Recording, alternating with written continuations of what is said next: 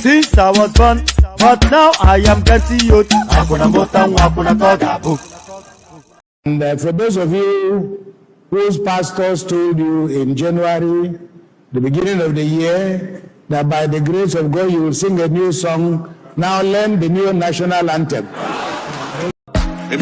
Don't turn, Yorubas are screaming, Hausas are crying, my Igbo brothers are saying, don't blame them, Igbos are being discriminated. Even food don't turn to gold in Nigeria. Kidnapping, lucrative business in Nigeria. Imagine saying your grandchildren where they kidnap. By now, your soldiers for don't scatter Nigeria. How come a man won't get money for ransom when they kidnap him, his wife and his children? After everything, now kill, they go kill them. See, as Naira, they fall against dollar. Emilokon, don't turn to Ebilokon. And you say make we sacrifice for Nigeria. 7 billion to renovate your residence. 15 billion for your traveling allowance. That's not for you and your only vice president. 40 billion for Asurok maintenance. 5 billion for food and refreshment. 100 of millions for dogs and animals. Meanwhile, hunger they kill Nigerians. What did Nigerians do to warrant this treatment? Even Gary, they no fear afford for the family. Tinubu'S government blame Buhari. Buhari government blame Jonathan. Hunger day, people they die. This one don't pass jaga jaga.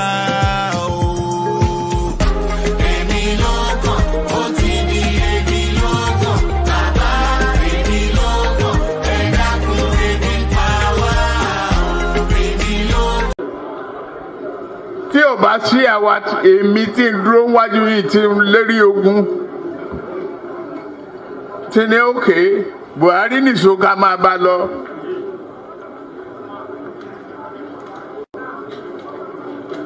Kò lè di president. Ó ṣe kìíní olùlẹ̀. Ó ṣe kejì olùlẹ̀. Ó ṣe kẹta olùlẹ̀. Ó tiẹ̀ sunkún lórí tẹlifíṣàn pé láyé òun ò tún rán mọ́. Mo dẹ̀ lọ bá ń Kaduna wa rán ọ̀rọ̀ ẹkún kọ́ lélẹ̀. Àdúró tiẹ̀ wàá dẹ̀ wọlé. Nǹkan kan ní pé o ò ní fọ̀rọ̀ orílẹ̀-èdè Yorùbá ṣeré. Ó dẹ̀ gbà. Àtijọ́ tó yẹ ti débẹ̀, mi ò gba mínísítà, mi ò gba contract, mi ì tọrọ ọbẹ̀, mi ì tọrọ gàrí, mi ì tọrọ fúra lọ́wọ́ ẹ̀, mi ì dẹ̀ ìyàwó ń bẹ̀. Ó wá ní lọ́tẹ̀ yìí o, Yorùbá ló kàn.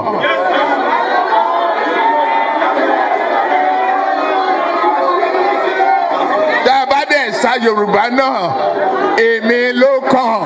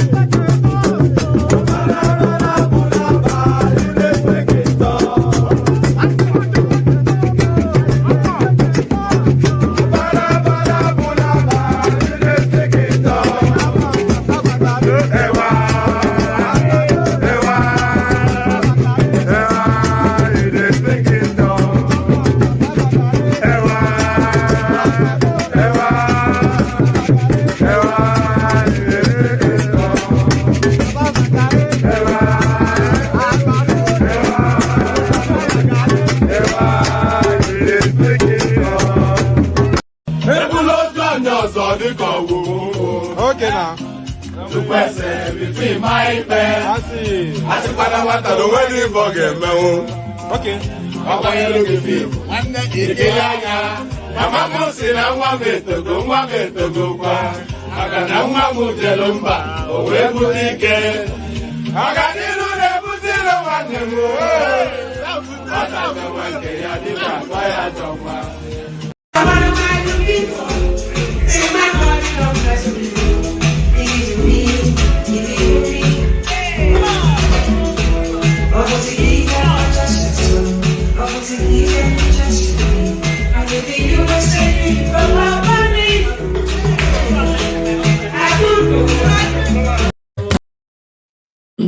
And there it is right there. So happy Father's Day to one and all, to the dads of the future.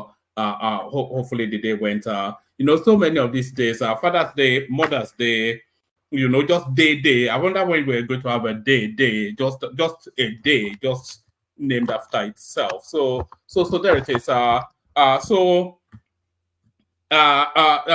Same SHIT, different day. That's just really how it goes, isn't it? Same SHIT, different day. So it doesn't really change. It's just the belly aching, the hoopla and the brouhaha, all matters Nigerian. So, and we love it that way. So good day to you. Good to be in your company. And how are you? Hope you've had a gloriously wonderful day. So the weekend rounds off only for another week to thrust through. And that is the cycle of life. So rinse and repeat. So rinse and repeat. The usual protocol. Click on the like button just as soon as you come in. Subscribe. And by the way, please be doing that as I'm saying it.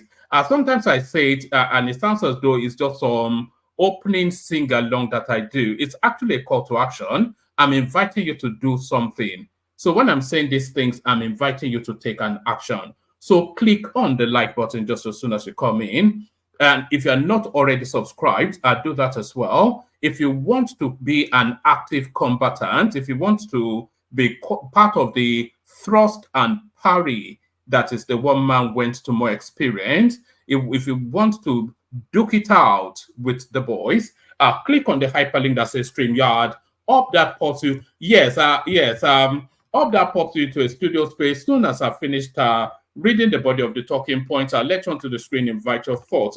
Rush through that only to address Ja and Zola right there. So a lot of people would, at least Ja, notice that Duxie's session now missing 2 instances in a row. So yes, apologies for that one. And secondly, Duxie is on holiday, but a session was meant to take place today, and I had a substitute hostess ready. But unfortunately, I couldn't.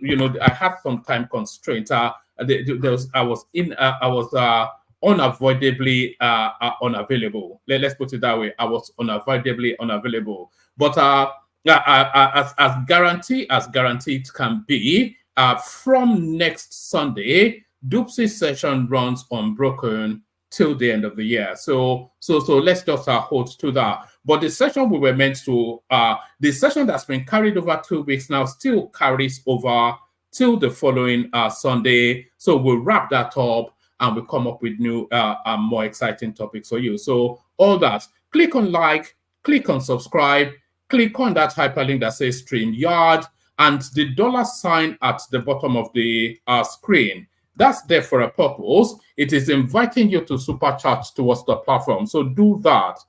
So do that. We need all those numbers going. We need every number going up on this platform. We need, because we only seem to have the one person super chatting, and that cannot be the case. We average 100 and something every single stream. We're 130 something thereabout on average, which not especially impressive, but certainly consistent. So we shouldn't really have just the one person doing the super chat. So click on that $ super chat towards the stream, like, share, subscribe, click on the link that says click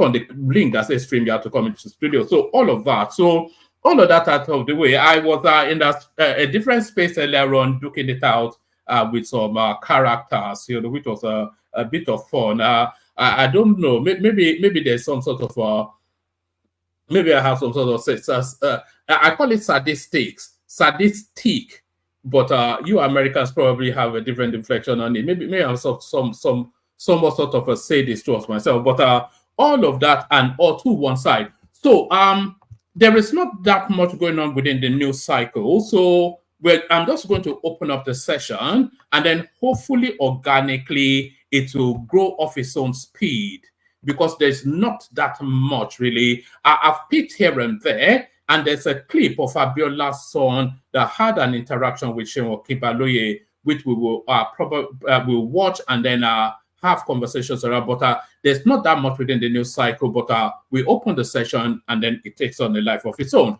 Not that much within the news cycle, but there is this. So now, Senate committee backs purchase of new aircraft, says Tinubu's life is in danger. So if they have never yet come across an administration that shoots itself in the foot, quite like this Tinubu administration, they ask you to tighten your belt. They run you through numbers to tell you that the country is at death's door financially. And then when you flip the other page of that explanation, you see them living a life of abundance as though they were Arab princes. Senate committee backs purchase of new aircraft, says Tinubu's life in danger.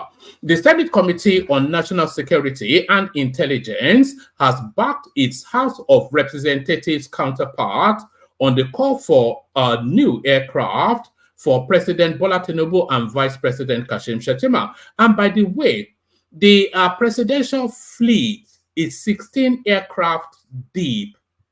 So what's the oh God? It's unbelievable sometimes. The presidential fleet, the the Air Force One of the Nigerian space is 16 aircraft deep. So why then? What's the pressing need in these austere times that they tell us that the country is at death's door? They want to buy a sparkling new. The Standing Committee on National Security and Intelligence has backed its House of Representatives counterpart on the call for new aircraft for President Bola Tinubu and Vice President Kashim Shettima. The chairman of the committee, Umar Shehu Buba, who spoke with correspondents on Saturday night from Saudi Arabia, where he is performing this year's Hajj, said not quickly overhauling the presidential air fleet could endanger the lives of President Tinubu and his deputy. So I don't get it though, because they bought a new set of aircrafts in the latter phase of the Buhari administration, which was just which was just 2 years ago, barely, no more than 4 years. So do aircrafts have a 3-4 year life cycle? It's just unbelievable, some of these things. The chairman of the committee, Umar Shehu Buba, who spoke with correspondents on Saturday night from Saudi Arabia, where he is performing this year's Hajj, said not quickly overhauling the presidential air fleet could endanger the lives of President Tinubu and his deputy. The House of Committee on National Security and Intelligence had, in a report forwarded to the presidency, asked the federal government to immediately procure 2 airplanes for Masas, Tinubu, and Shettima to secure the transportation of the country's top officials. The call by the House Committee, and by the way, these are people wanting to cut deals and loot money, of course. The inflated contract, inflated invoices, everybody walks away with $10 billion each, and then they rinse and repeat it for next year's budget. The House of Committee on National Security and Intelligence had, in a report forwarded to the presidency, asked the federal government to immediately procure 2 airplanes for Masas, Tinubu, and Shettima to secure the transportation of the country's top officials. The call by the House Committee immediately triggered widespread criticism by some Nigerians who questioned the wisdom in buying new aeroplanes at a time Nigeria is facing severe economic hardship. But speaking on the matter on Saturday, Mr. Buba said, "Have you seen the report of the committee? The committee's recommendations are clear enough. The committee's recommendations are clear enough. To arrive at those recommendations, the committee conducted an investigative hearing and interacted with officials of the presidential air fleet. The committee obtained the necessary information, which led it to call for the overhauling of the presidential air fleet. It is true that our country is facing economic difficulty, but that will not be a justification to jeopardize or endanger the lives of our president, vice president, other top officials of government, and that of any citizen for that matter." So what is any citizen for that matter? Is different. If I wanted to, is it hail a cab sort of a? It's not available to any other citizen outside of the great and the not so great and not so good. We are all aware of the air mishap in Iran. Right, they're leveraging that. I think the Iranian president or a top official lost his life to some plane crash or something. So that happened in Iran, and it also happened recently in Malawi, without the vice president or whoever. So they and especially the Iranian one, a lot of people will say it's people with a small heart, as we call them now on YouTube, that might well be behind that. So they are now leveraging that to assault the Nigerian sovereign wealth and steal money to buy some funky funky aeroplanes. We are all aware of the air mishap in Iran and Malawi recently, which claimed the lives of the president and vice president of those countries, respectively. We commiserate with the people and government of those countries, but we must also, as a people, do whatever is necessary to lower the possibility of such disasters in our country. No sacrifice is too much to pay for the safety of our leaders and citizens. We elected them, so we have a collective responsibility to protect them at all times. So Nigeria is actually there to serve Tinubu as opposed to him serving. It's a gift that just keep on giving this debased sort of governance that we have, not just in Nigeria, but the vast expanse of Africa. No sacrifice is too much to pay for the safety of our leaders and citizens. We elected them, so we have a collective responsibility to protect them at all times. When asked why lawmakers are pushing for new aircrafts for the nation's top leaders, but uninterested in calling on the government and president to pay a decent minimum wage to workers, the senator said, "I am not a spokesman for the House Committee. You can ask its members that question, but I expect you to know that the committee's remit is in national security and intelligence." So that's a ludicrous question to ask him. I'm totally against this purchase, by the way, but that particular question, you can't gravitate everything down to the lowest denominator or a single narrative space and to say, oh, why are they painting the gate in Aso Rock? Why is the money not being given to the workers? So we can't get to that debased basement level logic, some pedestrianized. I think whoever asked this should be sacked from his job as a journalist. This is not a journalistic question. Why are you asking somebody on the House Committee on security and national security and intelligence about minimum wage? What would they know about minimum wage? When asked why lawmakers are not pushing for when asked why lawmakers are pushing for new aircrafts for the nation's top leaders, but uninterested in calling on the government and President Tinubu to pay a decent minimum wage to workers, the senator said, "I am not a spokesman for the House Committee.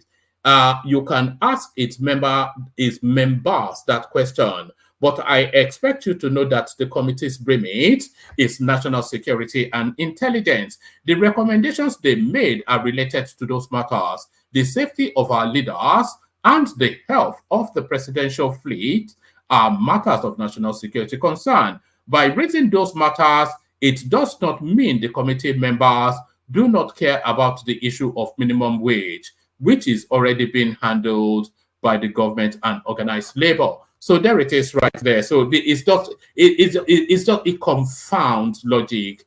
It confounds logic. So they are building new wings for the vice president villa, 20 billion naira a pop. They are buying SUVs at 160 million naira a pop for 600-700 parliamentarians. They are buying swanky new aircraft for the president and his Man Friday, and they're telling you to go and eat cake.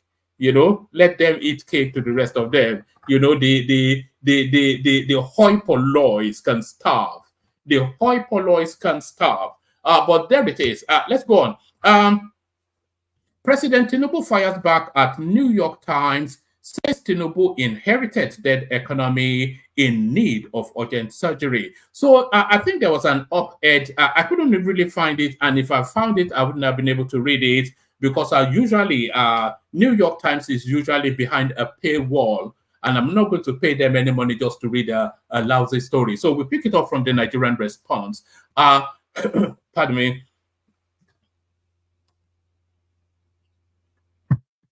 So we pick it up from the Nigerian Response. Presidency fires back at New York Times, says Tinubu inherited dead economy in need of surgery. The presidency has launched a robust response to the New York Times report on Nigeria's economic situation, characterizing the article as jaundiced, misleading, and typical of the predetermined and derogatory manner in which foreign media outlets often. If anybody has a link to that, If anybody has a link to that New York Times report, which is not behind the paywall, send it to my Instagram handle. Maybe we get to read it in the course of. So maybe we get to read it in the. So that's the link, Thomas. Maybe we get to read it in the course of. The presidency has launched a robust response to the New York Times report on Nigeria's economic situation, characterizing the article as jaundiced, misleading, and typical of the predetermined and derogatory manner in which foreign media outlets often report on African countries. So it rankles somewhat when it shows a distinct lack of high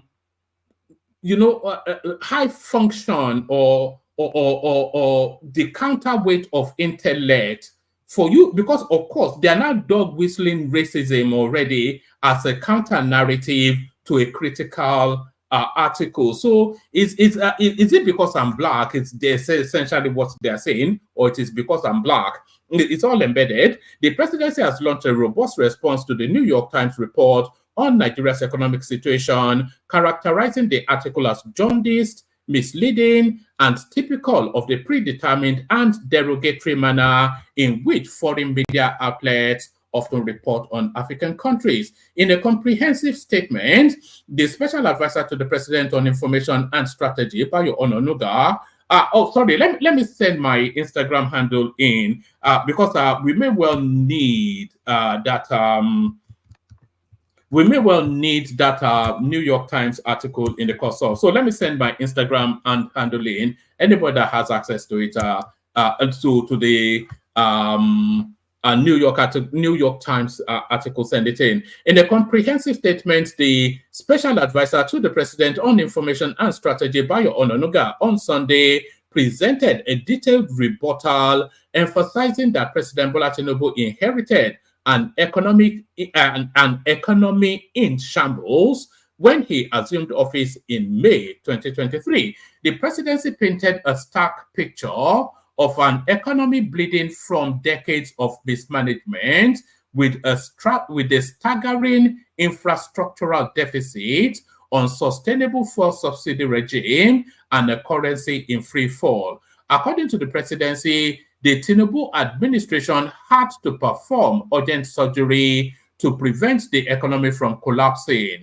like Zimbabwe and Venezuela. The government's policy decisions, including the removal of fuel subsidies and the unification of exchange rates, were taken to stem the economic hemorrhage and restore stability. The presidency acknowledged the challenges faced by Nigerians amidst the inflationary spiral, but highlighted the positive aspects of the economy and the ameliorative policies being implemented. It cited the economy's trade surplus, portfolio investment, and loans from World Bank and other institutions as testaments to restored confidence. The government assured that it was working assiduously to address food inflation with increased agricultural production, retail shops selling raw food items at lower prices,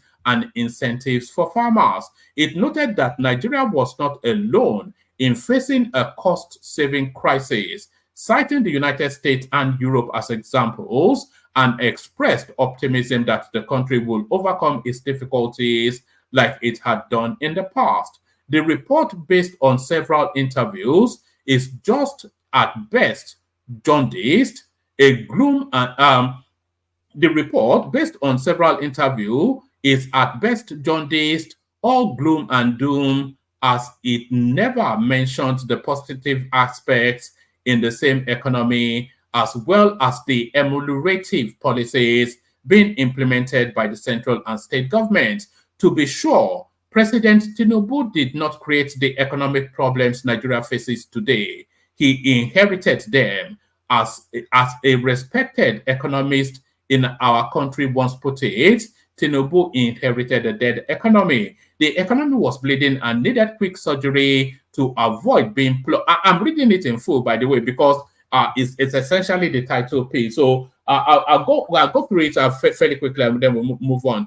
The economy is bleeding and needing quick surgery to avoid being plunged into the abyss, as happened in Zimbabwe and Venezuela. For decades, Nigeria had maintained a fuel subsidy regime that gulped $84.39 billion between 2005 and 2022 from the public treasury in a country with a huge infrastructural deficit and in high need of better social services for its citizens. The state oil firm, NNPC, the sole importer, had amassed trillions of naira in debt for absorbing the unsustainable subsidy payments in its books. By the time President Tinubu took over the leadership of the country, there was no provision made for fuel subsidy payments in the national budget beyond June 2023. The budget itself had a striking feature.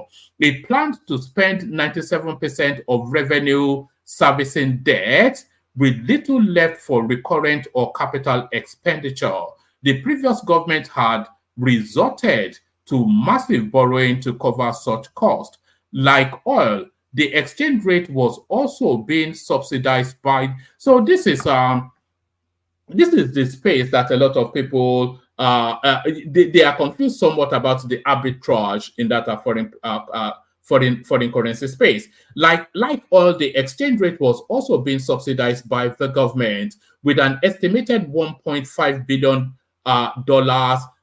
God. So I didn't actually know it was this much. Or it would an estimated. So people that actually argue that Tinubu met the naira at 400 and something, and it's now, or 600 or whatever it was, and it's now 1,500 to the dollar. So why? And I've always asked them that maybe they still won't accept this, of course, but this is just categorical that it was an artificial value that currency had. And if the currency rather had an artificial value, then that artificiality and the actual real value has to be insulated in some way, and that is subsidy. The mind boggles just how low-witted some of the conversations are. Like oil, the exchange rate was also being subsidized by the government with an estimated $1.5 billion with, not annually or monthly, to defend the naira at 600 and XYZ, whatever it was. The country was spending $1.5 billion to subsidize it. So the country was and if you don't believe me, hear it from somebody else, because hold on to that. Hold on to the thought of that last sentence that I just made there. Just hold on to that thought. Don't escape. Don't let that thought go away from your mind. What I just said there, just hold that thought for a microsecond, because there's something here. Oh, yes. Hold that thought. Are you still holding that thought? Now listen to this. That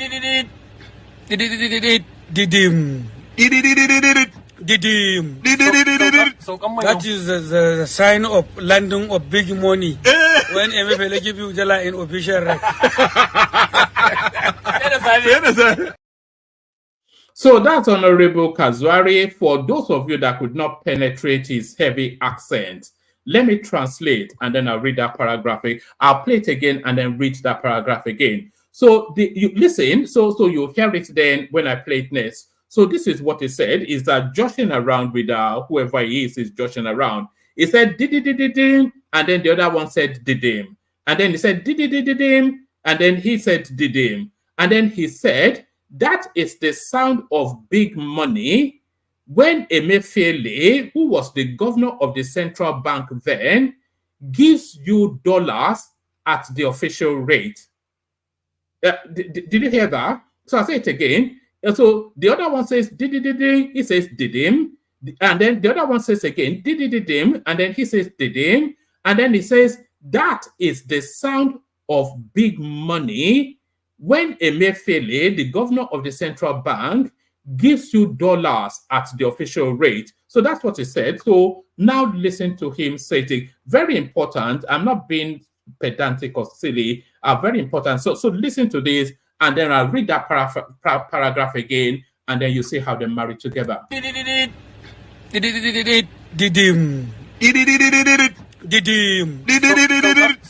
is the sign of landing of big money when MFL give you Jala in official rank. So that is the sound of big money when Emefiele gives you dollar at the official rate. Like oil, the exchange rate was also being subsidized by the government, with an estimated $1.5 billion spent monthly by the Central Bank of Nigeria to defend the currency against the unquenchable demand for the dollar by the country's import-dependent economy. President Tinubu had to deal with the cancer of public finance in the first day by rolling back the subsidy regime and the generosity that spread to neighboring countries. Then his administration floated the naira. After some months of storms, the naira sliding as low as 1,900 to the dollar, some stability is being restored, though there remains some challenges. The exchange rate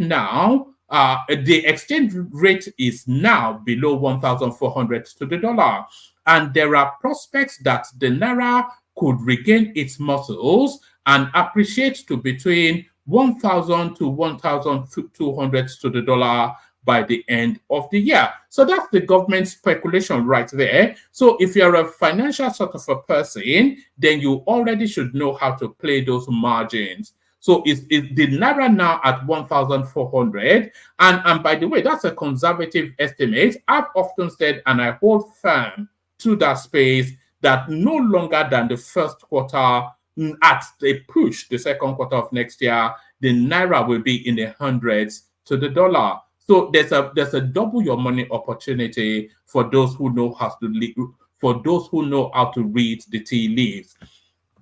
Right. After some months of storm, the naira sliding as low as 1,900 to the dollar. Some stability is being restored, though there remain some challenges. The exchange rate now is now below 1,500 to the dollar, and there are prospects that the naira could regain its muscles and appreciate to between 1,000 to 1,200 before the end of the year. The economy recorded a trade surplus of 6.5 trillion in Q1 as against a deficit of 1.4 trillion in Q4 2023. Portfolio investors have streamed in as long-term investors. When Diageo wanted to sell its stake in Guinness Nigeria, it had the Singaporean conglomerate Tolaram ready to take it up, with the World Bank extending a $2.25 billion loan and other loans by the etc. coming into Nigeria. Nigeria has become bankable again. This is all because the reforms are being implemented have restored some confidence. So it goes on and on. Okay, I think it's just about 3 more paragraphs. So let me go through it at speed. I think maybe. Okay, let me go through it at speed. The inflationary rate is slowing down, as shown by the figures released by the National Bureau of Statistics for April. Food inflation remains the biggest challenge, and the government is working very hard to rein it in with increased agricultural production. So increased agricultural production, of course, goes through a cycle of farming. The Tinubu administration and the 36 states are working assiduously to produce food in abundance to reduce the cost. Some state governments, such as Lagos and Akwa Ibom, have set up retail stores to sell raw food items to residents at lower prices than the market prices. The Tinubu government in November last year, in consonance with its food emergency declaration, invested heavily in dry season farming, giving farmers incentives to produce wheat, maize, and rice. The CBN has donated 100 billion naira worth of fertilizers to farmers and numerous incentives. So on and on it goes. So essentially a report out to the op-ed by the New York Times, the Americans trying to do us in. This is the let me give you the official response. I think I have the response in music as well. This is the response in music.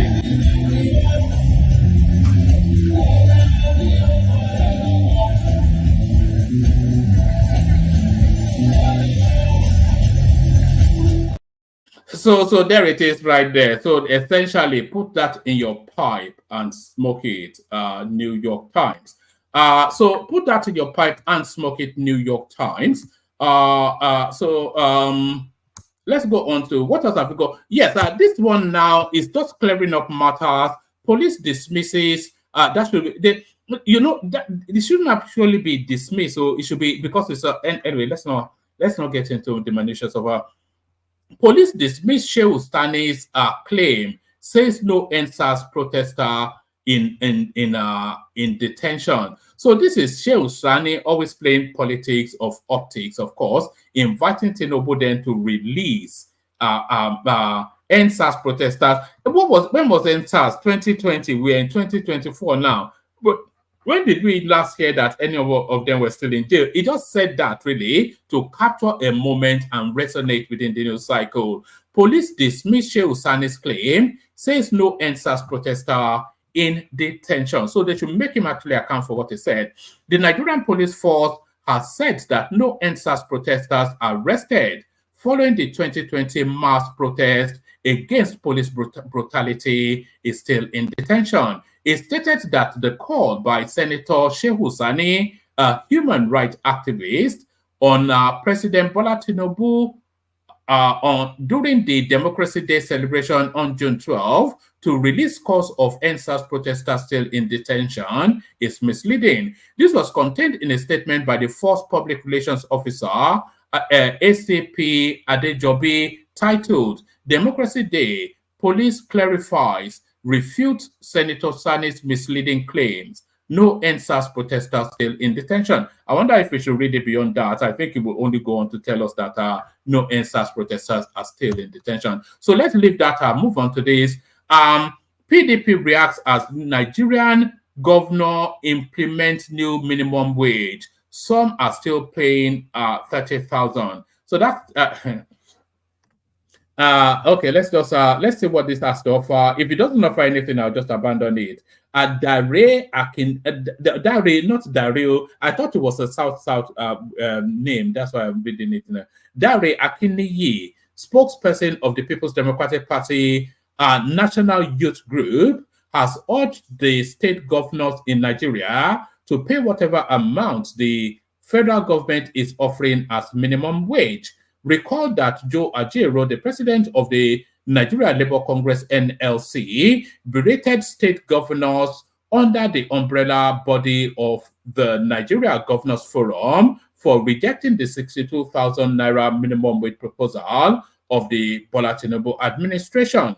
On Tuesday, June the 11th, Ajero questioned Nigerian governors, calling for the decentralization of minimum wage, urging them to emulate Governor Godwin Obaseki of Edo State, who is paying civil servants a minimum of 70,000 naira. In an interview with correspondents on Saturday, June the 15th, Dare Akiniyi clarified that all states are not equal in revenue, overheads, and debts. He, however, said governors should pay whatever figure that is approved by the federal government as a new minimum wage. I think they are settling on that 62,000 naira.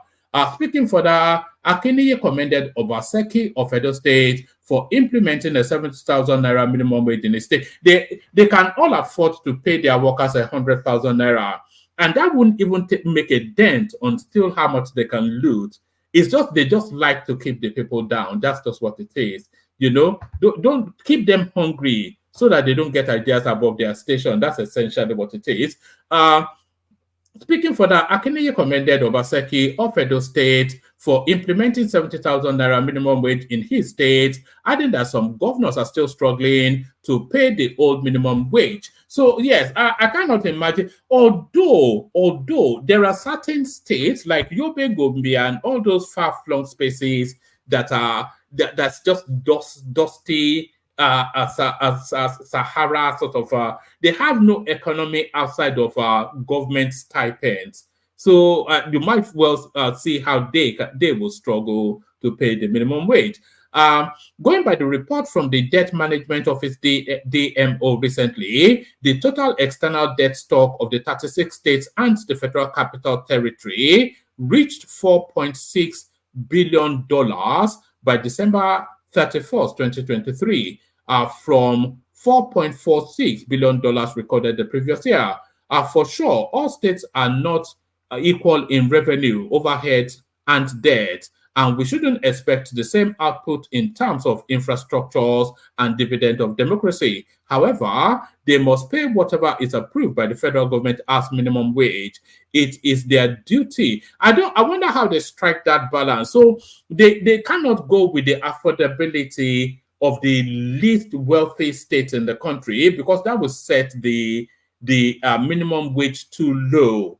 And they cannot go with the affordability of places like River State or Lagos State, because that prices it then out of affordability for the lesser states. So they have to strike a middle ground, and that middle ground seems to be 62,000. It is their duty. Some states are paying less than the current minimum wage, and we have Edo State paying over 200% of the new, of the minimum wage. So, so essentially, cut your coat according to your cloth is essentially what that is. Is that the sum of it? Is there anything else? Hold on. Let me give you this. If anybody can find this in a video form, I don't want to do the readout, but if anybody can find it in video form, send it to me. Finidi George, the coach of the Super Eagles, has resigned from his position for reasons that is completely shit at the job. Lots virtually, Nigeria is at the bottom of the table. We're not going to qualify for the next World Cup, which is just unfathomable. We'll be watching the World Cup and not even be able to say Oseme is doing what, So he's resigned, but then is now having a running. Victor Oseme, he released whatever it is, a stream on Instagram insulting Finidi George, and then there are other elements within the footballing structures weighing against Victor Osimhen, and now Finidi George now comes out to speak. But I don't want to do it especially as a readout. If anybody has a clip, send it to me, and then if it's linked here, then I might be able to. But I don't want to labor through having to read anything that Finidi George has to say. It's just, life is not that, nobody should have to read anything. Usually there's a hyperlink. If it sends you to a clip, then it's then there's usually a I think we may have it. So there's a hyperlink here. Let's see where that leads us to. So I open it in a different tab. Let's see if that's we need it. All right. So how long is it? Oh, it's about 2 minutes. So let me give you a flavor. I'm not sure. Is this Finidi George? I wonder. This doesn't look like Finidi George to me. All right. Let's just listen to this. This one now claims clarification on the Finidi George Victor Osimhen saga. So it's just about 2 minutes.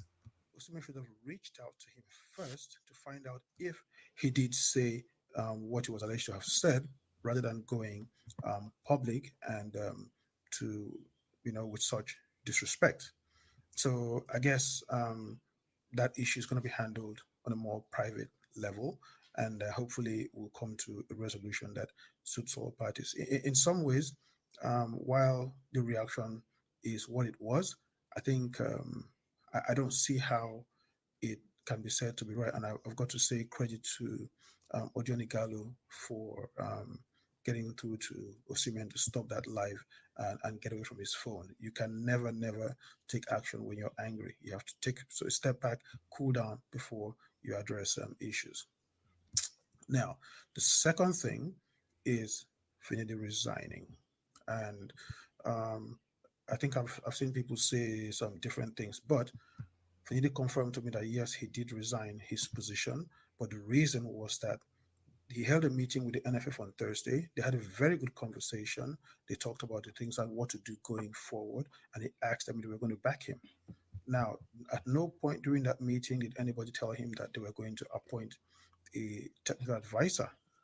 Now, but here's the most important part. The NFF board had met on Wednesday and decided that they were going to get a technical advisor, which is what the communique said. But at that meeting on Thursday, Finidi said nobody told him that.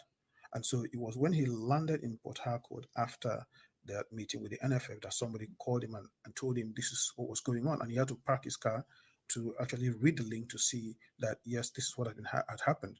And so he said he waited for 2 days to see if anybody would contact him to say, hey, we've decided this, and nobody contacted him. So he felt if that was the case, then they didn't want him anymore. And that's why he decided to turn in his resignation.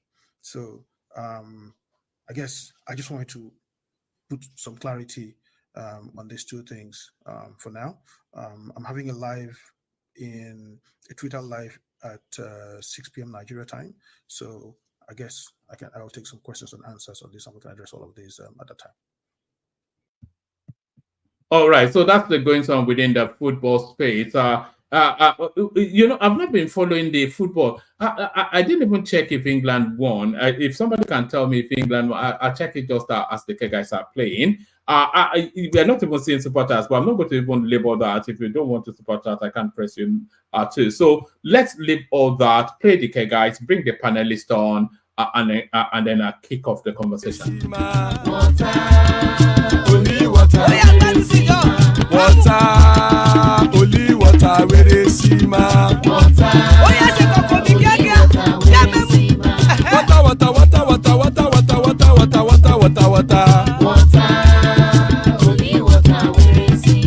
Hapa o naido. Hapa o naido. Hapa you don't come o. Hapa o naido. Hapa o naido.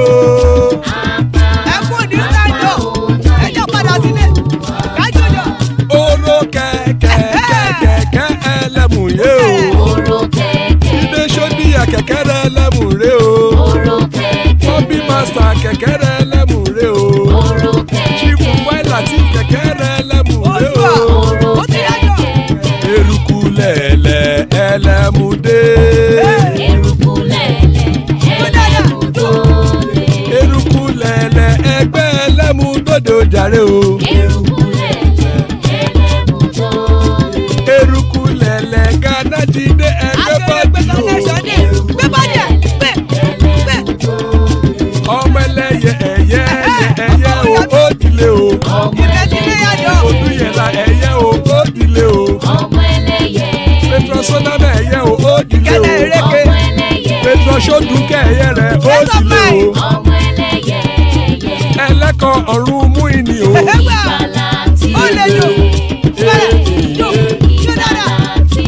Àkùkọ ọ̀run mẹ́kọ̀.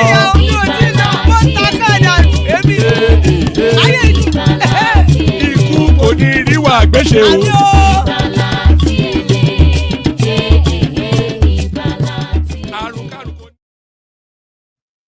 And there it is right there. May death have nothing to do with us. So may death have nothing to do with us. Amen to that on behalf of myself and you, my friend. Amen to that on behalf of myself and you, my friends. So amen to that. Ola joins us under a new funky name. He seems to have a name for every session. Good to see Ola. Father of the bride right there, Ajanle Koko, man of the moment.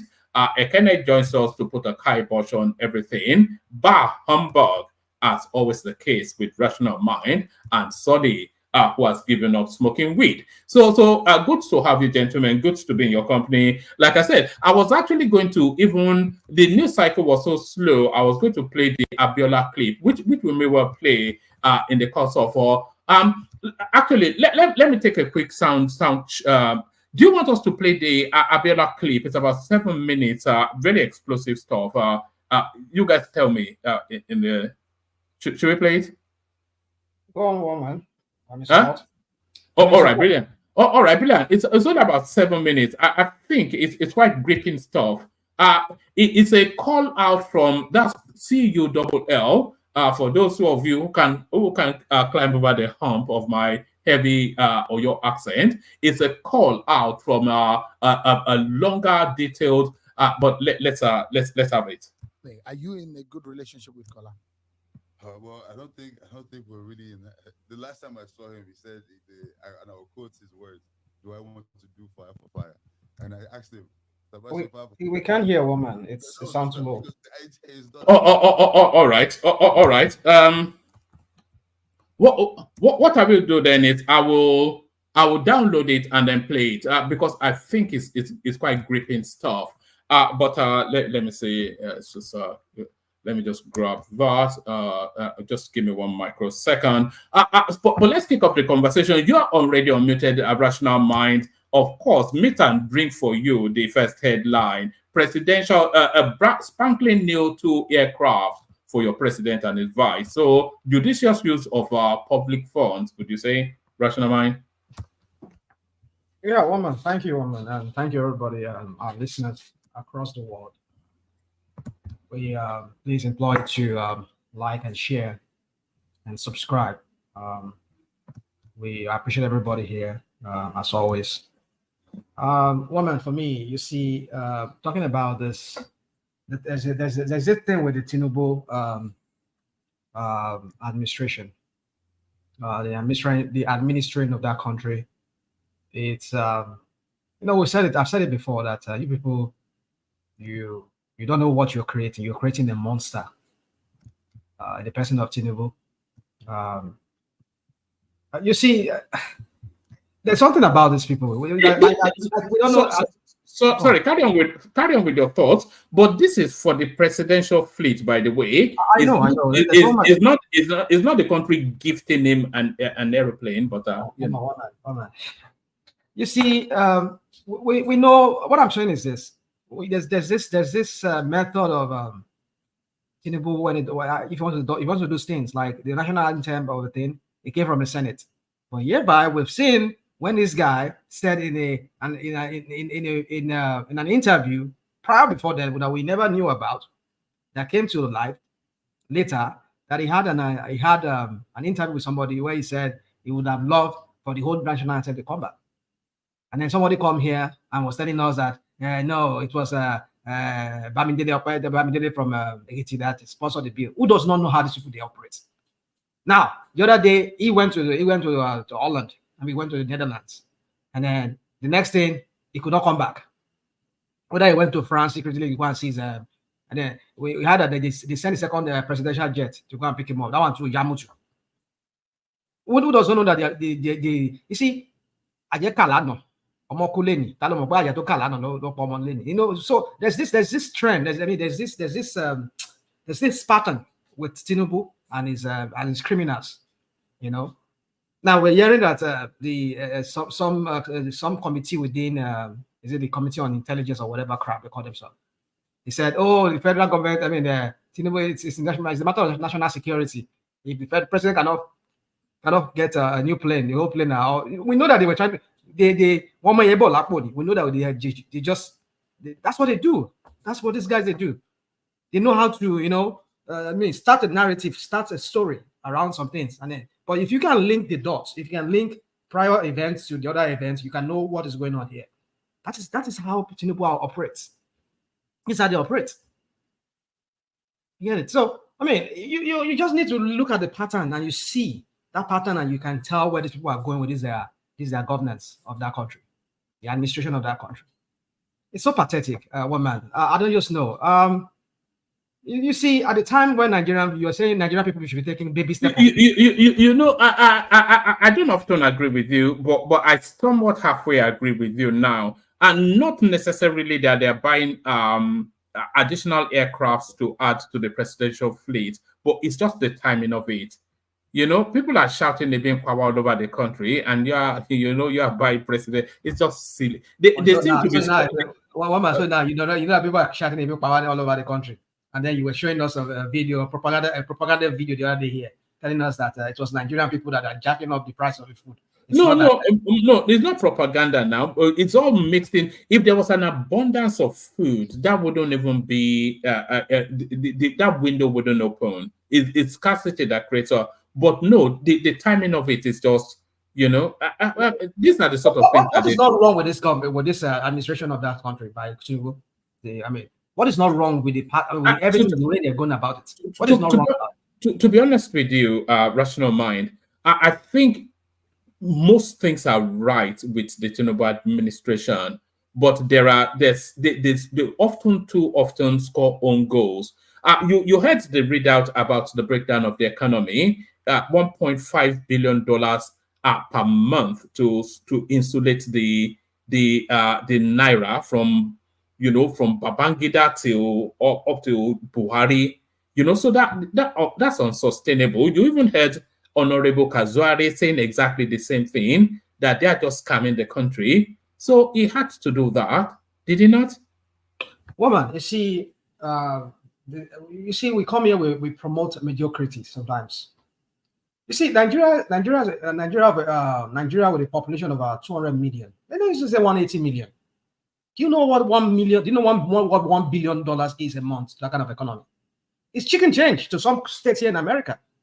Even some countries in America here. What they reckon in a year, or what they spend in that county. I mean, like LA, the county of LA, or maybe you're talking about San Francisco.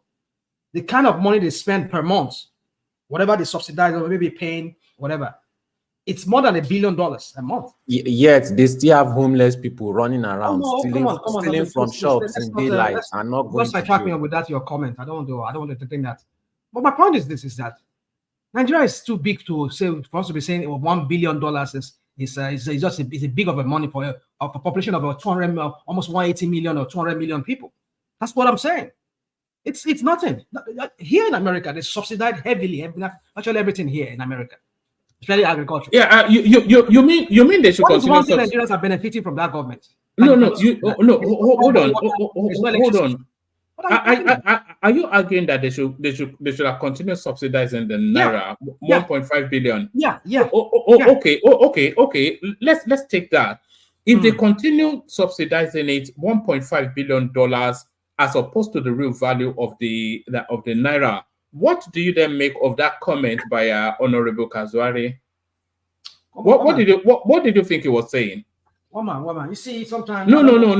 Answer that question first. I'm not going to answer that question. I'm not going to answer because they answered the there's no answer to anything you were trying to get from me, woman.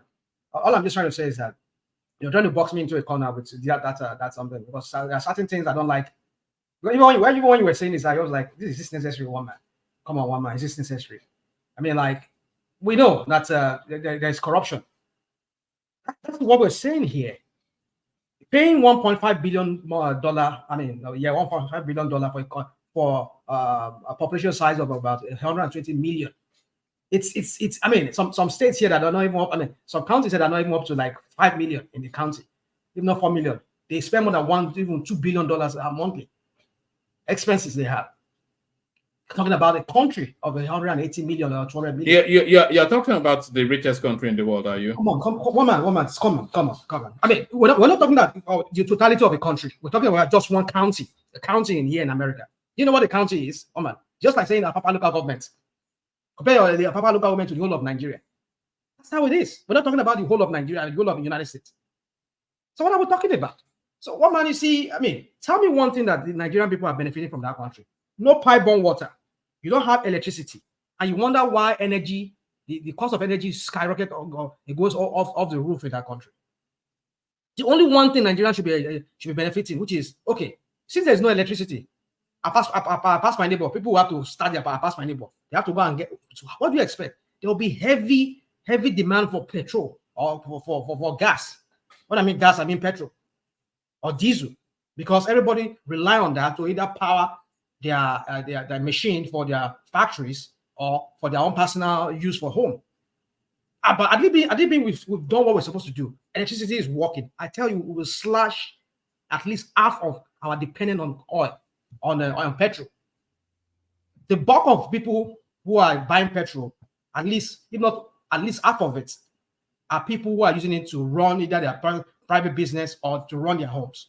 But if we have electricity that is coming directly from NEPA or whatever they call them, directly to all these offices, directly to all these what's it called, factories, to homes, my brother, I tell you, we will not be demanding. There will not be heavy demand on the oil, like petrol or diesel that like we're having right now.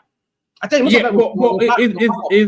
that not the decade-long mismanaged, decades come on, woman. long You see, no, is it not though? I mean, you keep saying "come on, woman." These are all known facts now. Yeah, woman, sometimes we try to make excuses for this criminals. We try to make excuses for them. Do you know how long I've been hearing this? Way back in the 70s, I've been hearing, "Oh, Nigeria go better." I mean, what jingles have we not had on NTA, or we've not had on the NTA back then? What jingles have we not had in FRSC and that time? I mean, what jingles have we not had about people, different political criminals coming to the system, telling us that Nigeria go better, Nigeria go better, Nigeria go survive? I mean, there used to be a jingle then by Nigeria go survive, Africa go survive. My people Fumi Adams then, like all of them. I mean, what are we talking about? Do you want to know what the latest Nigerian jingle is now? You said Onyeka said Nigeria go better. Do you want to know what the latest jingle is now? Which one's one? Ebi look don't turn, ebi look on. Yorubas are screaming, Hausas are crying. My Igbo brothers are saying, no blame them. Igbos are being discriminated. Even food don't turn to gold in Nigeria. Kidnapping, lucrative business in Nigeria. Imagine saying your grandchildren where they kidnap. So that's the new theme now from. This guy was once popular now too. Jaga then now. That's not. Yes, I think he's looking for that moment again. He's looking for that moment again. Well, I mean, he'll always be a star with that first song that is Nigeria Jaga. This guy will call him Idris Abdulmalu. What's his name? Tony Tutila. Those years. Anyway, yeah, woman. The point I'm trying to say is this. You see, sometimes we come here, like the New York crap you're talking about, article that was written. And yeah, you see, sometimes it's like let me tell you one.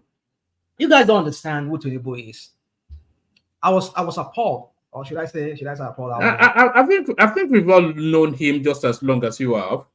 Well, I don't think some of us really know who that guy is. You don't know. You just you guys want to see what you want to see about him. What your wife said something. I want to believe that is true.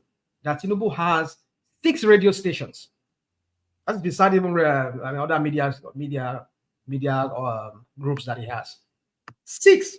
One man having 6 radio stations. My goodness, that tells you there is something. That guy knows what it means to control information. But rational mind, if you don't mind, the propaganda is insane from these guys. So what I understand. I know you want to come in.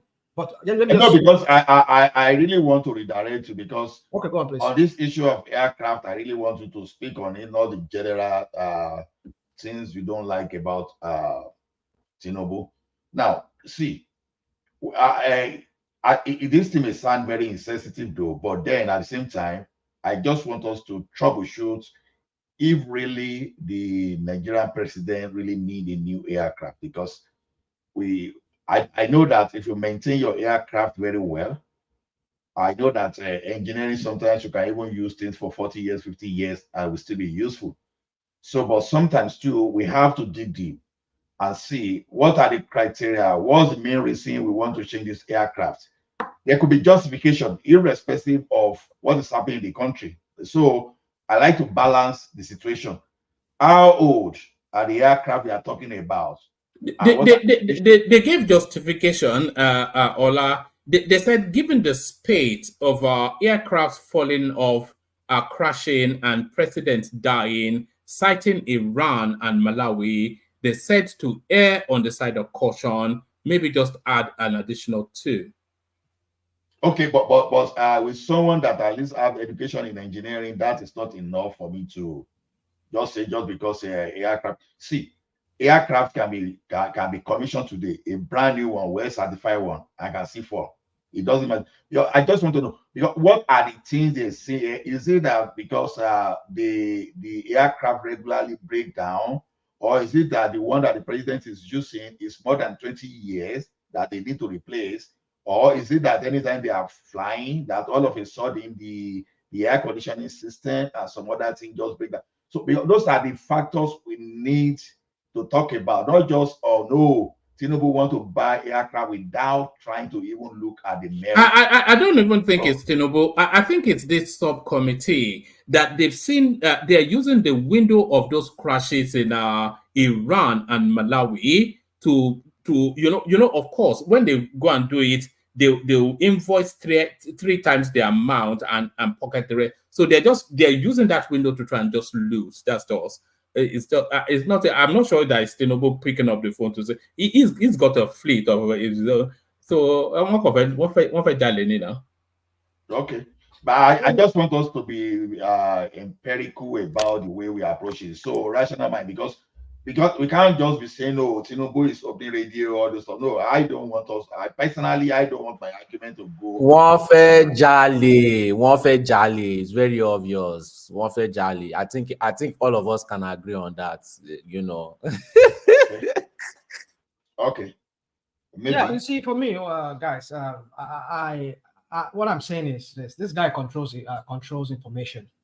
And that's why we can see all this kind of propaganda coming from the New York Times, like you identified. I understand what you read rightly. I don't put anything past Tinubu now. I mean, Tinubu is a master at that, what he does when it comes to this propaganda, controlling the minds of people. But you won't control my own you won't control my own mind, because I can delineate between falsehood or spinning narrative. Spinning narrative to actual what is the actual truth, or what is out should be the actual truth. I can differentiate within the two. Can I ask you a question? So all right, I ask the question, but then after that, let Rational Mind flow on with his thoughts, and then after that, I play the Abiola clip. Go on, I'm listening. Okay, you keep on mentioning Tinubu. Is it the one that ordered for it? Is it the one that directed for it, or is it the Senate? Thank you for that question. I said it again. When I began my talk, I said the same thing with the national anthem. Now, there are many other instances I can give to you. Like Okalano, Tinubu Kalano, and then the next day we're seeing the baby that died. You can link that event. That's what I'm saying. I just gave you that because that one is still fresh in our memory. The issue of the anthem, the national anthem. He has said it before that he wants the national anthem. If he has his way, he will have it. And then one of them from your state, Ekiti state, that guy, one of those sycophants in that National Assembly. Let me go to yeah. So I mean, the next day he's sponsoring the bill. Who does not know that these are the same sycophants who likes to worship a man, and they want to give him whatever he desires. He's your mandate. We shall stand. They just want to make him don't ask me. Let me answer your question. So basically, you don't know for sure now. So you don't know for sure. You are just assuming, because you previously you said that you know his pattern. Stop it, then you are doing pattern based on assumptions. Stop it, but you say you know his pattern now. You can't say you are assuming. It's a pattern with them. I know them. I know their politics. They are crooked and who is them? Politics. Who? Okay, don't push back. I mean, when you have your time. Who is it? The senator? Is it Tinubu? You see one thing, solely. No, let me just make this to a point, solely. See, I don't believe that the committee in the Senate are the one proposing this. That team must have come from the presidency. So I don't believe in that BS. I will also with the concern Agbero with overload.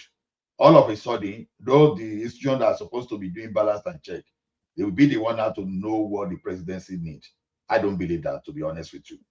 That thing, that proposal must have slipped out of the presidency to the Senate to approve. Senate should not be the one to now start raising concern on behalf of the executive instead of doing balance, check and balance. I don't believe in those BS. So basically, the presidency wants a new jet, QED. So, but the merit is what we should be discussing, not saying the person that is trying to give them. Thank you. Let's solid say whatever I want to say. Well, my point is this, my friends, is that I just believe Tinubu, and I know what they do.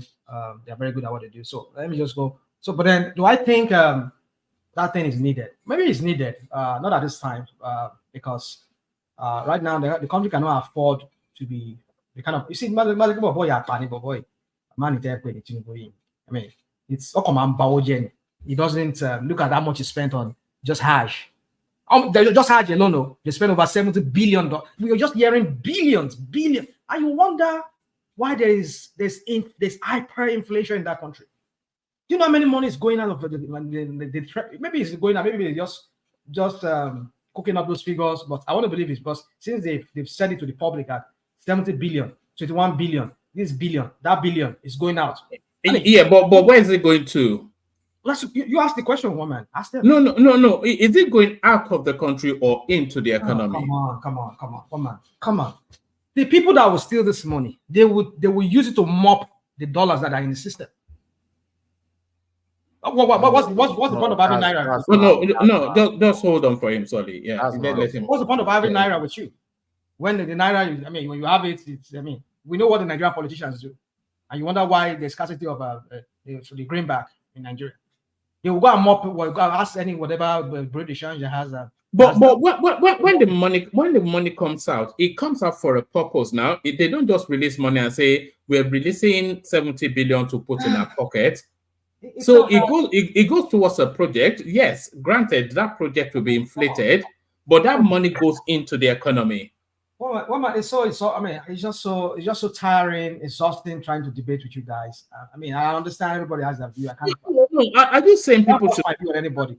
But my point is this: I don't know what you people are not seeing about this whole thing going on. No. I don't think you are giving people the credit that they may deserve sometimes. People see the space in a multi-layered way. They identify, a lot of people identify with your skepticism and pessimism based on the antecedents of governance in Nigeria. But a lot of people also see the trajectory of policy and the necessity of what brings them in. But you seem to singularly just see. Anyway, it's your opinion. So you both trajectory, necessary. I said was that all those English. English, but I don't even understand. Yeah, Oyibo, yeah, Igiwe, yeah, he's talking. Yeah, I only understand. What are you talking about? All the things you just said now. What is the reflection of that country called Nigeria? Economic trajectory, blue economy. You just be using high-sounding words, and at the end of the day, it's zero. You're saying, and then you come here and telling me, "Come on, woman." You see, the point is this: if you want to believe whatever you want to believe, you want to have whatever view. But my point is, you spend $70 billion. 70 billion naira just for hash, some religious pilgrimage. And at the same time, we're having issues of forex, and people are going to Saudi.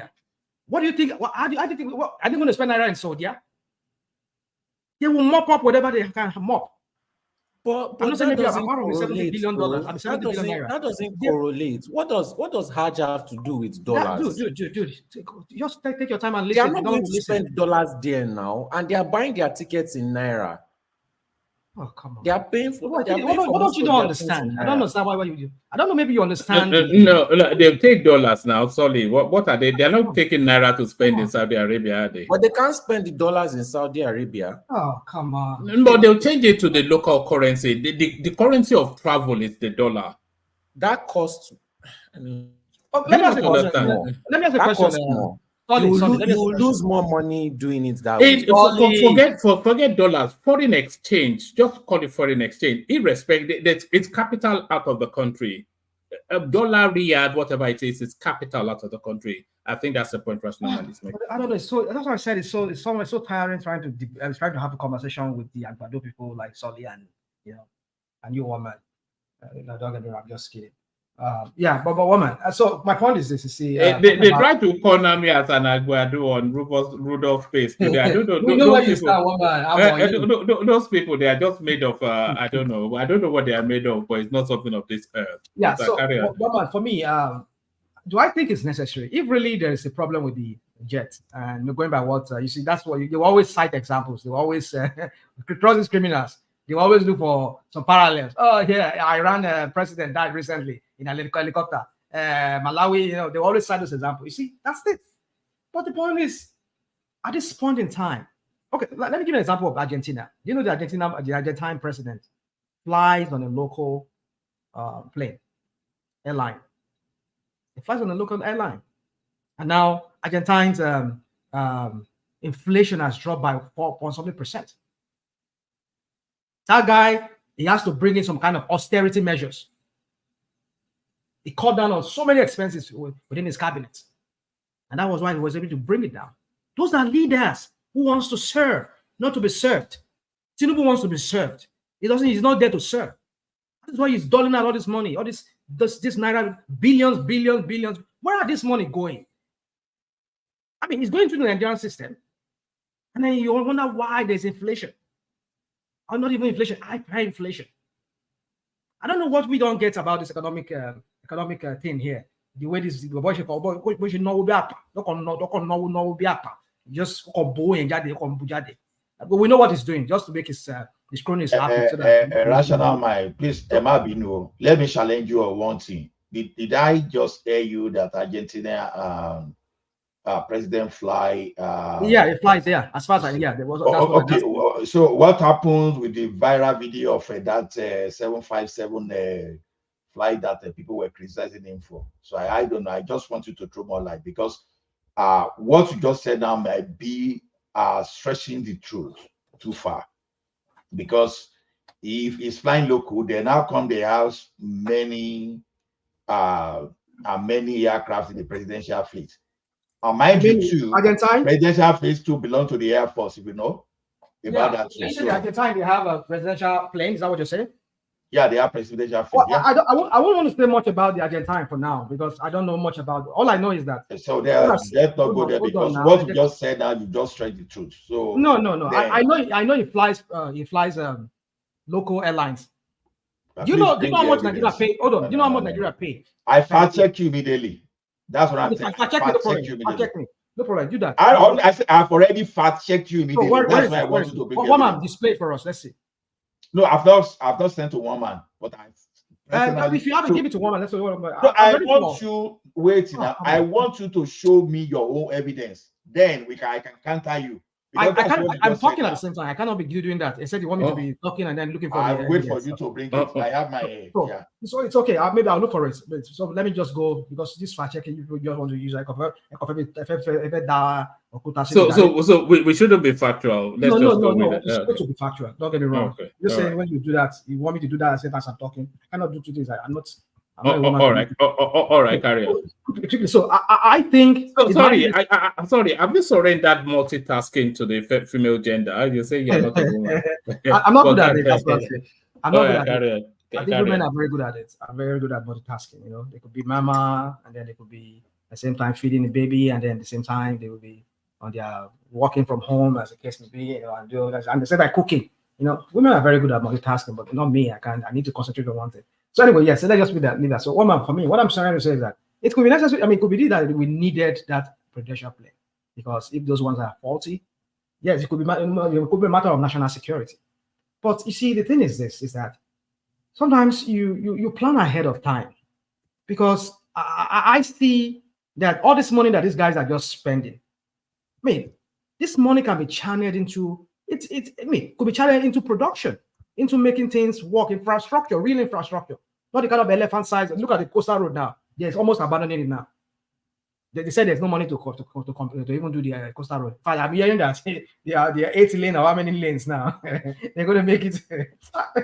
You see, when we say somebody just come, he acts on impulse. he doesn't sit down to look at it because he feels like he's some kind of genius. Like some people have promoted him. Oh, Tinubu is a genius. He knows how to bring the best hands out, the best head, and he knows how to coordinate.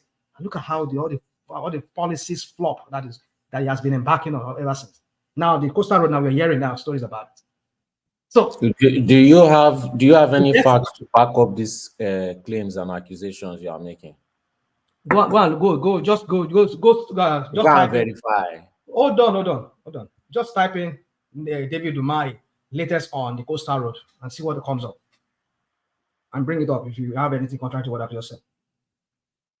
So, woman, for me, I see. I think I think it might be necessary, but the point is it at this time that the country is going through hell on earth? That's what Nigeria is right now. This is hell on earth. I mean, there was one video I was seeing trending online where Nigerians even they celebrated Eid al-Fitr or is it Eid al-Maulud? They're celebrating, and people can't even afford to go and buy rams. Rams are just up the roof. They can't even afford it anymore. And you see this. I'm not sure that that can be right. If people, that meat market, it gets towards that space, the Eid festival. So if the price is not, if the price is outside of affordability, then what happens to the ram? People can afford to buy it because they'll price point it to affordability. What did you just say now, man? I don't even understand what you just said now. What you just said now, I don't even understand it. No, you do understand. Hold on. Just hold on. You keep doing that. The meat market, the ram market, it's Christmas, it's the Eid festival. So if they stock the whatever it is, about 2, and they price it beyond what people can pay, then what happens to the ram? What happens to the ram? Yes. Nobody's going to buy the ram. Then what happens? Either they sell it banjo. Well, there it is. So they will have to price it to the price point that people can afford. But it'll be explained on the. What did you just say now? I gave you. I gave you the answer to what you were asking. But the one thing you need to understand is that the rams are only relevant during the festival. Anything after the festival, what's the point of it? So if the Lungbanjo after later, maybe later they just we're selling it or they're doing the clearance sales. Come and buy all the rams that were supposed to sell about 250,000 naira during the Eid al-Fitr, and now nobody's buying it that very day. Maybe 5 days or 10 days after, people are selling, and now do one Lungbanjo, and they're selling like say 100,000 or 150,000 naira. That is understandable because nobody bought it at that time. But the point is this: is that let me not go into some things. That ram business, because one thing about rams is that all this livestock is that they have expiration date too, especially if you are seller of it, because you cannot afford to have them for long because you have to feed them. You're feeding alone. I have a brother that was trying to do it, who was trying to go to the north and buying all those things and bringing it down. He could not. I mean, he bought them, and some of them died on the road when they were bringing them in. That's another thing you need to factor in. Some of them died on the road because those animals, you have to pack them inside whatever lorry or trucks that brings them down. In the process, some of them die, and then you have to those ones that died. Either you sell the meats to all this. Some of this here that some of us eat. We have to be very careful. Some of those meats, there are these animals that died during the process of being transferred. They sell it banjo. So all those meat sellers on the road from that to Djibouti or going to the north, they'll sell it and then they'll use it to do kilishi. Some of us will buy and eat it. My brother, my cousin brother did it. He did it, and he was in that business. So my point is this, woman, is that you need to understand how these things work. They will sell it because they cannot afford to keep them for long, because it takes a lot of money to even keep them, to feed them. And if they go sick, you can lose a whole stock of those kind of commodities, and that's a huge loss. And then you have to start selling their banjo to meat sellers or whatever. So, woman, for me, you see, I'm just trying to tell you that Nigeria is in a dire situation right now, and Tinubu doesn't seem to get it. Maybe because of the sick ones around him, telling him, pruning his ego, letting him know that you are still master strategist, believe in you, that kind of crap. Like you tell him every time, it's your mandate you are starting, your mandate you are starting. Look, Nigerians are dying. Nigerians are, I don't know if you read what the Punch said a few days ago, that there's scarcity of naira in the system. Scarcity of naira. People are buying naira with naira. I mean, come on. When I say APC government is a criminal government, that party needs to be burned down. I mean, put down, because they are criminals in that party. So you see, well, let me know the address because I was talking about aircraft, but the aircraft. All right, bring that space home, and I want to play this clip. Yeah, it might be necessary, but not at this time. I don't think it's not at this time. And whatever they have, if Tinubu has to sit down in Aso Rock for some time, let him sit down in Aso Rock.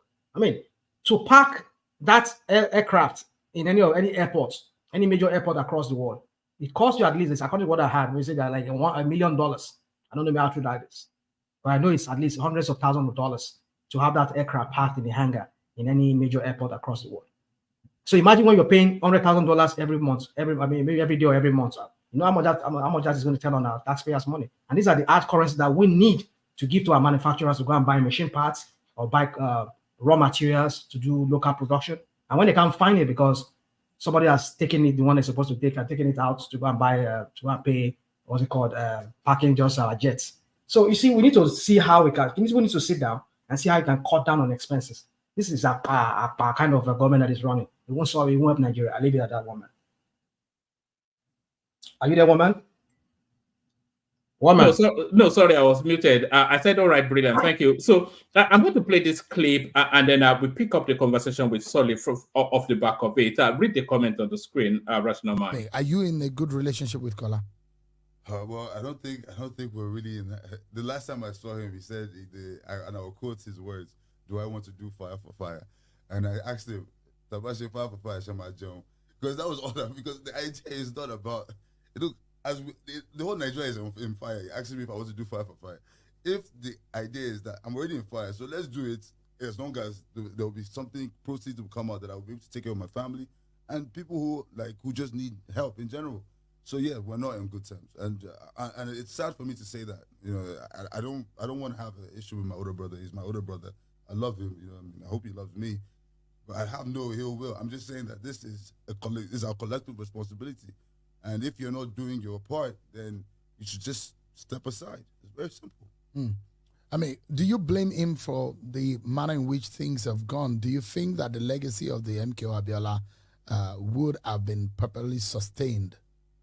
Better than it is right now. Yeah, I definitely do, because he was in a pivotal position, especially after the whole crisis. He could have been a voice. He could have been a strong voice of true democratic values. He could have.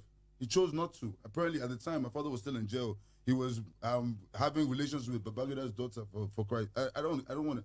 You know, it's just sad. You know, I actually even was a little bit pleased that my father didn't get to come out and see what his first son had turned out to become. So you are unhappy with him? I am unhappy. I think Nigerian people are unhappy. You saw how many people voted for him when he said he wanted to be president. I wonder how he thought he could be president. You cannot manage Abiola empire. How do you want to manage Nigeria? How does that work? This is the problem in Nigeria. People are not showing capacity in their own little spaces of work, and then they want to now get a higher position. You don't deserve a higher position. So you didn't vote for your brother? I told him. I said, you're not going to use my money to do campaign. Give me my money first, and then go on campaign. Do you think he owes you anything? He owes me a lot. Well, first of all, if he just listens to what my father said in the will and does what he's rightfully supposed to do, like every other person has done, he's not the first to be the first son of a child. We have the Falawiyos as an example. These people, I think, we have lost so much. There's so much property that my father had in this country that we can never get back, because people have sat on it and they're using it to take care of their families. But the issue here is, who is to lose? Is our money that was used to buy these things. Those properties now, you cannot build them today with the kind of money you're going to spend. I'm talking about the silo in Kwara State, Lafiagi, 20,000 metric ton silo with 10,000 hectares of land. How much do you want to pay for that land now? You know, it's sad that, you know, your father has reached a certain level and you cannot continue from where you stopped. I would like him to explain to me where exactly he has gone with this direction. It's like you're going down a dead-end road and you are seeing the signs and you still keep going. I don't understand this. And this is 30 years down the line. So it's not like I waited a year after my father died and I'm making these accusations. I'm saying people have died in this 30 years. I'm talking Abiola children who could not do or buy medicine just to take care of themselves. This is sad. And I'm sure my father will not be pleased about it. So I am not pleased. And it's not because, like I said, it's not because I want it. It's like I wake up in the morning and my phone is inundated with text messages of people saying, I need help, I need help. How many people can I help? And if I want to help somebody, I have to first be able to help myself. It's important that we do things the right way. And I think that's just my issue on this.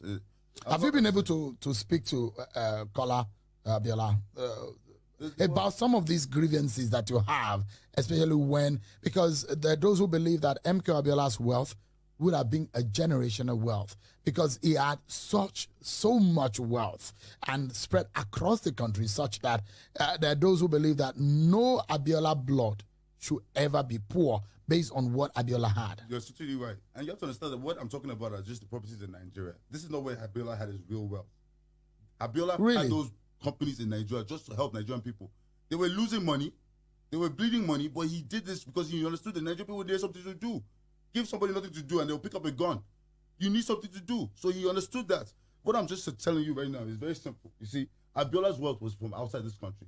Abiola did not do anything outside. He was an intelligent accountant. When he was ITT, was the state director of ITT or something like this. There was monies that were being owed their company. When he was able to retrieve the money from that military government, I think it was under Murtala at the time. He went back to his masters in the West. I think it was England. When he got there, he said, "Oh, this is the check that your money you've been owing." And then they were now going to offer him like a commission. He said, "No, give me shares." So my father has shares. So I told Barakola when I go back to Nigeria, I said, the monies that are outside the country, I don't want to disturb you with that one. That is for you. Eat it, die. Eat it, do whatever you want. That's your business. But the ones that are in Nigeria, we will die there. Have you been able to take that up? Some of the properties and some of the businesses? Like I said, we took over Concord. That has been, at the time we took it over, he went ballistic, took me to the KBC Akiolu's palace to tell me why I should leave the place. I'll even give you a funny story. The day I went to that Concord, this would have been maybe 18 years had passed. I'd been in Nigeria. I'd been working in Osun State at that time with Ogbeni Rafa Regoshola. Thank God for that, for him. Because if not for him, I wouldn't probably have had the courage to do what I did. It was the second term. I was on my way to Oshogbo, and I just kept on thinking because I had 2 kids, young kids at the time, and I had to go to Oshogbo. I stayed 3 months, then I'll be relieved. Somebody else will come, then I'll come back home. That was not a way to have a young family.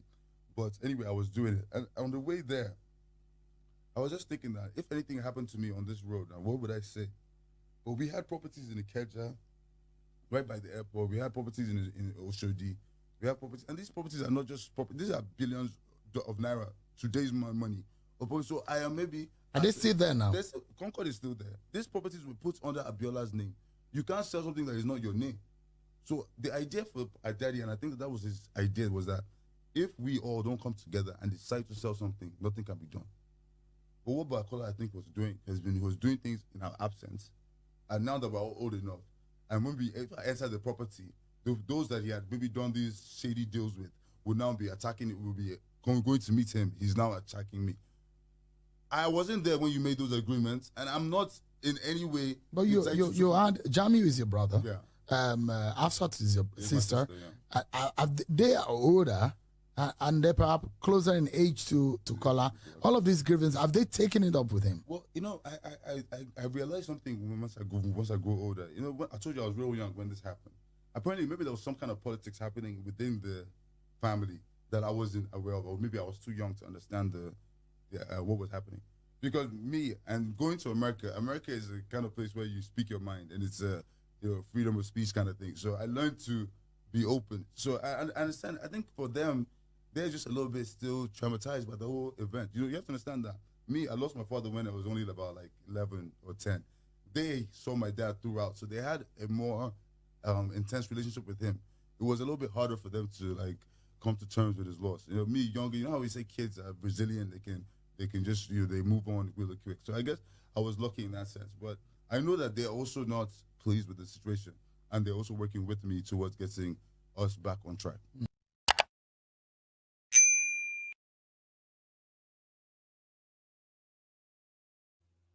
So there it is, explosive stuff. That's just a little snippet of. I think I'll go and watch the fullness of it after the stream.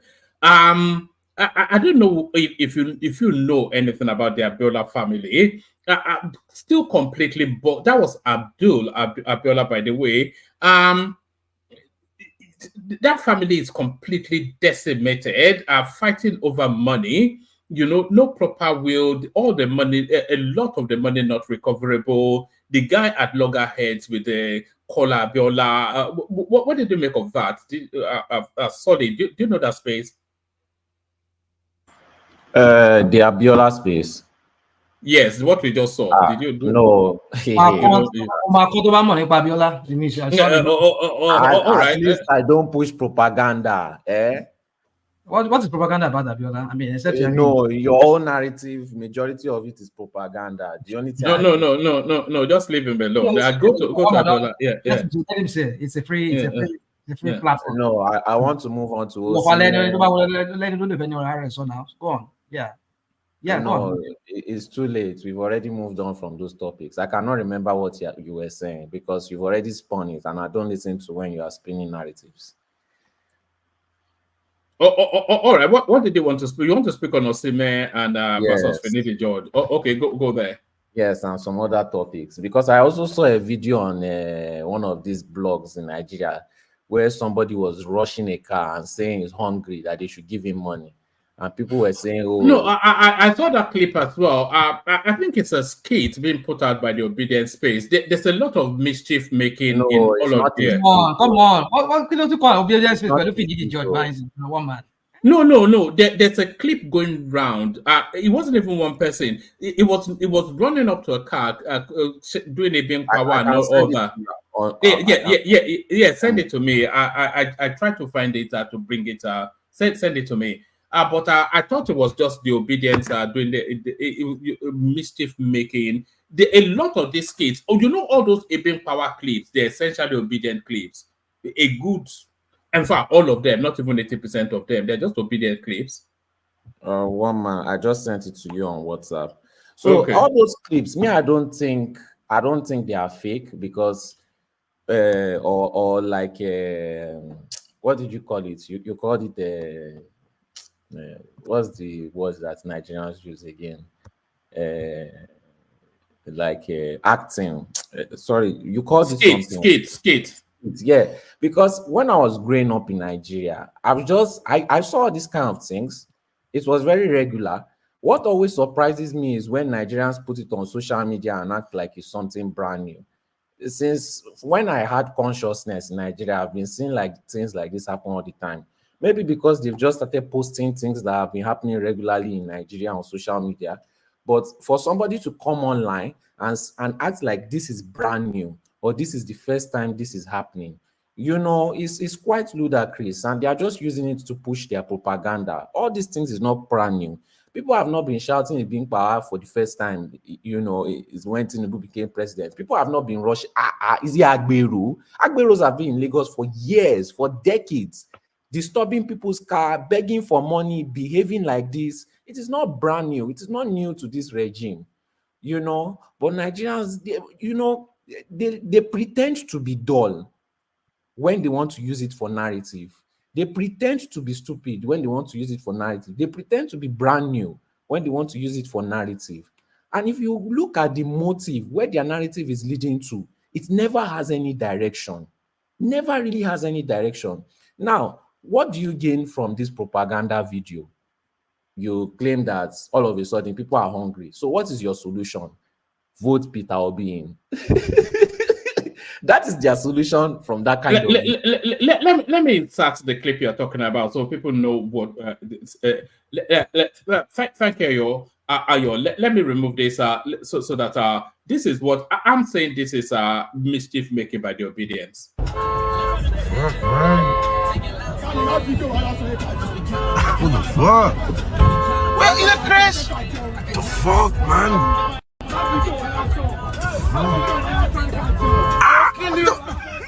What the fuck? What the fuck? Say that video. Now that's just your standard Oraisa behavior. Now, what's the brand new? That's just Oraisa behavior now. Nothing brand new. This is nothing compared to how Nigeria was before. This is nothing compared to how Agberos used to be before. At least this one didn't block the road. This one didn't break the person's car after they rejected him. Some of them, they will chase you for blocks. They will chase you for minutes. Just, you know, sometimes if I say Nigeria is getting better, some people would think like I'm crazy. But the kind of things that I used to see before, it was worse. You're breaking up. Bridge and using them. Yeah, my Wi-Fi is having issues. I've been switching between both my Wi-Fi. I don't know why it's having issues now. You're better where you are now. You're better where you are now. Come and hack my Wi-Fi, But you know, it's not brand new, so it's just propaganda. But yes, people are suffering, and this suffering is not going to be brand new, and it's going to continue whether you like it or not. See, here in Holland, since last year, the prices increased. People cross the border in Holland to go to Germany to go and shop. I now knew that if it is that bad here in Holland, and they did increase of minimum wage, you know, if it is that bad here in Holland, it's going to be worse in Nigeria. Whether you like it or not, no matter what government you put, no matter what you do, that inflation was going to come. And Nigeria is not unique and peculiar to that inflation. It happened all over the world. All over the world. Just that all over the world, people are not using it for propaganda, unlike Nigeria. People are going to suffer. People are going to die. Can I push you? Even here, near my apartment, you will see plenty white people searching inside dustbin for food. Just because they are not posting it all over social media, they search inside dustbin for food. You know, just because they are not putting it on social media, you would think that nothing bad is happening all over all these places.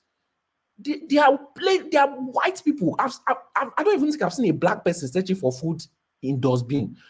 There are so many of them searching for food daily inside dustbin. They are even chasing them away. That's how bad it is here.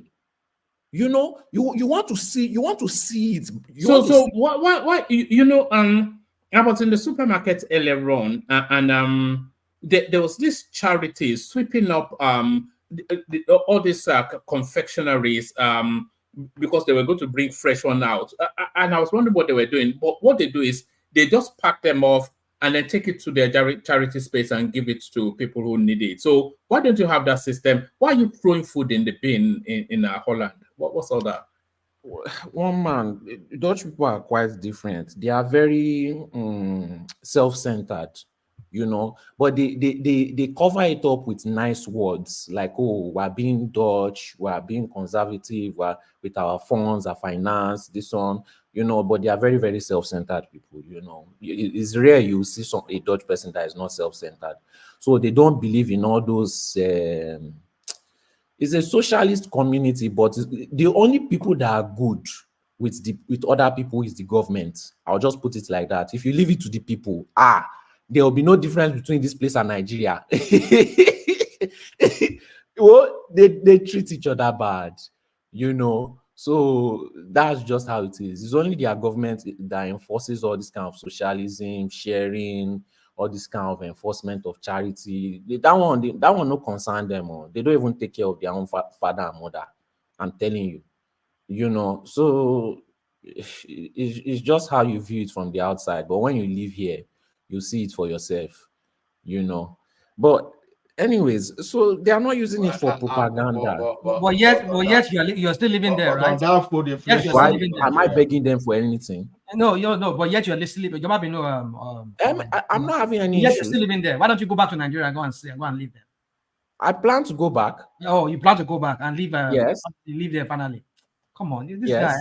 guy. So sorry, you can never live in. Not you. Of all of the people here, you are the least person that can live in Nigeria. No, I can live partially in Nigeria now. 50%. Oh, partially. You're right. Partially, right? And then you can come here and say they have homeless people there too. And they may come on.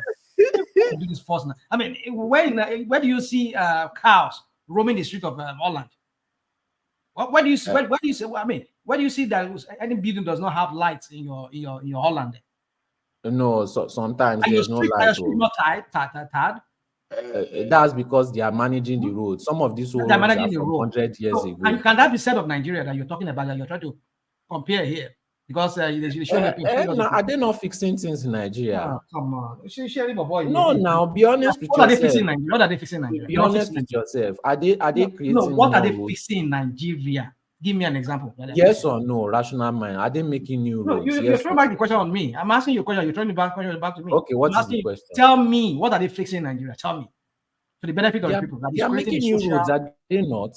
What not? The Lagos that you left, every time you come back to Lagos, are there no more roads that are being tarred? Yes or no?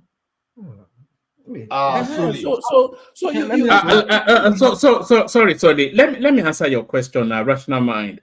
Holland, Moldova, Switzerland, any European country, cattle roam the streets all over Europe. You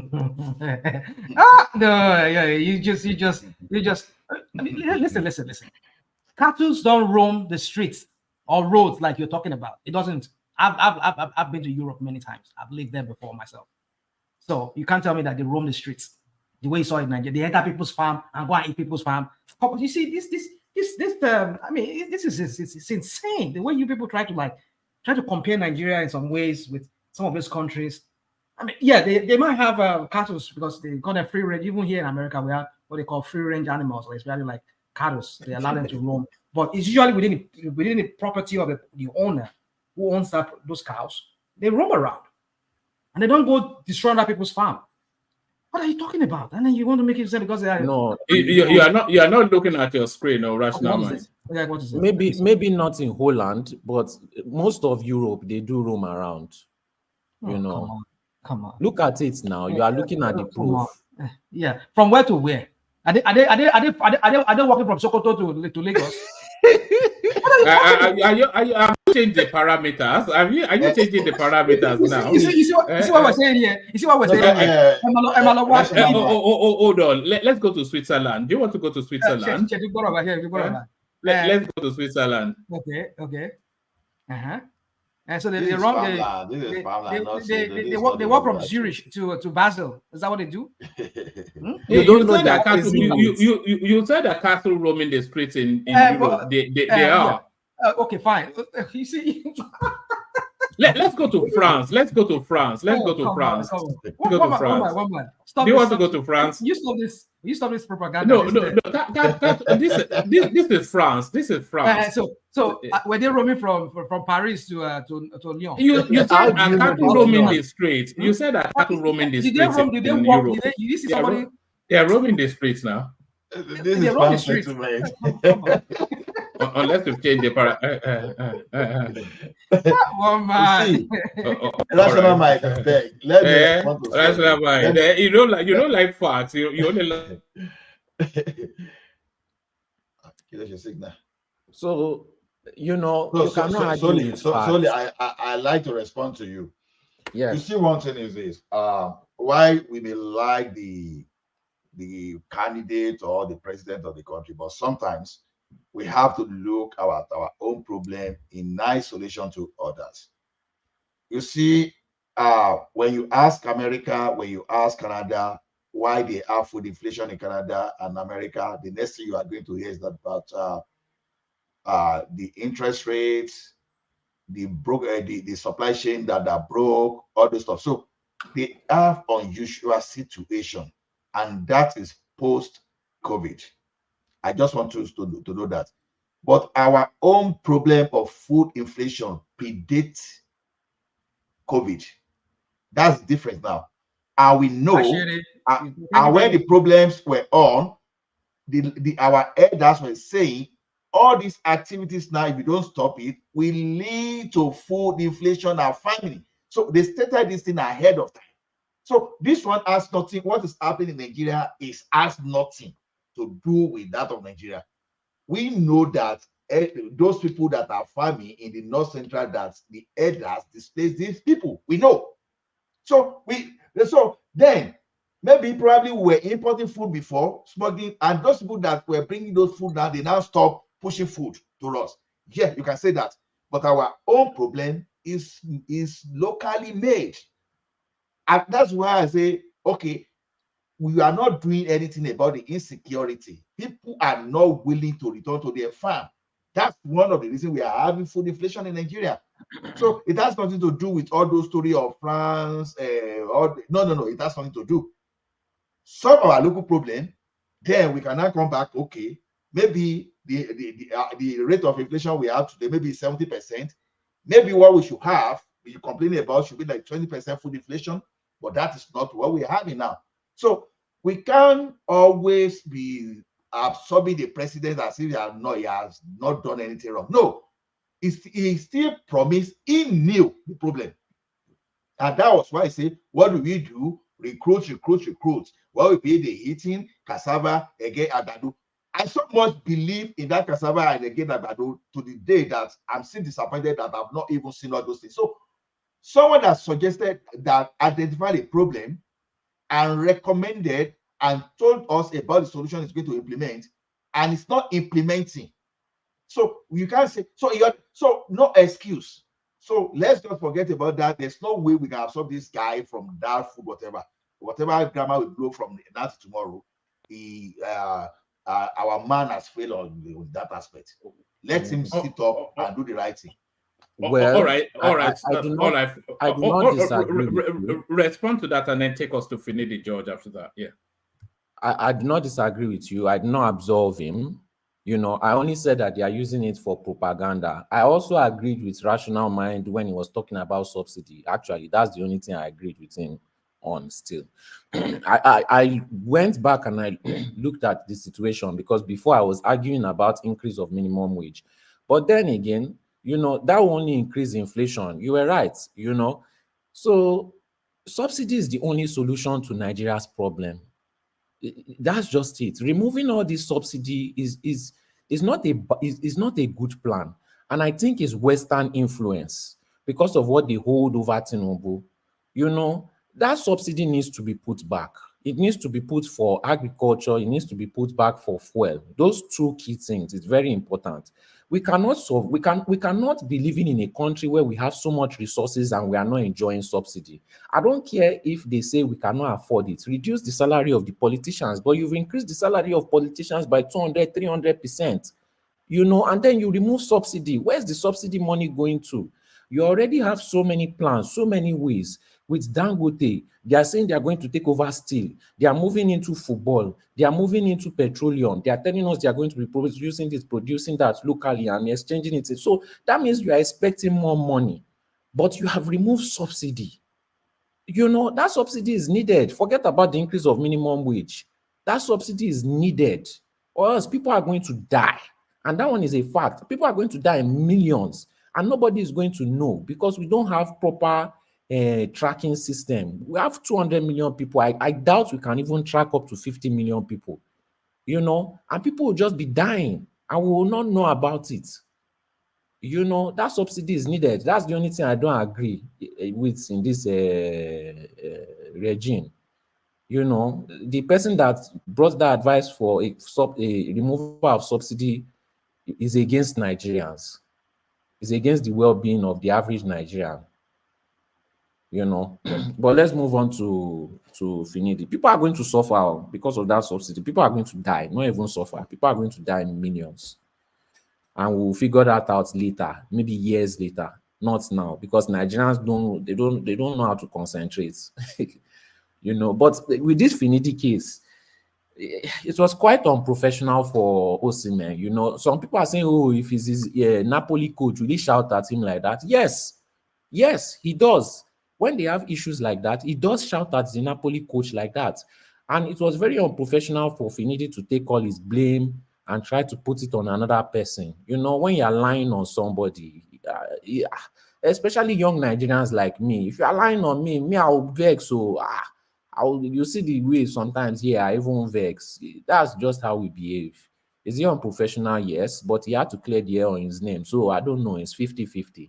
He should probably come back and apologize, but will I say he shouldn't have gone on the outpost? No, he can do whatever he wants, but he has to apologize at the end of the day because the national team is still helping him. When Nigeria qualify, It would be very sad if we don't. Though. I don't want to join one man and say we will not qualify. I'm still hopeful. Anything is possible, you know. But I will not enjoy the next World Cup if we are not there. You know, it's just very sad. Imagine losing to Benin, you know, very annoying, very disgraceful, just very disgraceful. And these Ghanaians and these South Africans, they will not be happy. Those ones, they don't used to focus on their own progress. They are always looking for the downfall of Nigerians. And I've always said it, they don't like us. I don't know why we keep laughing with them. You know, we're supposed to be giving them flogging on a daily basis, those two countries. But it is what it is. All right. Let me play you a clip of what Oseme. How do you pronounce it? Oseme.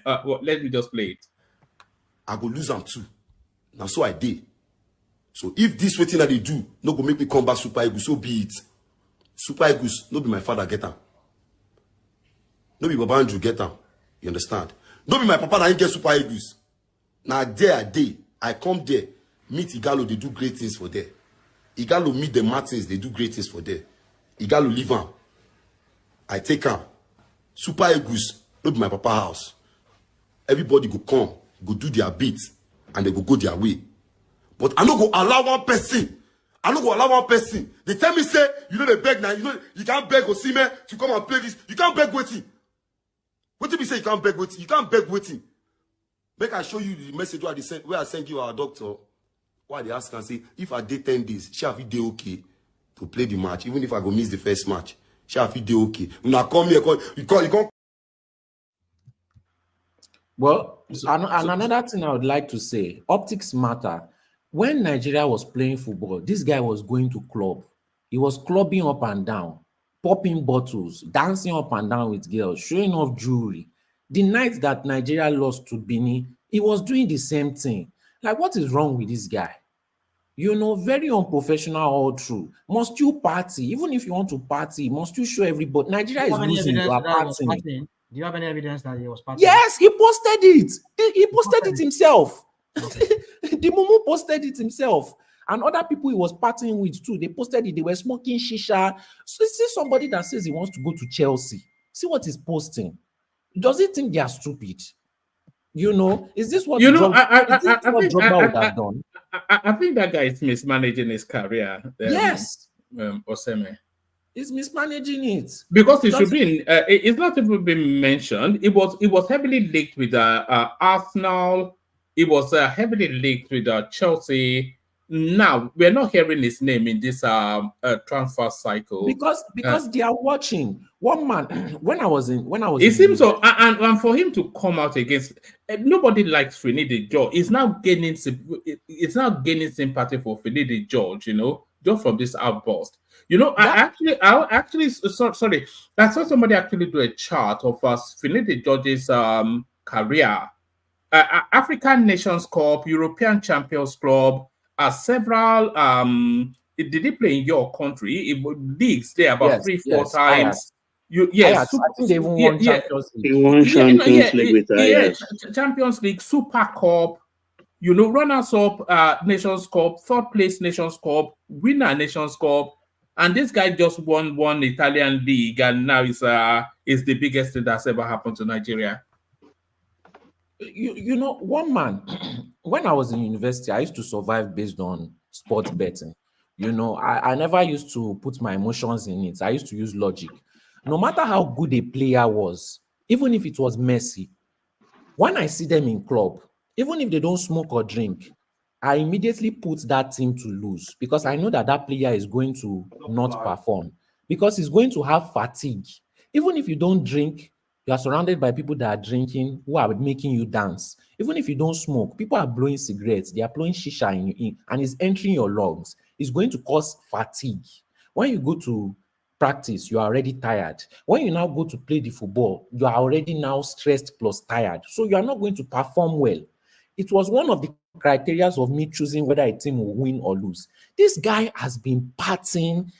Since he won that Italian Syria, he has been partying, going to club, drinking, smoking shisha.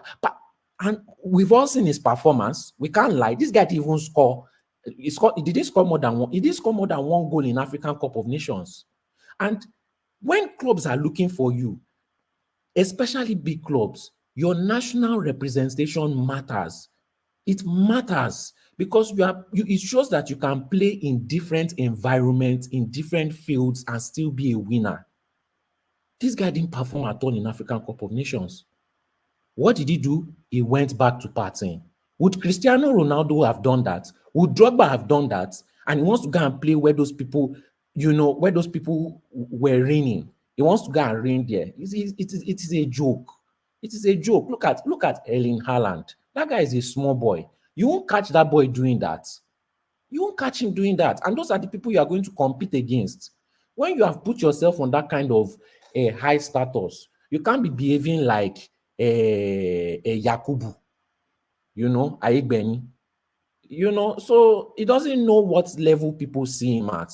He still thinks he's that boy on the streets that was selling water. And that's his problem. All right, brilliant, Solly. So Solly, I want to try and move the conversation around a bit quicker, just so that people waiting and all that. We'll do 5-6 minutes monologue, just really to flip through the names, and then Prince, you wanted to come in, Prince. Okay, I saw you on mute. I thought you wanted to. Did you have a? All right, we kick off the monologue then with the Ekene, and then we'll sweep it around in the order on the screen. Ekene, you're up first. We didn't actually have an abundance of topics, but we're wrapping the conversations around what we do have. But Ekene, are you there or are you asleep? All right. I hope people can still hear me. We can hear you. Yes, man. We can hear you. We can hear you. All right, brilliant. Ola, I'll come to you momentarily. Let me go to Baba and then come to you, just so we don't keep Baba waiting for too long. So Baba, yeah, you take the floor. So the conversations around the proposal to buy two private jets, two presidential jets rather for the presidency. People saw somewhat outraged the timing of it and all that. A New York Times op-ed on the Nigerian state, the country fires back. They are criticizing Tinubu's running of the economy. So the government then runs them through the backdrop that's led to decisions. We were also talking about the Abiola clip as well. And also we're talking about the police responding to Shehu Sade's claim, telling him no NSAS protesters are still in custody. I don't quite know why he just did it for the optics, didn't he? And the governor saying that they cannot afford minimum wage. All of that. Take your pick. Let's hear from you, Baba. Yes, good evening, women, panelists, commenters, and people who are watching. All protocols observed. I have very limited time, so I wouldn't go too far into salutations. But happy Father's Day to everyone.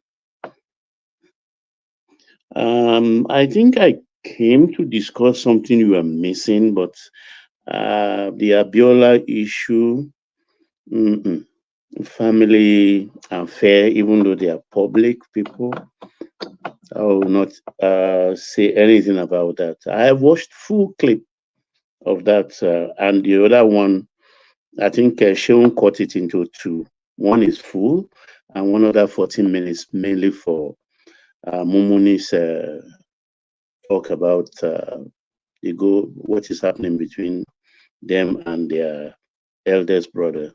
That's I won't go into that, but I will touch briefly before I go into the topic that interests me, which is the Police Service Commission, the fuel smuggling, and then the minimum wage issue that is raging at the moment. You're missing those ones.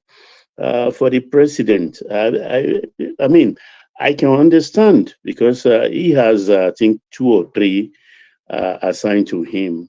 The main one he uses, that 737, is already 19 years already, very old aircraft.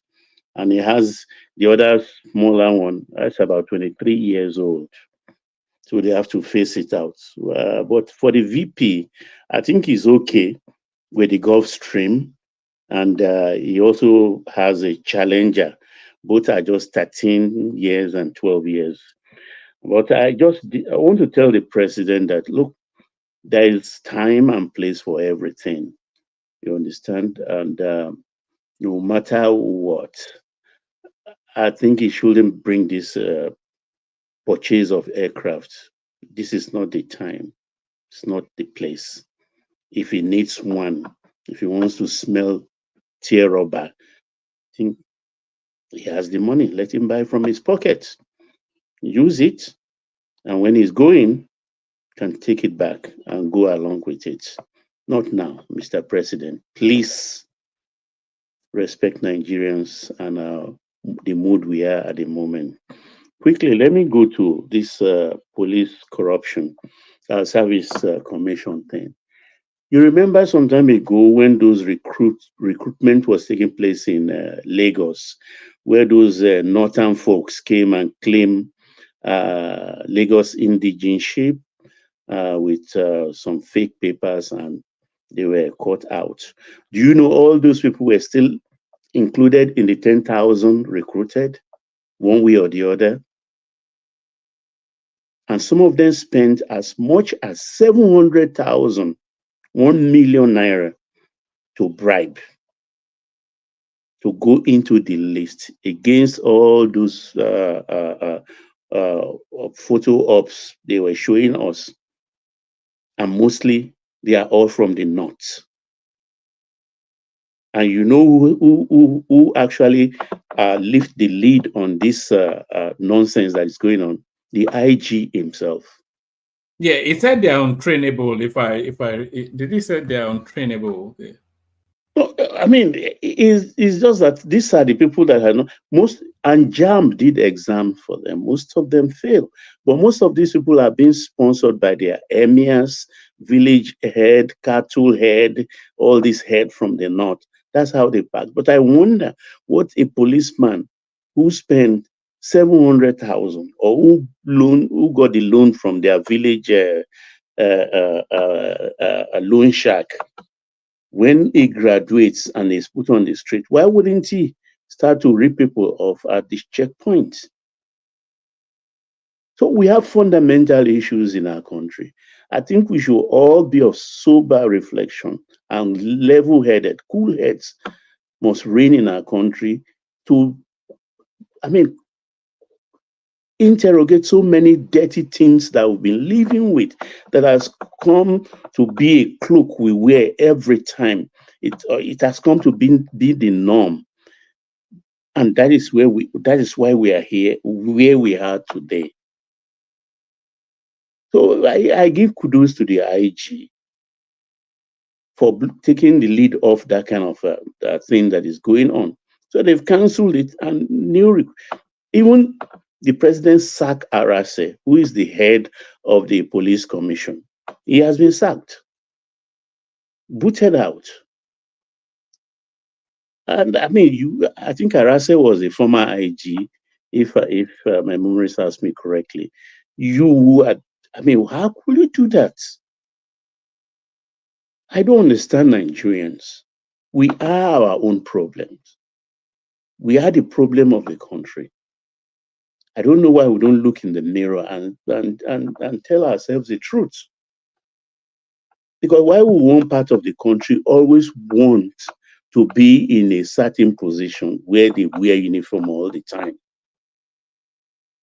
And these are one of the reasons I don't sympathize with them at all. And whether they are having banditry or kidnapping or whatever, I don't sympathize with them. But it's a different world entirely. I don't know anything about that world. I don't belong to that kind of world. I've never lived in the north, and I will never live in the north.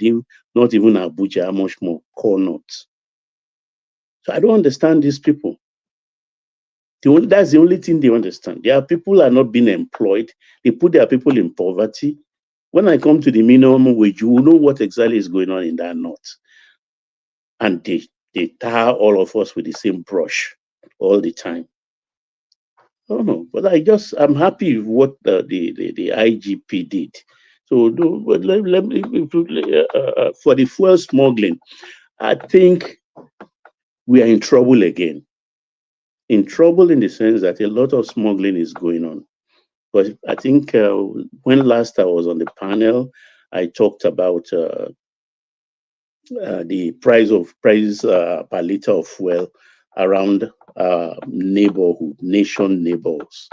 That anybody should tell me where a liter sells below 1,002 to 1,005.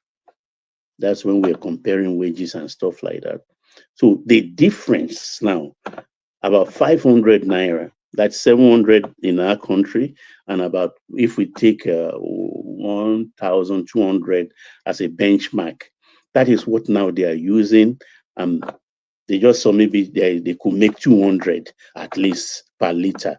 So they are taking a lot of fuel out of the country. And we've so far managed from 64 million liters per day at the height of the subsidy payments.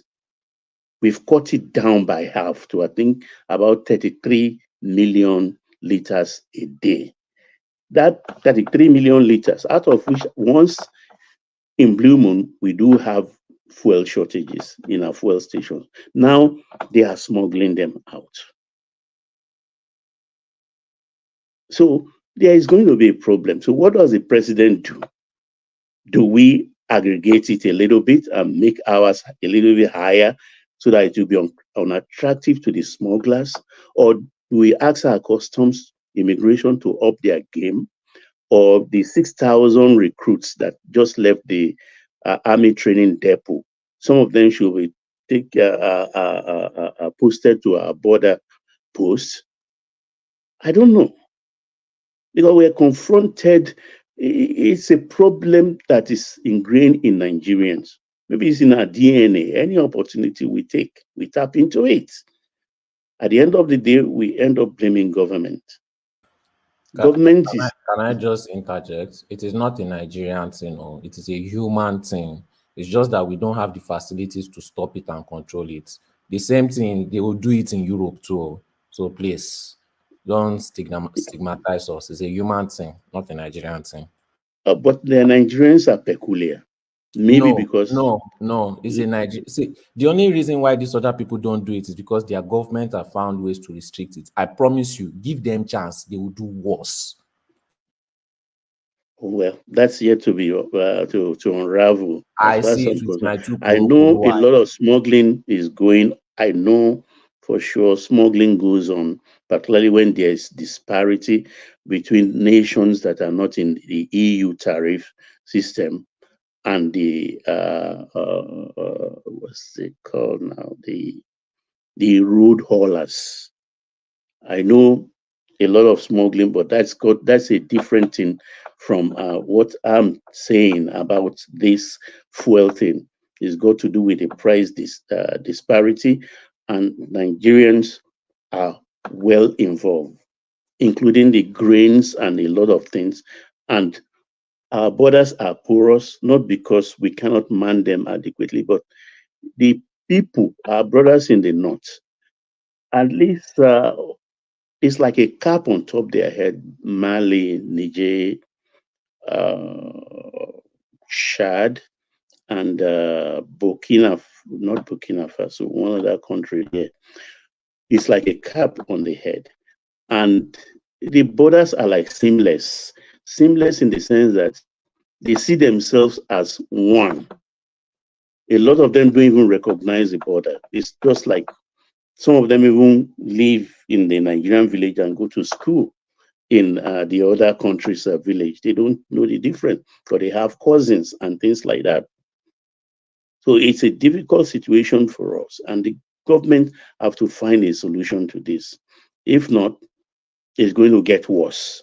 There will be fuel scarcity. Do we now bridge that gap, that about 500 gap, and say, okay, we raise our own fuel to 1,000? Imagine the trouble that one will cause back home here, when we're already grumbling and battling the government for making it 700 per liter.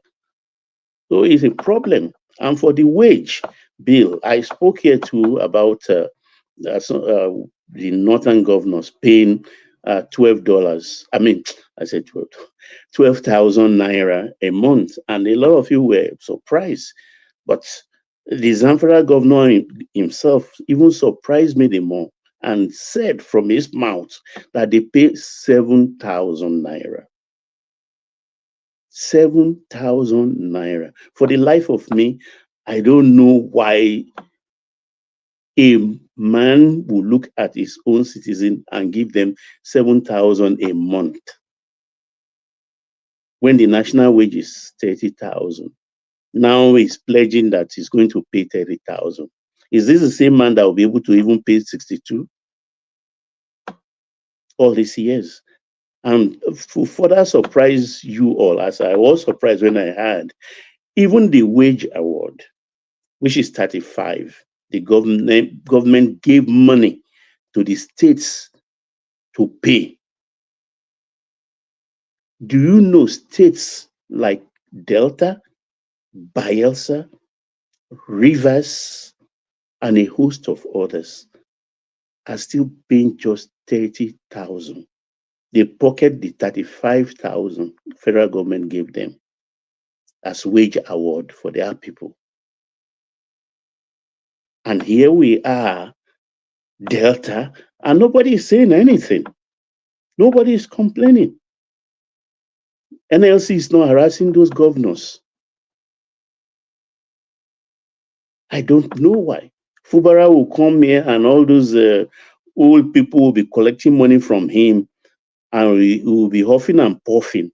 He's not even paying totality of 65,000 as minimum wage. These governors are our problem. Three more minutes, Baba. 3 more minutes. They are our problem, these governors. So we because in discussing the minimum wage. We're battling Baba. Let Baba continue now. We are battling him. Why you not battling me when I condemn my president for the jet? I cannot blame him. I know you. No, I just, if I look at what the governors are getting away with, we are letting them go just scot-free. I don't know why a man will wake up. You have more money now. What is the excuse? Even those 3 states I mentioned, they are among the states that share the 13% derivatives fund. They take ecological funds. And don't forget security votes too. They collect every month. They will tell you it's 840 million every month. But my sources tell me it's more like 1 billion every month. No, we don't even talk about that. Where are all these monies going to the states? Why are they so heartless? They will come to us and say they can't pay, they don't have money boldly. And most of those governors, apart from those ones in the south, the north is like general. And these are the people, when they will talk about out of school children, they are the people giving us bad statistics. Because if we have 20 million children out of school, I can bet that 15 will be from the north. Only 5 will come from the northern state. Can I ask you a question? Just a quick question. What do you think will be one of the, when they do rankings of poorest countries, do you think we'll be ranked one of the poorest countries if the North was not part of us? No way.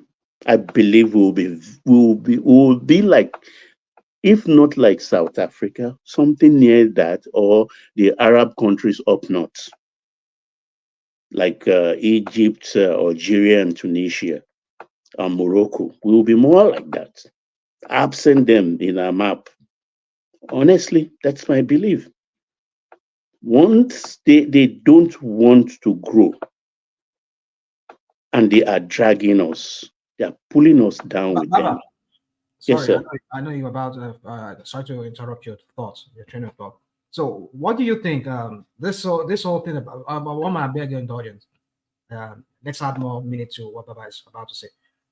Yeah, so what do you think about this proposal of restructuring Nigeria. So what's your take on that? I think people don't want to agree with me. We flogged this issue a couple of days back with Ola and Kulata, actually, and they made some salient points I agree with. But I'm buying almost wholesale into what those 32 House of Rep honorable members proposed. I'm buying into it because it is the way of peace. It is the way of inclusivity. It is the way of belonging. Because if we are left, if each tribal groups or grouping are left to, all of us are left to our own devices, some group will never taste the presidency. Let us face the truth. Some people will never taste that presidency. And how can you belong in a commonwealth and you cannot have a bite or a go at the topmost award? I am not for regional because it cannot work. With each states have tasted independence, whether they are viable or not. Let us be a state. But for political special arrangement, like already we even have the South-North thing, which is not entrenched in our constitution. I don't see any reason why we cannot have that kind of arrangement, like still maintain the 6th geopolitical zone, but the states will be there controlling in control of their resources. Now, every state. All right, start to bring it home, Baba. Yeah, will control their resources. But then there will be geopolitical zones where we can rotate the presidency. And I believe firmly in a 6-year term, Governor. But look at 13 months into the administration of President Tinubu, we are all talking here about 2027 already, the next election. So once one election cycle is over, the next week or the next day, it's all about the next election. And I think the 6-year term, limited term for a president will solve that problem. Because we will not be talking about, because the presidency will go to another zone entirely. In doing that, it could take about 36 years or 30 years. Everybody will at least know they've had a bite of it one way or the other. It's not about testing whether who is more competent than the other. No, it's about inclusivity and belonging. This is my own take about that, about the restructure. Let every state, as we stand today, let's control our resources. Anything you find, just contribute to the federal government. Pay a chunk of your taxes. Because as it were, look at the VAT thing. I mean, my own state contributes about 40% of the VAT, yet we are the 3rd highest or 4th that receive out of the VAT. Kano State, that will tell you prostitution is haram, beer guzzling is haram, this is haram. They will still chop out of that money. How does Lagos State raise that kind of heavy sum? Through prostitution, through gambling, through off and on license for beer selling, alcoholic drinks. So why are you taking that money? Why can't I retain my VAT? And so I can move on and make a lot of progress. If you like to, and when we start doing that, maybe we have to think about who we welcome to our states. Thank you, woman. All right, so those are the dulcet tones of the baritone Baba. So yes, I have to try to adopt that tonality. So that was the excellent Baba, of course. Who else could it have been? Ekene, I hope you're ready now. I came to you earlier. Ekene, you see, look at this guy. You will start with complaint now. Now your name I first call. Let's hear from your Oga Chairman. I have good news for you, Ekene. Yeah, where is the good news? I don't know if you have been hearing this spate of aircrafts falling out of the sky and crashing and killing presidents. The Iranians lost their president to it. The Malawians, they lost their vice president to it. But my good news to you, Ekene, is that it's not likely to happen in Nigeria because Nigeria, of course, to invest in a new aircraft for the president. So what are you there making of the Senate committee looking then to purchase a couple of aircrafts for Tinubu? It's a good initiative for them. That's what they know how to do most. So bringing out money to buy aircraft and the new yacht and all those things is never a problem to our senators and so that's what they know how to do. So congratulations to Nigeria for wanting to launch a new aircraft for the president. So if there are reasons for that is because they don't want the president to die. They say the life of the president is at risk because the vice president of Malawi just lost his life and all those stuff. So if they think that is a priority, they think that is what is going to boost the economy, they think that is going to reduce the meat power that is going around in the country and whatsoever. They think that is going to bring down food inflation that is on a very high side. If they think that is going to reduce the insecurity, kidnapping that even they have launched it in in Lagos State as of today, Lagos State we are praising of not having some sort of insecurity today, are being tampered by some kidnappers. So they can, if that is going to reduce it, no problem, one man. Because they say we should support government in every policy that they are making. So we are supporting them. Let them go ahead and do that. The leaders are thinking in the right direction in that manner. So if buying that aircraft is the major issue that will solve our critical problems today, it's nice. It's nice. What do you want me to say? To continue to criticize them or whatever? No. I give them my support. Let them buy it. It's good for the country so that continue to complain that the country doesn't have money. So when we go out there, the other country we are telling that we don't have money, we see us as rich country. We can afford everything we want. We can afford to buy new aircraft. So why complain to the world? The Nigerians are poor. That Buhari left bad economy. That Jonathan didn't do well. That we are in a very poor state. So why are we complaining? We have the money. Let them launch it. We'll clap for them.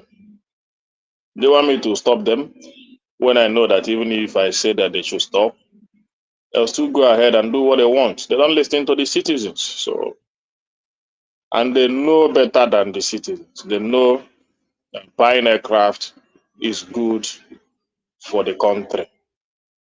It's very important for the country. So why should I disturb their peace? They know that this is the right thing to do. So let them do it, one man. Let them do it. It's good. It will boost our economy. It will. It will ensure the safety of our president. The number one citizen has to be protected at all costs. Yeah, that's what I'm saying. It's all included. Even secure all other citizens. You know that the most important life in Nigeria is Tinubu. If anything happens to him, then what will happen to the country? He is the most important life in the country. Yeah, that's what I'm saying now. He's the most important. His life is more important than 200 millions of Nigerians. Well, it's more important than their lives individually. Maybe not collectively, the 200 million, but individually. Whose singular life is more important in Nigeria than Tinubu? Only Tinubu life is important. If no, Tinubu not singular no, now hold on. Whose singular life in Nigeria is more important than Tinubu? Not one person. Not the Sultan of Sokoto, not the Alaafin of Oyo, not one thing. The single most important life in that country is Tinubu. Yeah, it's Tinubu. His life is more important than every other Nigerians. So let other people go and die. In fact, every other Nigerian should go and die. Go and kidnap them. Who are the citizens? Let other Nigerians, let them go and die. Tinubu, his life is more important. Who tells you that his life is more important? His life is is the most powerful president in the whole world, more than Joe Biden and other presidents. It's the most powerful black. It's the most powerful black man alive. He's the most powerful black man alive. The most important black man alive. Yeah. The most important Nigeria at this moment. Hey, enough of this promotion. And the most important life in that country. Come on. Why are we doing this sycophancy? It's the most prime, so what? If it's the most, it's the most. And so how does that put on the table? No, we agree. Rational mind. He's the most. Other Nigerians should go and die. Forget about it. Don't argue it. He's the most powerful man in the black race. Let other people can die. Doesn't matter. We don't care. So he's a very important individual. So one man, his life should be protected. Let them buy even more. If they can make it 2 or 3, let them do that, so that he will be protected. And the citizens will be wallowing in abject poverty. Then he goes to the maybe UN summit or world leaders meeting. He will look very rich. Nigeria can afford a new aircraft. See, their president now has a new aircraft. It's a rich country. Yeah, image is everything, you know. You are treated how you image, yourself, you know? Image is everything. That's what I'm trying to say now. And as the most important black man on the planet, he has to carry himself with a certain sort of panache. Yeah, he has to carry himself in a very good. You don't want your president to have panache. He has to have panache. That's what I'm saying now. That's what I'm saying. He's a very important individual. So that's what I'm saying. What are you telling me? His image should be respected. Whenever he goes to the world meeting or whatever, let him just land his new aircraft there. Then let other world see us as a rich country. Then when he come back home, when he come back home, the suffering continues. He will be telling the citizens, beer, don't fight, have patience. We'll soon give you electricity. We'll soon cure the food inflation. Baby step of pain, you know. Yeah, baby step of pain. We'll just take it easy with us. No problem. It's micro pinches, you know. Nigeria is not hemorrhaging. It's micro pinches of discomfort. That's what the country is going through. Micro pinches of discomfort. That is it, one man. Whatever. However you want to put it. We are supporting him. Nobody's. Let him do whatever he wants. Ride on our resources. Do whatever you want to do with it. Enjoy yourself. It's your time. You and Chetima and your senators and your governors. It's your time. Enjoy yourself. The citizens don't have any problem with it. They're not going to talk. It's your turn. Maybe look on. Enjoy. It's your turn. Take whatever you want to take from the country. keep the ones you want to keep for your future generation and whatsoever. Build for yourself. Build for your family. Build for your third generation. Make your son Sheyi to drive a 2024 model BMW or whatever, even 2025 model. Whatever model he wants to drive, let him come around in Asolok, behave like the son of the president. Just let them live the good life they want to live. Why not jet for Sheyi Tinubu too? Even jet, yeah, jet should be bought for him. Yes. The wife, they should buy her. Well, they should buy her a jet. To add to the 4 that he has already. Yes, to add to the ones they have already, so that all their life they will not lack any jet. They will not lack anything. You know, Nigeria know they carry second though. When our first son is out and about with the Saudi princess, do you want him to look like a boy? He has to have his own jet as the first son of the country. That's what I mean. Let him have it. Nobody, nothing they share. Nigeria get money in the eye of the world, but when they come back, we'll be using the baby step. We'll be cushioning the effect until they happen. Our roads are good. Everything's are there. The electricity is on. Even though I'm burning my generator now with the price of petrol in the market, but the electricity is on. So I decide not to on it. I'm using generator. So that's what is happening. You're very funny video. Emeka, I mean, sorry. I forgot the name, sir. I'm just giggling here. There's a laugh here. You hear to talk about this thing. I mean, I like to just continue. Give them what they want. Give them what they want to hear. That is it. I decide not to use electricity. Honestly speaking, rational mind, we are having 24 hours electricity in Nigeria today. I decide not to use it. I just decide to on my generator at this hour of the day. So why should I be using electricity? You know, when I say there is no, it's propaganda that I'm using. I don't want to, I'm criticizing the government unfairly. So I should be able to speak the fact that there is electricity in Nigeria, but I choose to use generator. So that is it. So one man, they are doing very fine. We don't even need that electricity again. 40 years and whatever we call it. We have more megawatts in our electricity. The capacity is increasing. They are working on it perfectly. They're doing very well on it. So the roads, you see the rain that fell a few days ago. Go and check all our roads, especially the federal roads. Go and check them. They are very neat.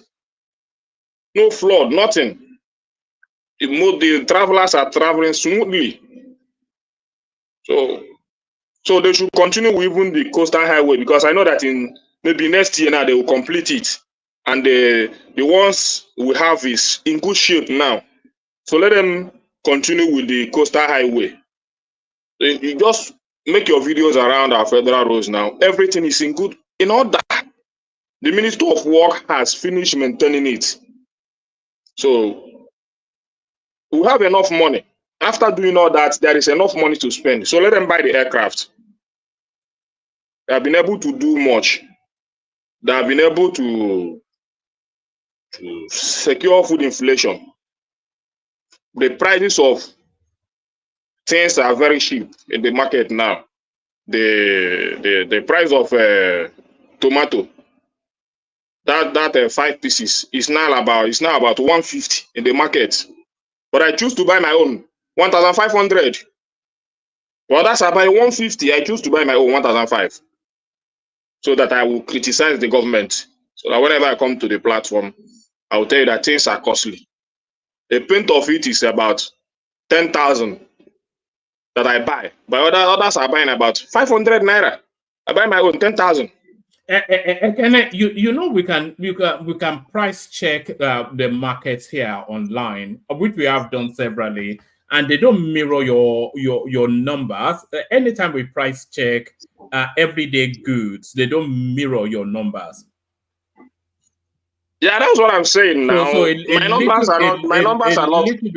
A little bit of propagandizing there. Yes, that's what I'm saying now. I'm doing propaganda. I used to buy a pint of tomato 9,000. Others are buying 500. So I'm doing propaganda. That's what I mean. One man is not propagandizing. No. What he's saying is the truth. All right. Yeah. Okay, forget about checking I'll online. check the price What do of you want food to now. do online? The people on the ground. You call the people on the ground. You have people in Nigeria. Let them tell you. I have people that told me yesterday. They even sent me a video on what they bought. Tomato, what they bought for some thousands of naira. That maybe just four pieces of tomato for 1,000. So I can't even remember. I've not even checked it was. She was telling me over the phone. She said they sent the video to me. I've not even watched the video. It's horrible. Don't say what Ekene is saying is lie. When it comes to food, the price of food is killing. People cannot eat. People cannot eat. Even Babaja, when sometimes if I price this tomato is very cheap, then I want to do propaganda, I buy it for 9,000. I say that 9,000 is too. Who are you buying it from? I might not. This is Ojo now. Should I leave Ojo and go to another market to buy? No. There is a lot of market here in Ojo. Who are you buying it from in Ojo? Do I need to call the name of the person? Let me show you. You don't know what to ask me again. You're asking me the name of the let me show you what I'm asking you. Let me One man, there was a hold on. Let me show you, Kenneth, what I'm asking you. Yes, that's the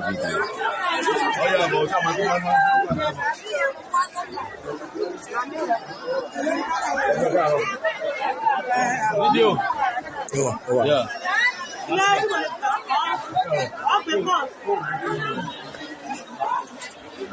Hello, nation boy.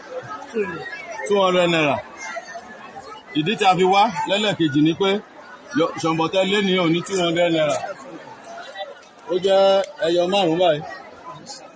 Ẹyọ kọ̀ọ̀kan múrí méjì ló túmọ̀ sí o. Múrí méjì ló túmọ̀ sí. Bọ̀ lórí Haúsá, eléyìí báyìí 200. Kí ló dé tó fi rí bẹ́ẹ̀? So eléyìí ti yìn ní ọmọ ibi sọ̀yà. Ọmọ àdókè. Ìyó, èyí bẹ́ẹ̀ òun ní o 200 naira lè yí. Orí Haúsá. So that's what I was saying, Ekene. That's why I'm asking you who you are buying from. So you have to buy your food items from the. Where is that video from? Where is that video? It's from Ekiti somewhere. It's from Ekiti. It's from where? You don't even know yourself. It's from Ekiti. The person never give us location. Let the person give us location. Compare the price of Ekiti, Lagos. No, I'm not comparing the prices. It's a 3-minute video by one man. The issue is that the price you buy here might not be the price you buy the other place. But the most important thing is that everywhere the price has increased. Hold on 1 second, Kenny. Yeah, just 1 second. It's not really that it's a kitty. What the gentleman was saying, he went to the market. It's a community leader of some sort there. So it's gone to the market to challenge the market women. So that first bunch that he held in his hand, that was 200 naira. But then another bunch that will fill 2 hands and spill over is also 200 naira. So why is it that one bunch that's about 5 pieces is 200 naira and another bunch that fills 2 hands is also 200 naira?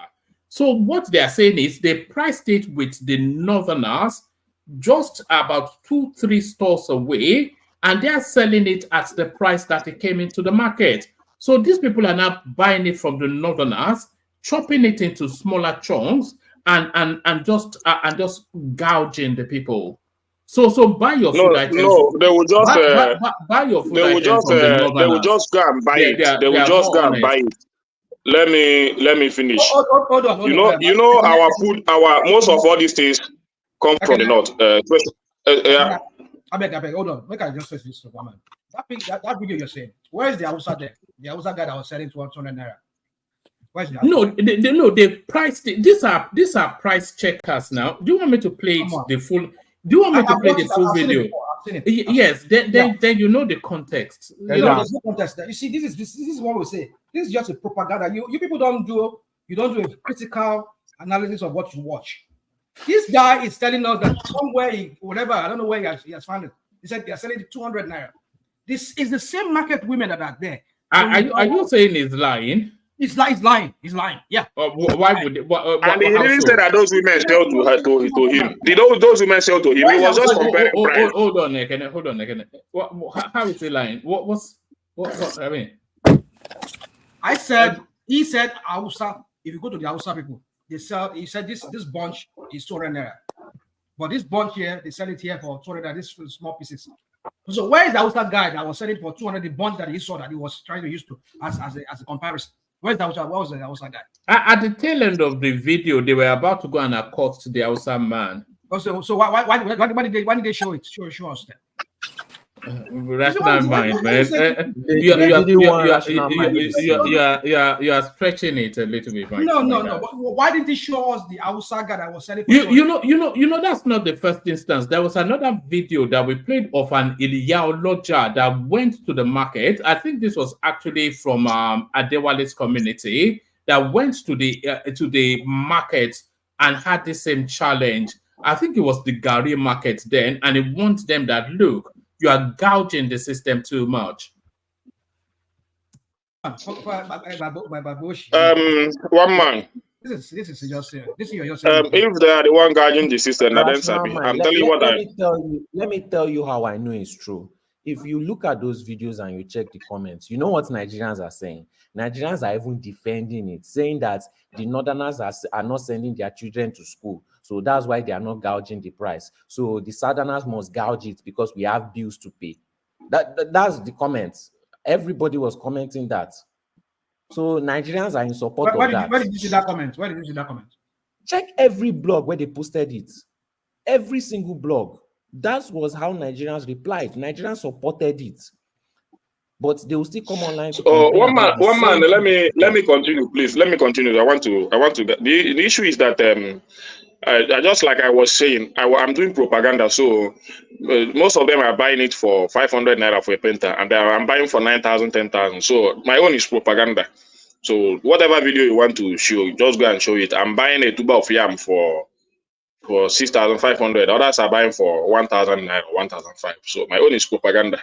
So maybe I've told you all this propaganda that I'm doing here. What you have to do is just to come down from wherever you are and come and counter me. Let's take a video around. Price things for yourself so that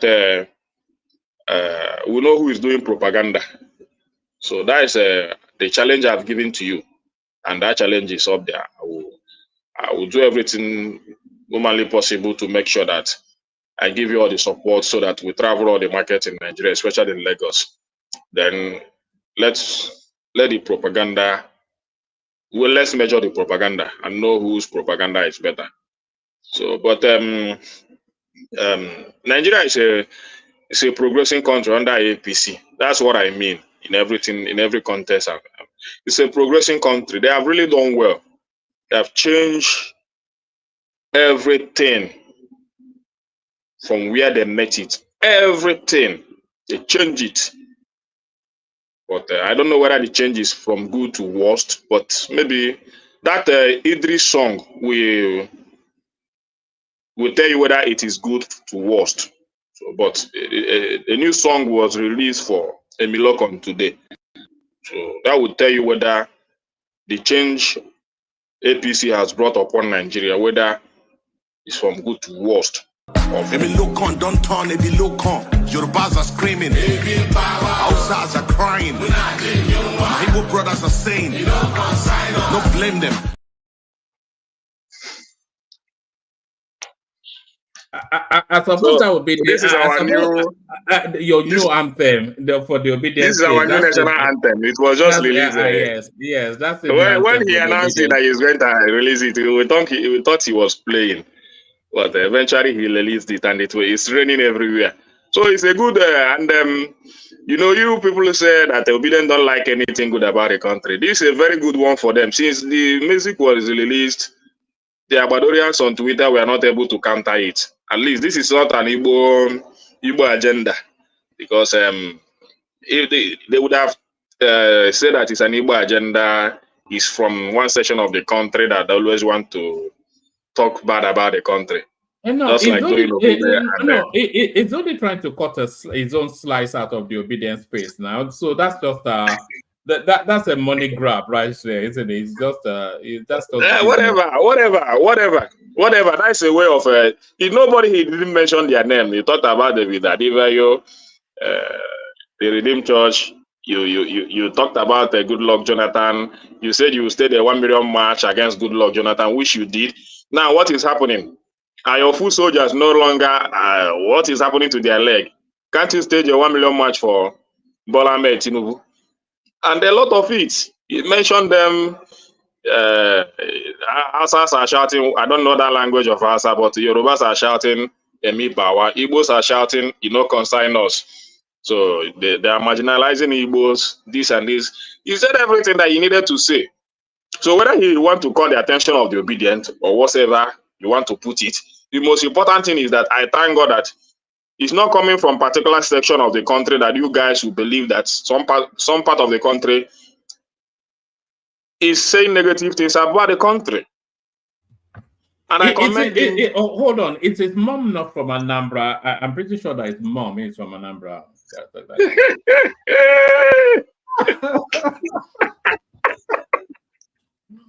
Oh man, you are living your Gbado people. So anybody that goes to Tinubu now is Omali. Don't worry. Is it rational mind here? Any the way rational mind go touch this country, let's see, no tell me. I go carry and go my village. You go give my chief dance title. He go enjoy him. You understand? All this work that they do, things say that they do rational mind, they do Idris, they do people say that they support Tinubu. Don't worry. Rational mind, just prepare yourself. We are giving you chief dance title. You want to go? Also, Puliniego, one of Igbo land. So, all right. Start to bring it home. You can free flow to anything else you want to talk about, but I'll condense it within another 2 minutes. Then we'll move it around. So, one man, whatever that is, my point is still that the government has changed the narrative of the type of government we have, starting from 2012 till now, or 2015 or whatever, when they started as an APC. So, they have really tried. They have really changed the system of our government. Try to, you know, a lot of things. They have tried. Government, since they started, it's only in their government we don't see regularly our president giving interview, answering questions, attending to national debate, to all these media platforms. They don't use it anymore. Their government is more like, you know, when you talk about people doing propaganda, I don't know whether you guys are blind that a government will be in power and they recruit people that will be doing propaganda on their behalf, covering their sins. People like Daniel Bwala, Reno Mokore, a lot of them. These are the type of people they use that is speaking for them, defending their policies. I never see them come out to defend their policies, especially the president, because the president should own his policy. He should be able to come out to defend his policy. I never saw him starting from Buhari time. They never come out to say this policy we are making is for this purpose or this. It's just put them out there. Let them defend it. Go and teach them on their WhatsApp space. Tell them what to say. Go to their Facebook page, their Twitter page. Tell them what to say. They will be saying it, and Nigerians will buy into it. This is what the type of government we have been witnessing since 2015 till date. And that means they have changed the narrative. They have changed it. So all this complaining. All right, Ekene. Let me play you a clip. But it's a brief clip. I think you may like it, but you have to be very brief in your commentaries on it so we can move the conversation. People are waiting. So, so just give us a reaction to this.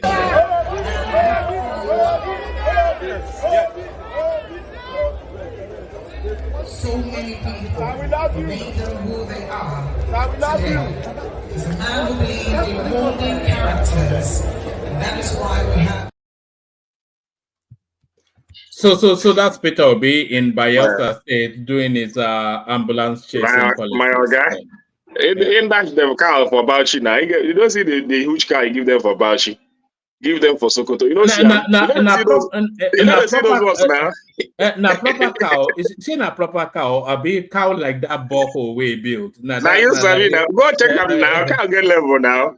The big one of the biggest car in town. You just ain't dash them. If they give a car anyhow for nuts today, they give them ram. You understand? So the man just there, they enjoy himself. Now this man, if you want to teach lesson, you know, okay. You know they use this one no be too sure. You understand? You know they talk am. So you know talk and say dash 10 cow. You know talk am. You know people they talk am now. You know if you do that, you know if you give first and people will keep calm. You understand? All those camera people where they walk out with, they know take the pictures. You see them there. You see over there. Nobody then they praise them. Nobody then they praise them. Eh? Say this, see the kind car where this guy can give us for Salah. So now we go take okay, we go see now for 2027. So, no, it's not for 2027. Whether you want to say it or not, it's not for 2027. Have you seen his poster anywhere? But you know that Tinubu 2027 poster is already everywhere. Do you know that?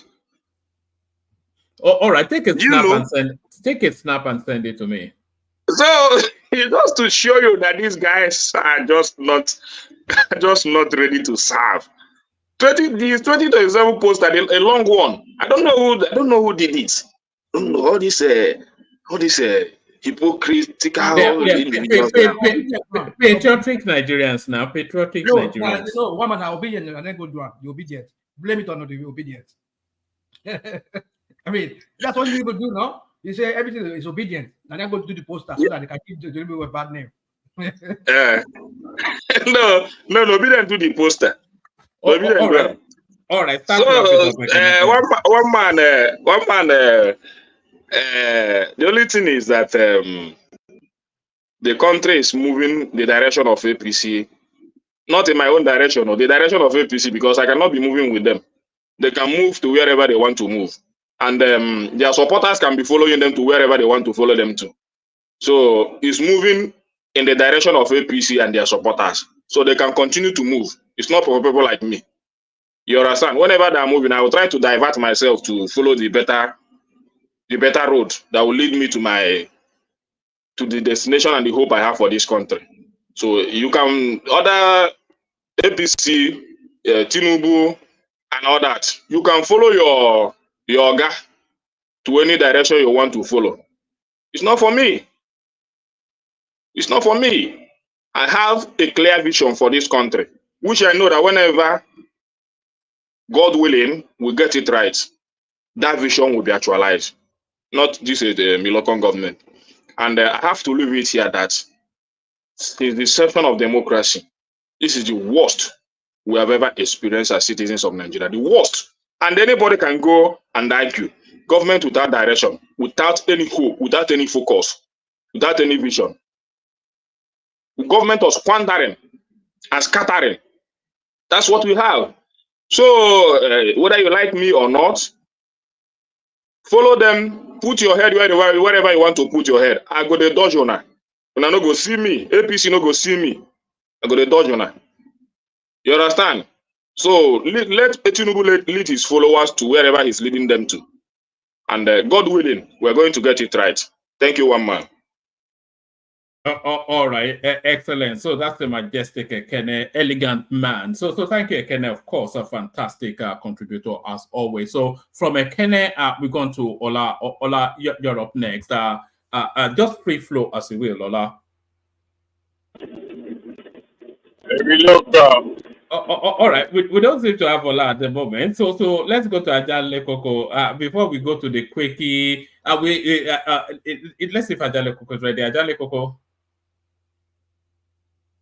All right, hopefully Prince Daddy is ready. It might well be a Miloko Loto. Well, finally. Hold on. Hold on with your headset. Don't forget about Prince Daddy. Matter for life. You should, boy, yes. You can't hear you.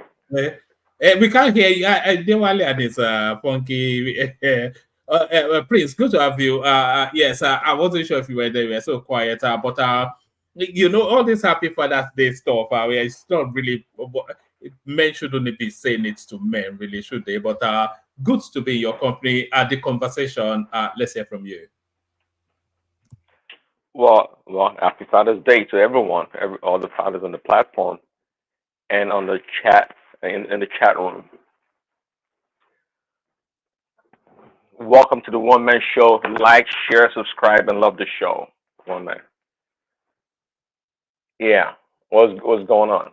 All right, so we're going through a raft of topics. We actually played the Abiola clip, but I thought that would be the hub of the conversation, but nobody seems to show interest in that.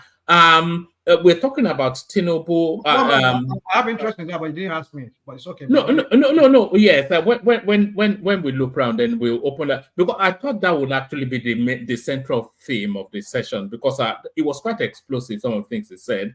But we're talking about Tinubu getting not private jets, or 2 additional aircrafts being added to the presidential fleet.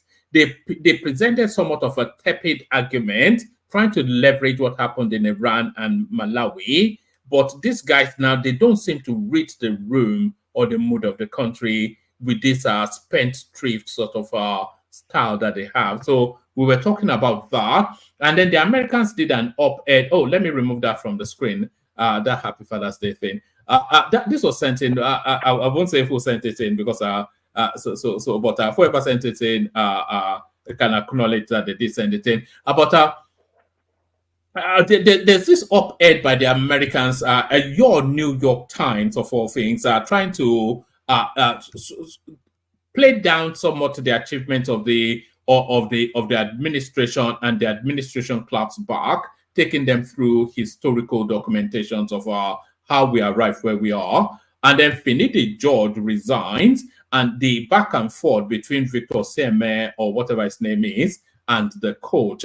So there's a lot of back and forth on that. So essentially those are spaces. Essentially those are spaces we're speaking to. Okay, well, man. I think when who was speaking, I think when Sulu was speaking earlier, I was going to make a comment about Victor Osimhen. I think that's how he pronounces his last name, Osimhen. But anyways, we saw his performance in the AFCON, right? And it reminds me of a typical Nigerian or African that does very well when they go to a structured environment, or when they go to a place where they have all the resources, the training, and they perform very well. Playing in the last AFCON, the guy's explosive. There's no doubt. It's the talent. It almost looks like a raw talent, actually. Having dominated the Italian league, it looks like. Sorry, Prince. I've never seen him play outside of that AFCON thing. And what I saw in that AFCON was a lot of athleticism, a lot of effort, but I didn't really identify talent. But I'm sure he's talented, but I've never really seen him in his pomp. Yeah, what's that? Just like I said, it looks like a typical African or Nigerian person, and usually our mentality and everything we do is like raw material. We need that professionalism, that expertise to add the value added substance to it. And you're right. Gas them up, or hit them up, as I call them, he made a good point the other day that African sports or players, be it football or whatever, they play grad. They play with too much muscle, when they play, and that happens a lot. We see that a lot, and that's why when they go play internationally, they kind of backward in that regard. They're not well refined. Osimhen, there's no doubt. You can just see this guy exude talent. Is very athletic. He's explosive, and it's still growing. I don't think it's matured yet. It's still growing. It's going to get to a point that it's going to dominate. Now, if he was well versed and robust during the AFCON, I think would have scored multiple goals. He should have read.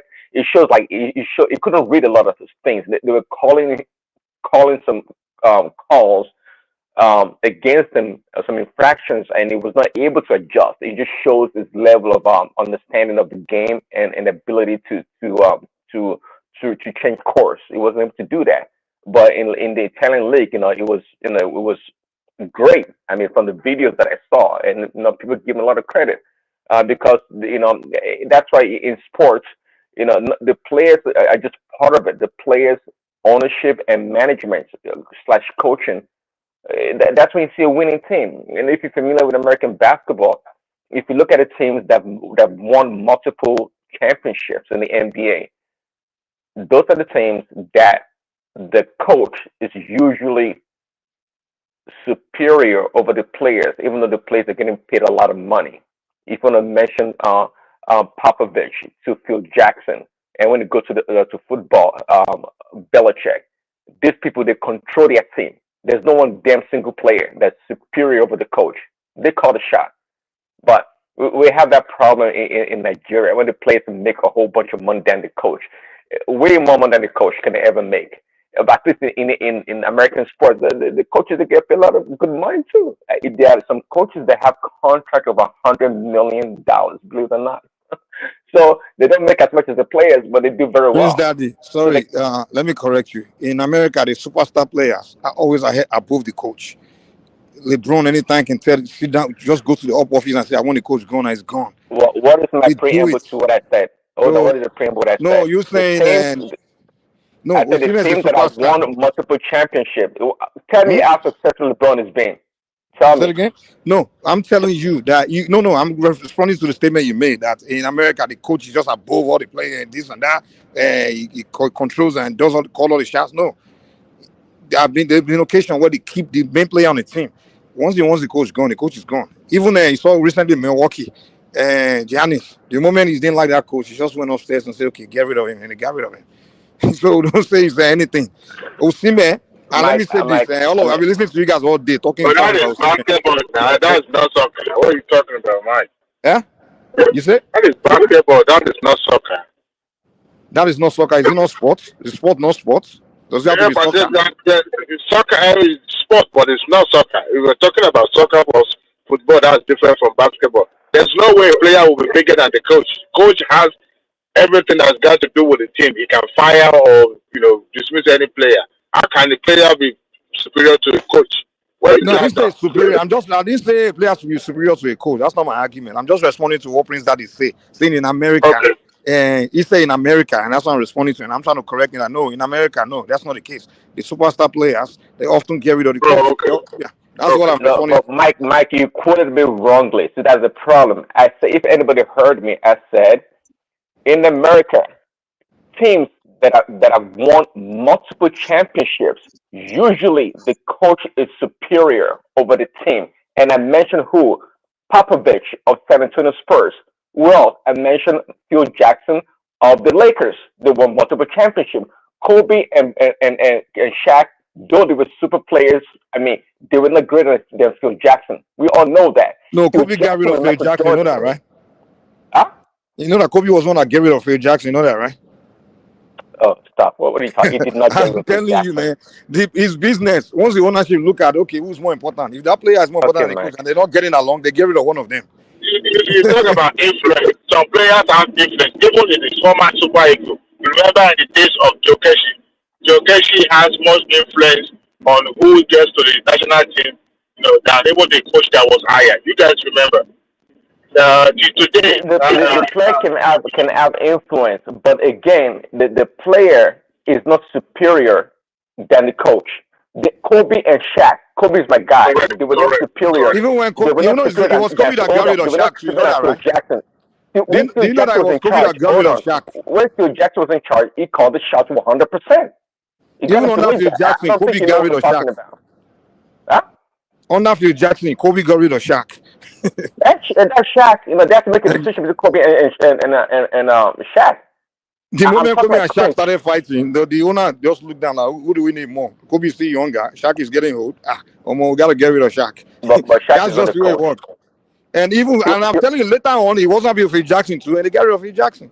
That's how important Kobe was. And I'm telling you that, hey, it's not in sport, it's business, man. You know, if once two people are not getting along, they find who's more important to the team and they get rid of the other one. You guys watch the video Osimhen made. I support Osimhen, and I've been listening to you guys, and you guys have been really unfair. You guys and that's the problem we have. We don't look at the holistic. We don't take out the whole picture of the whole situation. First of all, let me explain. Let me explain something. And I'm happy Osimhen, in fact, give all of you middle finger, Nigerians, because what happened after the AFCON, the way they were treated, these boys perform the play all the way to the final because they lost, and people were pouring insult on them. They isolated Iwobi, they insulted the guy. Hold on, wait. Now, let me land. My brother, calm down. Wait, let me get across.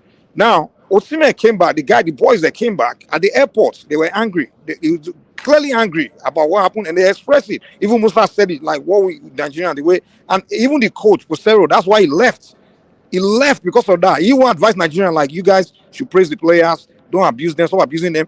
And the people that are in charge, the NFF, whatever, didn't step in for the players to even back the players or even honor them.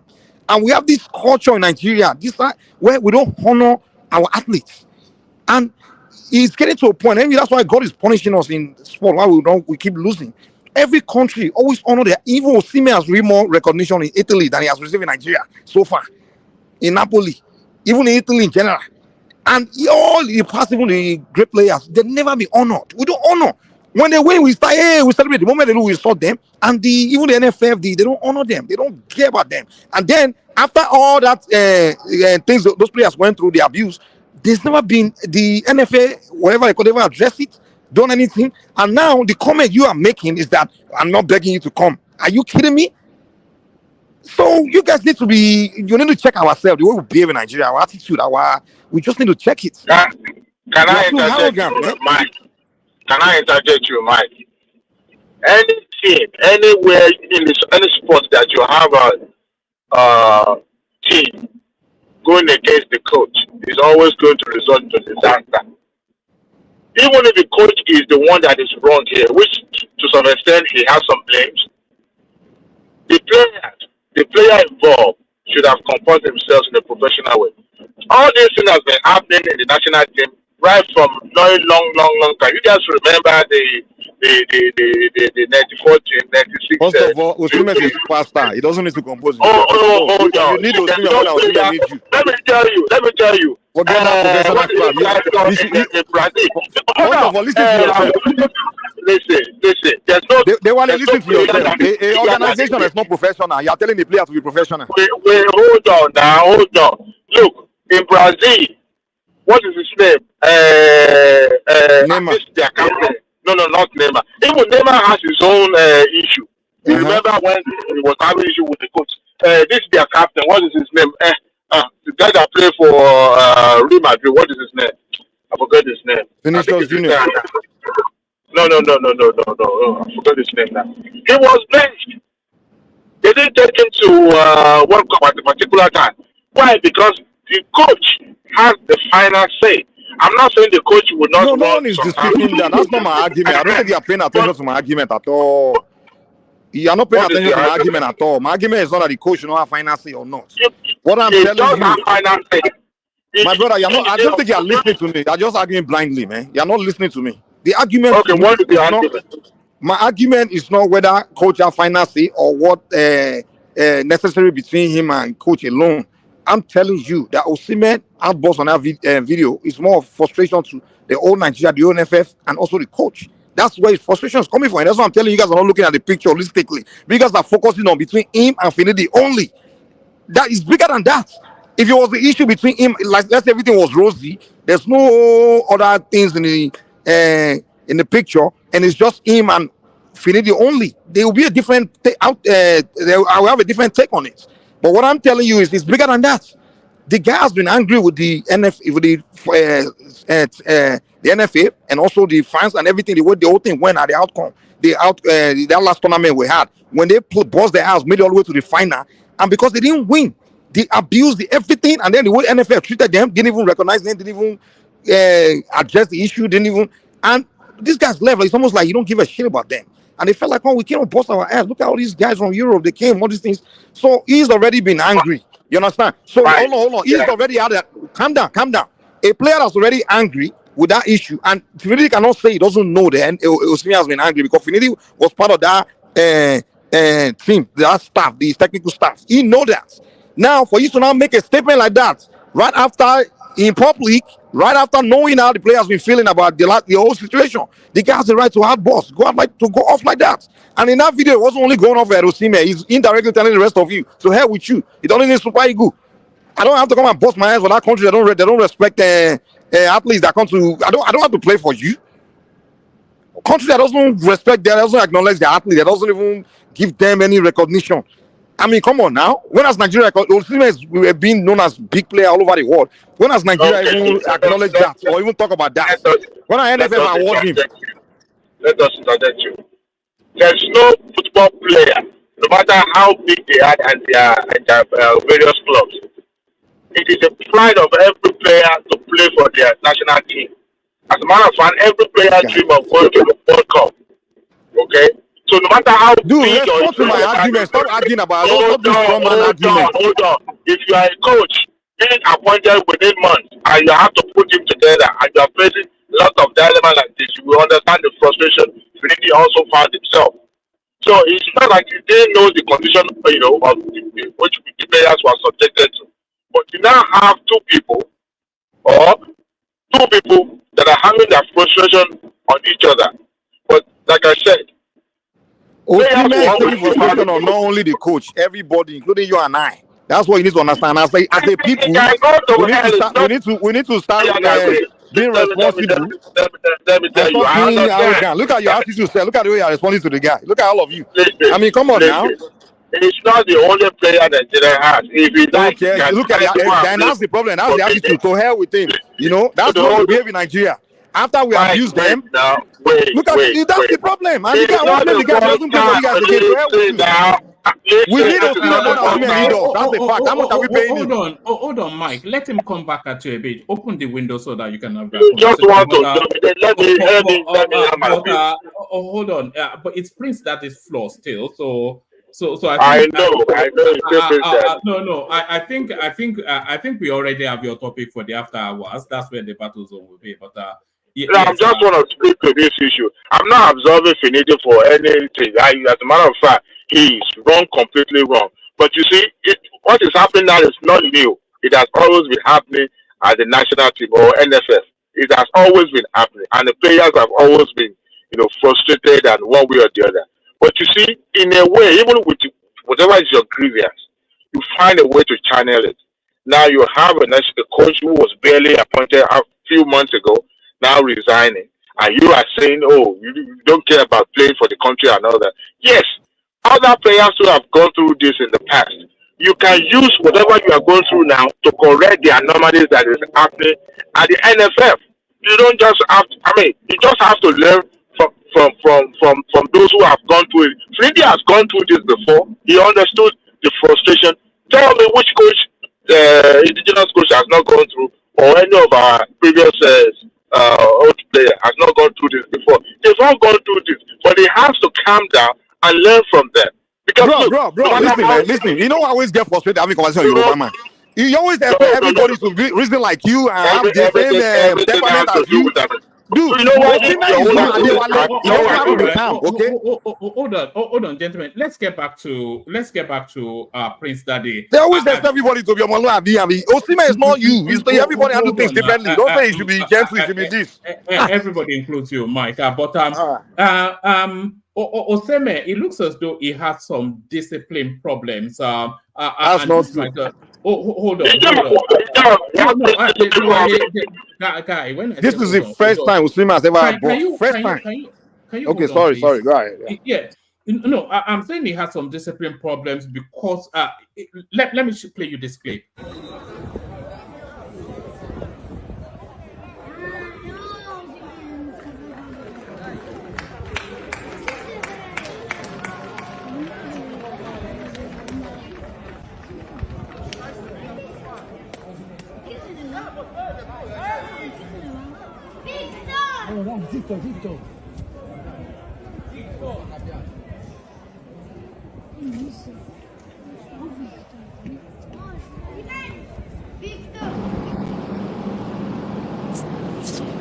So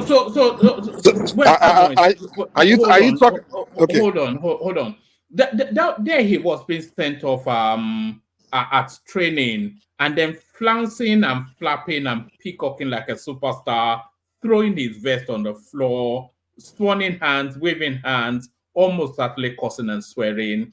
So the guy a bit of a chip on the shoulder. Are you talking about the time when the coach, the ownership of the team called him, did a racist this thing towards him? I don't know that that's the backdrop of that, but that's what it is now. Yeah. I mean, we all know that when they threw a racist, he won the season for them, and then they called him something racist and things that made international news, where the whole world is behind him, like that's the guy should leave the club and everything. And the guy was calm the whole time. He didn't come in public and swear and did everything. He stayed calm. Even after that Super Eagles, the way we abused them, everything, the guy came back, he was still calm. He just talked to the fans like, oh, I don't want to talk to them. I mean, I don't behave like that. He was calm. The guy's been gentle. I know Simon now. The guy's a very humble guy, very gentle guy, He got to a point where the guy just had it. He just had it with Nigeria, And Nigeria, if you guys know the way NFL, we are very unprofessional in that country. Very unprofessional. And this one, Olise has lost it like that before. Like the way we do things. And these guys go to Europe, they see the way they do things there, the professional way, the clubs respond to the players, they do things. But Nigeria is so disorganized. They don't care about it. If you want to play. If you don't want to play, don't play. Okay. And these guys, are you kidding me? All right. Prince, back to you. Yeah, well, I get to understand Mike's background. Thanks for the background. I wasn't criticizing the Osimhen. I was just saying it's a performance during the AFCON. That's what I'm talking about. But yeah, of course, it's the Nigerian football is disorganized. There's no doubt about that. No structure. But anyways, what's the next topic on one man? Is it Abiola's son? Yes. Did you see that clip? Did you hear it? Yeah, I listened to the clip. I'm not sure how much I got from it. I mean, is it saying? I think you said it. Maybe they've gone broke, given Oh no, he made a point that his dad just created jobs, not like they were making profit. Is that what he was alluding to in that video? No.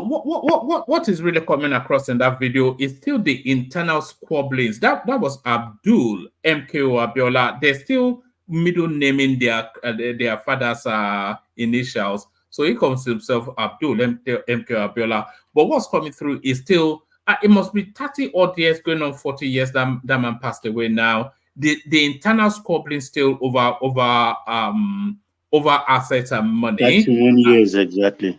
Yes. He was talking about how they've lost a lot of the property because the lead person caller, he cannot keep hold of the space. How he's not opening up the space. How he had to go and fight to seize hold of Concord newspaper. How the brother was inviting him that if he wants a fight, then they'll take it on. It was quite brutal, really, a lot of it. I mean, looking at Abiola's family structure, and this is almost bound to happen. I mean, for sure. I don't think. I mean, even call Abiola. I don't think. By the way, they're a relative of mine. Just to throw that out there. I don't even think if Kola Abiola is is as skilled in any way, or ver his business acumen is that to the level of his dad. I mean, I don't think so. I mean, Abiola operated in a really unique way in that Nigerian environment. He understood the international business. I think the son said that also, and it was part of the Nigerian system. So, and I'm not sure how long it brought his children along. I guess Kola is the oldest one, right? To understand how things work, and given the family dynamics, I don't, it's what is happening, what is on display here. It's a given. It's bound to happen. Only cooler heads will prevail if they actually say, "Hey, let's salvage or save our dad's name and behave ourselves." This is Simbi. I mean, Kudira's son, right? The Abdul. Is it not Kudira's son? I don't know. I don't even know. I think this should be. Yeah, it's Kudira's son. Yes, Kudira's son. Number 3. How many wives again? 3 or 4 wives? No, I mean Abdul Mumun is number 3 or 4 from Gujarat. How many wives are claiming Abiola right now? Or we're claiming Abiola? Now what for you, Prince Adi? In the longer version of the video, Prince, he was saying that they've been able to condense the family down to you will guess the number. He says they think there are a lot of them in the family. He told us that, but there are only 54 of them. So there are 54, 50, 54 kids for one man. Oh God. Well, for Abiola, I mean, for Abiola, that's actually not a lot at all. It's not. Given his wealth and his influence in Nigeria, that's nothing. That's nothing at all. I'm actually quite surprised, actually. I used to watch what was it called? Tundu Abiola on when she was on Rice Television. She was a great Do you think she's media prettier? person. Do you think she's prettier than Ojope? What kind of comparison is this one, man? What are you doing? I'm asking. They used to sit side by side, and I thought she was more. I thought she was more appealing than Ojope. I mean, but you answer that question. Do you think she's prettier than Ojope? Oh, come on. Abiola. She's pretty in her own way. She's unique in her own way. She's pretty in her own way. I just like her darkness. She's very dark. Yeah, she's beautiful with that darkness. So that's why I see it. And Ojope is no. You can flip a coin. Ojope is a model. Yes, but she has usually women with high cheekbones are pretty. But if you have if you have high cheekbones, you have to have an oval face. But she has high cheekbones and a square face, which is the that's Ojo. Man. Are you talking about Abiola's daughter? The daughter? No, Ojo. That's why I think Tundu is prettier, because Tundu has the classical female face, just oval shaped face with a hint of a cheekbone. But Oji has high cheekbones but a square face.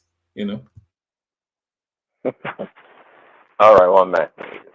Yeah, they're both pretty. You can flip the coin and whichever one it falls to. Yeah. So Abiola's son. So I don't think the kids were not. I mean, of course we can say it was Abiola's death was untimely, no doubt about that. And I don't think he had enough time to put his home in proper order in order to properly transfer his wealth, his assets, his tacit knowledge, and actually take his children through the ropes and let them know the in and outs. So that's what befall them. So it is what it is. I wish them well if they can salvage what is left and move on. And on the issue earlier, I heard Baba was talking about restructuring.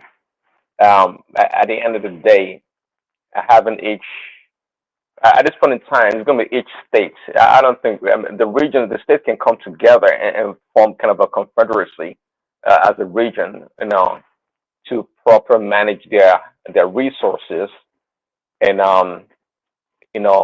establish their competitive advantage for that region, which would be great. That'd be a great way to go. Lagos liaison with Ogun State or maybe Osun State in agriculture and using the Lagos expertise in other areas. So it would be a great way to do it.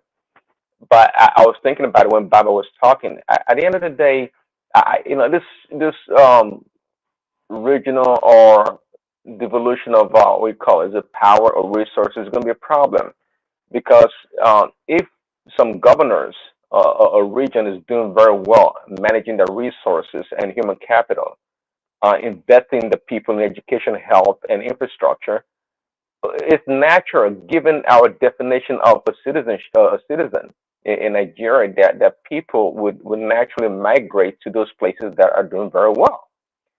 And saying that, I think we have to revisit our do we call it immigration or the rights of people to migrate freely across the country. It has to be reviewed alongside this devolution of power. It has to be. If we don't do something about it, it's going to be a disaster because we've known these governors to be lazy, super lazy. They don't do anything. But identical things, they don't have any power. That all the power belongs to the center, which is fine. Well, but these governors, they don't do much. They are lazy. They've been trained to just rely on the center to collect money and their security votes and what else they collect and not being able to do anything. It's a shame. So if for example 1 or 2 states, pull up their straps and like, hey, let's go to work, we can do it, and they turn their state around 180 degrees and prospering, people will go there and flood that place like Lagos State. And according to the Nigerian law, you can't send them back or tell them to pack their bags. They have the right to stay, and naturally in doing so would overwhelm the resources. That's what is going to happen, and I don't think that is fair. I don't think that is fair because, yeah. President, can I interject you? I just want to say something. There was a clip I saw today somewhere, and people were talking about they were buying these farm animals like goats, cows, sheep from places like Niger and Chad. And then you kind of ask question, if Nigerians could go as far as those countries to go and find those animals, those farm animals to buy, to bring and sell to Nigeria, then what happened to our own so-called sheep, cow business, cow market that they said they have in the north? Why can't they buy it from there? What happened to them? So now the question, why I'm saying all this is that, could it be that some of those people who are selling those Niger Chad, these are the ones that are moving into Nigeria and claiming to be Nigerians? And we see this kind of clash they have with farmers. So why would some senators and some House of Rep members would now say no? We should not restrict people who are non-Nigerians who claims to be Nigerian because they look like people from their own side, and they could easily say they are Nigerians because some of this Fulanis, if you ask them question to point you to tell you where, they just tell you Sokoto. They just tell you, yeah, but where? What village? No, they don't know. They don't know. They can only give you one state, Nasarawa, Sokoto, but where? Where's your ancestors? Where are your parents? Domicile? Where are your great? Those are the ones they call Bururu. So you see, that's a matter of national security. When you have people who are non-Nigerians infiltrating that country, and you people from the north just want them that way, you just don't want us profiling them. Rational mind, you cannot say the Bororos that they are not Nigerians because they are not indigenous to any space. They are for centuries roamers, that just roam the landscape of the Sahel. So you cannot. So it's our country they should come and kill us. Why can't they stay in the north and kill their brothers? Well, they can stay in the north and kill their brothers, but you cannot say they are not Nigerians because they are not indigenous to any country, as far as I know. The Bororos, I don't know especially. them before. They should stay there and kill themselves. Well, man, can they be Americans then, or British? What are you talking about? Well, when they can come, if they can swim through the whatever they say, whatever the English Channel, you know. We have Carrying an AK-47. Can you imagine? AK-47. I presented a case for the defense yesterday, didn't I? Did you see the case for the defense? No, I was busy trial yesterday. There was a case for the defense. If I can see it, I'll present it. This is a case. But even Rashomon, I wasn't even talking about this nomads, this people. I'm talking about like true Nigerian citizens that reside in other states. And if you give power to the states, obviously some states are going to perform much better than others, and we see that right now. These governors, they're not used to really trying to be creative and innovative in their states to help their citizens. They're not. So again, if you go that route without a proper definition of movement of people across the country, it's going to be devastating at the end of the day. Gidigba is saying ECOWAS guarantee movement. So you will use AK-47 and call Kamimole because you are ECOWAS. What does that even mean? ECOWAS guarantee movement. What does that mean? You don't need passport to go to Benin, Togo, Niger, and just.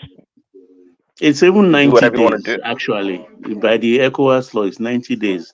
After 90 days, you go back to your country and renew and come in again so that they can stamp you in. Oh, if that's the case, that's a good one. That is great. That people can go and they can go back to where they're coming from and be renewed or denied. Yeah, that's actually great if that's the case. But that's all we have in Nigeria. You know that anybody can move anywhere, and reside there and do whatever they want to do. Go use their public resources. The problem, Prince, is that there is only one way they can come in, through up north. You understand? And as far as the north is concerned, they are all one. They are brothers. No, Baba, I'm not even talking about that. This is what I'm talking about. I'm not even this northerners. I'm even talking about the southerners, for example. Where some governors, for example, don't spend time in developing their own space to attract other people. That's why their own people leave and go other places and use up the allocation resources of the states. Okay, and these governors not providing the necessary amenities or resources for their own people, they have extra money to waste or to keep in their own pocket. That's what I'm saying. But if we have a way to curtail that, I think we'd be better off. But and I've said before here, if you come from a different state and you come use a public public service, we should be able to ask you where you're coming from and build that state and let your state pay the fee for using the hospital or whatever other services that you use. I think that is only fair. Even here in America, here you have to be an official resident of a place, to get certain rights or benefits. That's true. All right. Sorry, go, Baba. No, I just want to chip in that even some states pay you to come and live there anyway. All right, Prince, give us a flavor on Tinubu's new jets, which are a lot of controversy around that, and then we go on to a Janlikoko. Tinubu, they are getting him a new two jets for him and the vice president. Yeah, I think I was listening to Baba say. Baba said you should he can afford it, so he should go buy his own jet or whatever. You know. Not true now. Well, so is it Tinubu demanding this jets, or is the procurement or the people in charge of this fleet that have determined that All not that the it same needs, thing. you know, because yeah, you know, during Trump's first term, second term coming soon, this by next year, this year rather, but his first term, you know, they the previous administration, Obama's administration, they made a deal with Boeing, to provide a new Air Force One, and I think how much was it? I think it was like $1 billion for the Air Force One. Um, Trump was able to renegotiate that deal and slash, I think, over $300 million or more. Actually, I think it was actually close to half a billion dollars at the end of the day, and they actually had like a couple of $1 million for other features that's of security or required. But the point here is that it's I'm not even sure who decided that they should have a new Air Force One. The amount of money we're trying to spend on it, Trump thought was a waste, was just excessive in a lot of ways, and it was true. It's this corporate world, you know, his government is paying the money. They have, you know, free taxpayers' money, or they can print their own money, so they just charge them whatever. So in Tinubu's case, I don't know. It's if they can actually find a way, you know, woman, if they can find a way to actually procure this new jets, okay, in a more streamlined, you know, cost-effective way, we probably will be better off, okay? Because if they do so, I'm not sure. I think it is jets, they have, of course, a lifespan and how long they can be in the fleet service for. Then the next one or two um, um, governments would not need to buy a new one, because this is part of the way they fleece the country. So it may be a good thing in this in the long term, maybe a good thing actually, if they're making a good deal, a good buy. Prince Daddy, just to notice you that some of the aircraft have been sold off because they have a presidential fleet, and recently 2 of them were sold off, and we don't know whether the one they are using now is in good stead or not. So that is why they are trying to say, because even before Buhari left, he sold 2 or 3 off. So they have started selling them off because they are already hold. So sometimes we need to get our facts right, because if we don't get the facts right, people will continue to say maybe they want to siphon money or whatever. So we have to look at how many fleet left in the presidential fleet, and the one you're still using, is it good enough? Because when you are talking about a presidential plane, you don't want to jeopardize his health. Do you want him to die? If there's a plane crash, he will lose his life. So sometimes we need to look at it. I wonder how rational mind will feel about that if that happened. It will be. Yeah. So all those sarcasm or those laughing about it. But Remy, do you remember just a couple of weeks ago that Shetima had to cancel a trip because of the plane crash? They would have died, and you Nigerians would be mocking them. Oh man, I believe all those things were contrived. That's my belief. I believe whether contrived or no contrived, but what happened at the here, nobody can say. If anything, let the president sit at home until we can afford one. I don't know. Look, this is a country that there is a terrible problem with our finances. A jet is not something you go to the showroom and purchase. It's by arrangement. They have to fit it out. So I don't know this one they want to go and buy. Is it somebody's own that's been using before? Or they've gone to a showroom and found one? And how much is it? Those ones they've sold, how much they sell them? We don't know anything about all of this. Okay, it's too if opaque. you have been listening to Festa Keyamo, Nigerians aircraft, what do you call it, airplanes, they now have chance to go on what they call is it wet list or dry list? That means you don't need to pay for the aircraft. You can, because almost of this airline in the world, They don't buy aircraft outrightly like that. You're talking commercial now. We're talking about presidential. Yeah, I know. But the presidential too, I don't think the Nigerian government will just pay off the money offhand like that. I think they have to spread this for some years. I think they may have to because of this.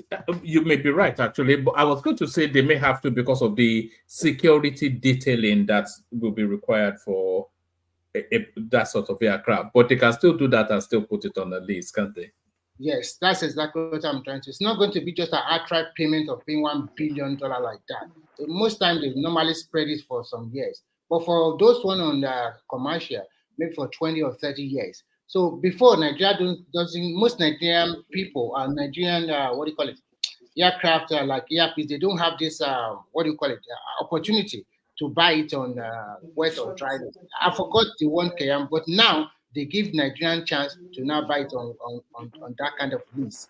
So more and more aircraft will pour into Nigeria that can ferry people. Well, I've not had where a presidential plane has been on a wet lease because it's supposed to. No, I'm not talking about the presidential plane. The presidential plane, I don't think they can pay the money offhand like that, even if they want to get a new one. But what I'm trying to tell you is that they have been selling off most of this fleet since Buhari time. And even like 2 or 3 months ago, they started selling off the one in Buhari. And that's why I'm asking that where is the money? I mean, if you have to buy a new car and you are selling the ones in your garage. When you sold off something like that, the money go to the TSA account. That is the only single account Nigeria is running, maintained by the CBN. So that one, if you want to it's know, just not right. Why I say it's contrived. I believe I should have spilled the bean when that aircraft was in France and they said it's not coming when he went for the last long medical leave, if we may call it that. And eventually another aircraft was sent or they shot another aircraft. In my mind, I knew this will come. This day will come. I knew immediately that this is heading somewhere. So I'm not surprised at all. And that's why I'm sarcastic about it. That look, Baba, the only thing that we don't know is that we are not there. We are not the mechanic that is servicing the aircraft. We don't have the whole details. Unfortunately for Nigeria, because we have had governments for the last 40 years that have not been truthful, either the followership are also very patriotic. So we have this kind of situation in Nigeria that both the leaders and the followers are the same thing. So that is why every move by the government, always all the followers will say, no, they want to siphon our money, that. The trust is not there. Even when you talk about regional government, it's because the trust is not there. If the trust is there, why not? But because the trust is not there, everybody will say, maybe they want to go away. And to be frank with you, regionalists for Nigeria now is just a very good way for that country to break into several parts. Yeah, the thing for me is, I mean, if you are selling your fleet, you put it in the newspaper, let people bid for it. Let's know how much they are being sold. And if you have some aircraft on offer, let us know how much you're buying. It can be just one, maybe 2, 3 places. And let's compare and contrast prices, range, decor, and a whole lot of stuff like that. You don't just come to tell people this is a democracy. All right, back to your Prince. I think BT wants to put a position to you. BT. Yeah, go ahead, BT. Yeah, go ahead, BT. Look at that. All right, back to you, Prince. Yeah, let me wrap it up for Angelico takes over. I was going to say to what Remy said. I heard it from Kiamo.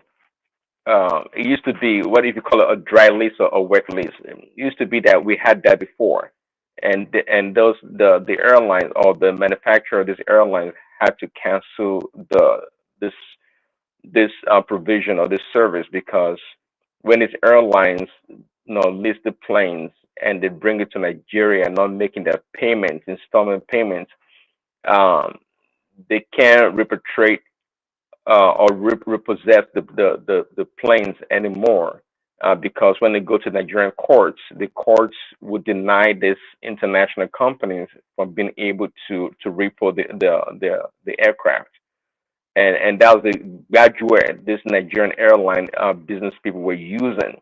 So for that reason, Nigeria was put on the list. I'm not sure what that list is called, that bans Nigerian airline operators from being able to access that financial instruments in acquiring the airline. So, but now Kiamo being an astute attorney and knowing how to navigate the system, being in the government also, he's been able to renegotiate and actually work with the court system to make sure that this international business aircraft manufacturers can actually demand the repossession of the aircraft if the agreement's been violated. So that's something to note also. So we have a role to play in this whole thing. So one man, I'm gonna hang it up from there so Angelico can take over. Thanks. All right, brilliant. So brilliant. So that's the excellent Prince Daddy. So from Prince Daddy, Ajanle Koko, you're up next. I came to you earlier, Ajanle Koko, but I don't think you were available then. Hopefully you are now, Ajanle Koko. Yeah, thank you, woman. All right, brilliant.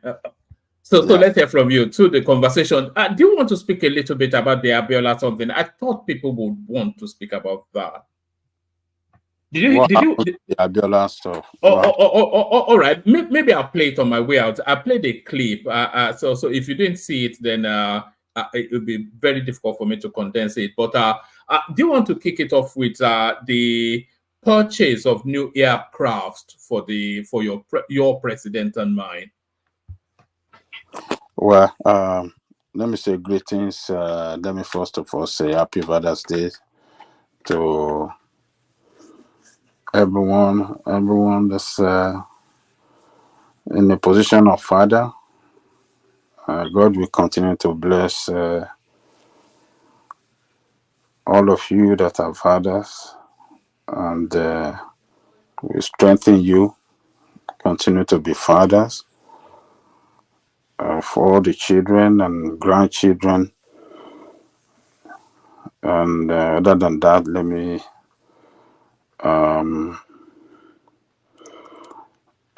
call on our listeners around the world to click on the like button, share and subscribe if you haven't done so.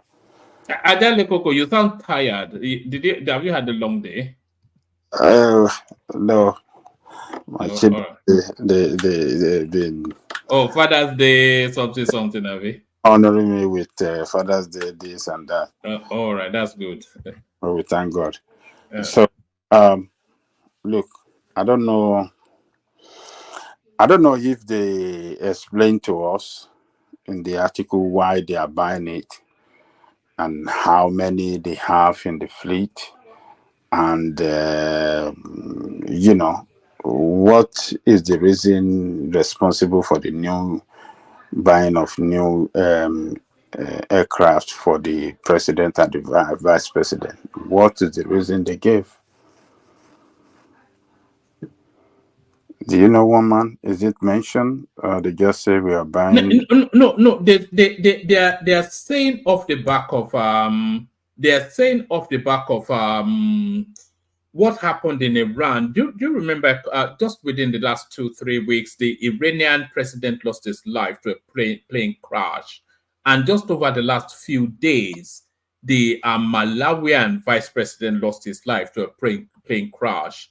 So the Committee on Security and Intelligence, or whatever it is, they've done their whatever it is to come to the conclusion then that they need to buy 2 new planes off the back of I think they are just using the opportunity. It's just you know that as well as now. You see, these people sometimes what they are doing that doesn't make sense and make ridiculous of them, and particularly this time around that we are going through financial difficulty as a country, economic difficulty, and I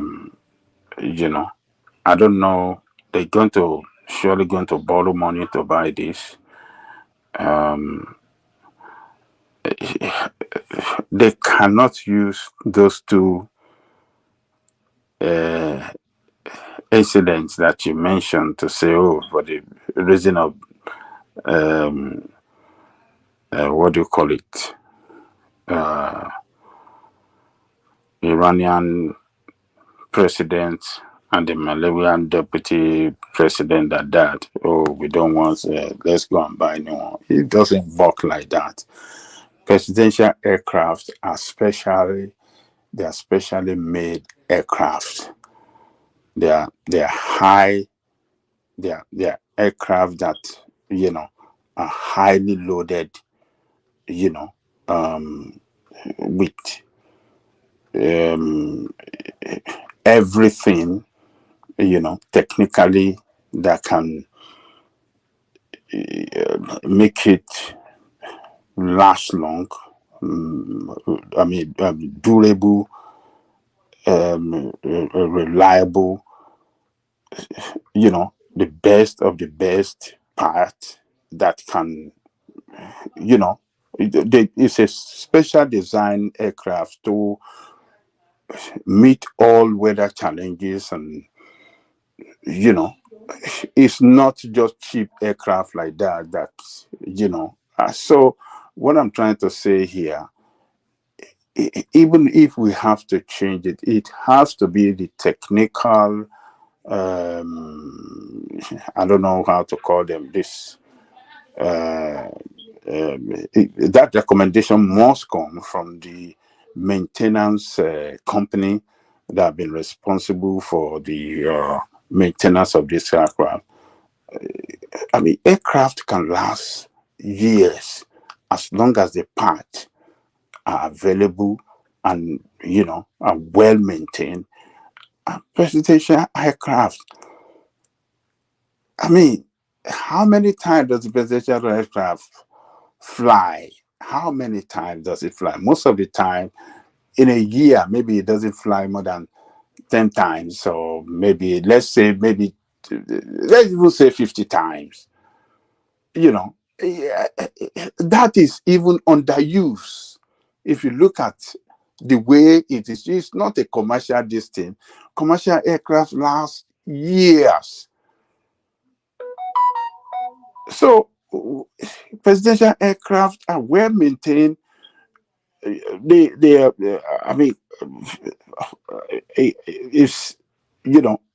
the quality of the engineering and the everything that is put in there is of high standard. So, and it's underused. If we really look at it, they are all underused. So what is responsible for buying it? Did we have a technical from the maintenance company or the engineering company that take care of this and maintain this? Are they the one that? I just got a report I want to share with you, and I'll post the link on the comment section. According to the House of Representatives, when Tinubu went to the Netherlands recently, most of the aircraft are not airworthy, so he has to go through a chartered flight to the Netherlands. So I'll post the link on the comment section so that anybody that wants to read can go there and read it. And I said earlier, some of these planes are not in good condition, and I don't know why.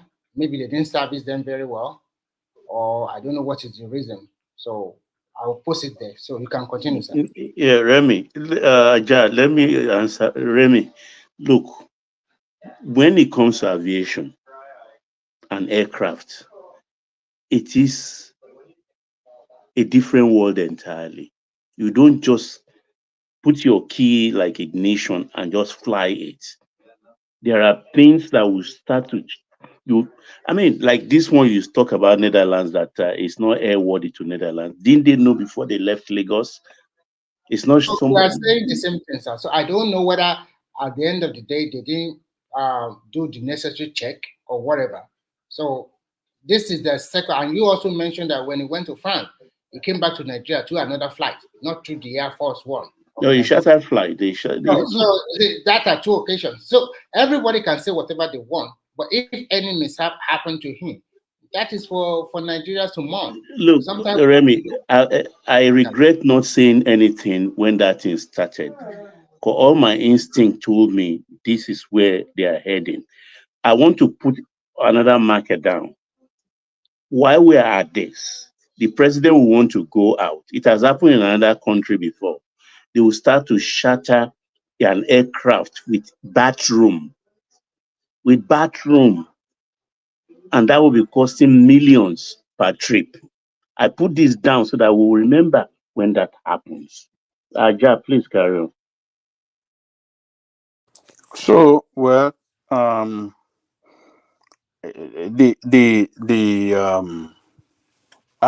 it would have been better to get a report from the maintenance company that will clearly,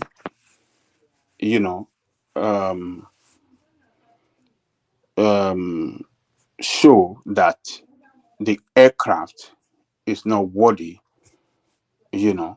um, uh, it's not worthy to fly. Um, uh, that would have been better. That is what they should have released to us, to the country. Let us know. We are in the world of social media. If the technical company, they know that Nigerians are watching them. Nigerians are more, critical of this administration. Nigerians are not happy with the way that the country is being governed. They should have been,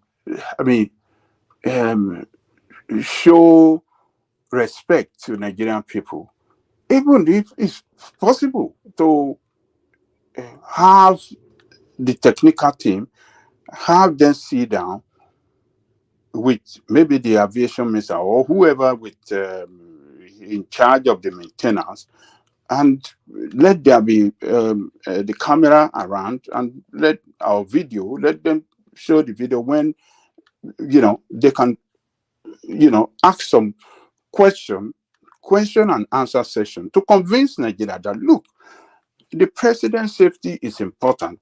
We just don't want to buy new aircraft for the sake of just buying new one, but rather to guarantee the safety of the president. And you can hear from the technical company, the maintenance company, show them. I believe it is maintained in France or some country, not in Nigeria. They don't The have. 737 is in France. But not everything is subjected to is subject to public debate now. No, look, we are running democracy. We are going through a situation where Nigerians are very, very critical of the spending of the politician, buying cars, lavishing this money. But the safety of the president is paramount. You know that, right? No, it is. I'm not saying that his safety is not important, but what I'm saying is that the optics is not good that this time they are buying new aircraft. What is responsible for it? Is it recommended by the technical team maintaining this, the foreign technical company maintaining this? What evidence? How do you want to convince Nigeria? Let us have a debate, for God's sake, on how you are spending our money. Let's have a debate. Convince us that it's being spent wisely. Not just recently, you just voted like billions for fleet of vehicle for the president. When you just remove oil subsidy, now you are buying aircraft. So every comfort for them must be guaranteed. They are doing everything to make life comfortable for themselves, but You are telling Nigerians to continue to sacrifice. It is, you can't govern people like that, for God's sake. You can't govern people like that.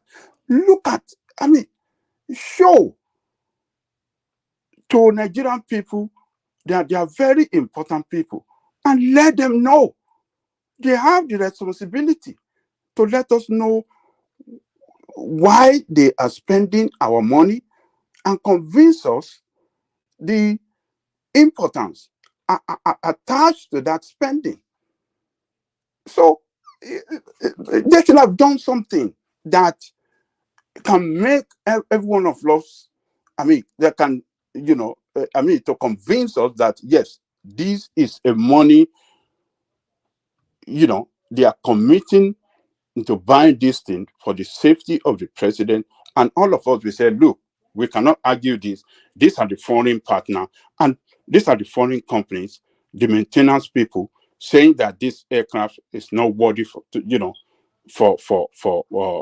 flying, and it's dangerous. Anything can happen anytime. We don't want our president life in, we don't want him, we don't want anything bad to happen to him while on the air. So, and we will all accept it. They say, okay, carry go.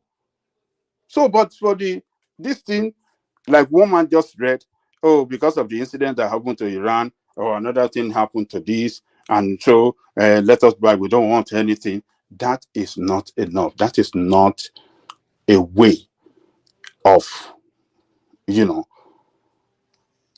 telling us why you want to buy new. That is not convincing enough to justify that money. They want to spend billions of dollars. How much is it, one man? Did they mention the amount?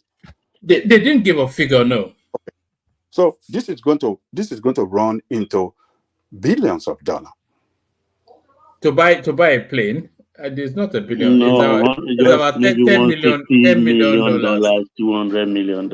Oh, no, it won't be up to that. How much is an aeroplane? It's not $10 million. It's not more than. They're going to buy something bigger, wide body. No matter how big, a plane is no more than $10 million. Who told you that?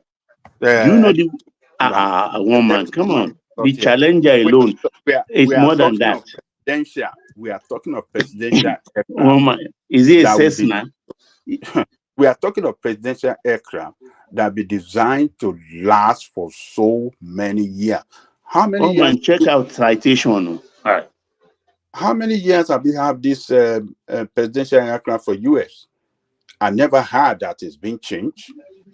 Is it not maintenance they are doing on it? They continue to maintain it. And who says a new aircraft cannot have accident? You can get an aeroplane for as little as $60,000. So I don't know what. Prince Daddy just narrates what happened during Trump administration. That he priced down some Air Force plane to about he said $1 billion, 300 million off it. At least we had him saying that, and you said they are still using the old plane for how many years? I think they have changed the Air Force One several times. They have not changed it. When have you had they change the Air Force One? And Prince Daddy is here. It's Marine One they changed actually. The helicopter, the chopper that is used in short lane.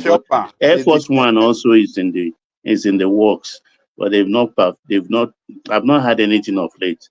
But it's Marine One, and the old Marine One, I think that was about 30 years plus. 30 years plus. So let us, these people, they are not showing that. Sorry, Jalico, I was far away. No, the Air Force One was the $1 billion, not Marine One. That's like a helicopter. Okay, you're not going to pay $1 billion for a helicopter. It's the Air Force One during Trump's administration. That was changed. That's what they paid for. I can Google it and find out for you. They paid for it, but it's yet to be delivered, right? They must have delivered it. That was like in 2016, 17, when Trump first came, and he had to negotiate that contract he said it was too much. I mean, $1 billion. He said no to that deal. So the Boeing executive had to go back and come back with a different number. and at least they get like at least $300 million of that deal because it was just padded. It was just padded for those people. It's just deals. They make a bunch of money. You know, these guys. You know, but there's corruption there too. Just like that, he said no to it and was able to get $300 million the off thing of is, it. they want to change. How many years did they? I'm not sure. I don't know what you are saying. They have not changed the Air Force One. Is the chopper? I remember the chopper, the Marine One that they changed, but the Air Force One is yet to be changed. It's the one that the Trump handed over, that Obama used, that Bush used, that all of them used, that they are still using up to today. So I don't know what you're talking. Maybe they were planning. I could remember that maybe they were planning to change, but it's not yet been changed, as far as I know. So I don't know. So, but Tinubu administration, they should have done better. They shouldn't have. This is not it's very important too, but I think the optics right now is not good when they are changing things. They just finished a house for the vice president that cost how many billions of naira, and they just changed the cars, fleet of car for themselves, and they're changing aircraft. So all these things they are doing is just to Nigerian people that are suffering.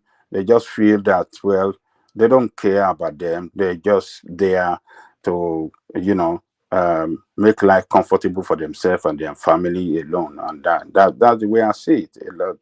It's not good. The optics is not good. They should have done better by convincing us why, it's very important now to change it. Yes, that's the way I see it, woman. Let me leave it there. What next? All right, brilliant. We have, pardon me, we have a story around football as well. I'm not quite sure if you follow sports, but Finidi George, the Super Eagles coach, has resigned. But then, off the back of his resignation, there are all manners of clips. There's a chap plays in Italian league, Victor Osimhen or something like that. He was quite condemning. He just went on social media and started to lambast him. So there's a back and forth going on there. Is that something you especially pay attention to? Well, the guy mocking Finidi George, I think he has not done good for himself. Finidi George is an accomplished footballer, and the records are there. He played in the local league. He played in the national team. He played in the European team. He won the European Cup. Is it the European Cup or what did he do when he was with Ajax? He did, yes. Yes. So, what is it that he has not accomplished? He has, in the field of football, he is one of our best. That in history of football in that country, one of our best. So Nigeria is not Nigeria is not a country that is serious about sport. Nigeria does not invest on sport, and the corruption that within the bureaucratic system is too high, that every local coach that have handled Nigeria have been badly treated. The same thing that happened to Finidi George, that got him hungry to leave. It happened to Olubinde. It happened to is it not Ulisse? It happened to a lot of our local coach. And do you think they treat the local coaches worse than they treat the expatriates? Oh yes, yes, they treat the local coaches worst. But Stephen Keshi didn't allow them. Yeah, what happened? They kick him out, and they would not give you free hand to do your job. And one thing about football coaching is that he must be given that full authority to manage the team the way he likes, because he's a professional. He got the job to do. He knows his boys, and he know when, what, and when,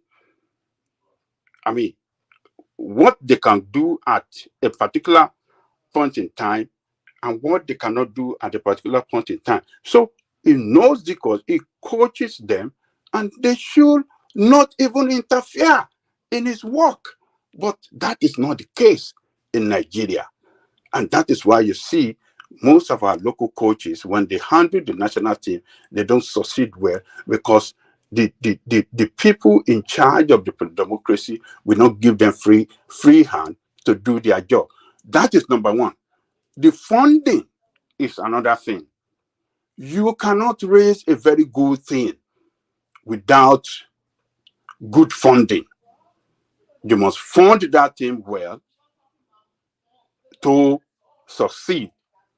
If you don't give them you don't give them that, the good funding that they deserve, and you don't allow them to work, to have a free hand in doing their job the way they want to do it, then they will not succeed. They will fail. So those are the two factors that militate against our local coaches whenever they are given the national assignment.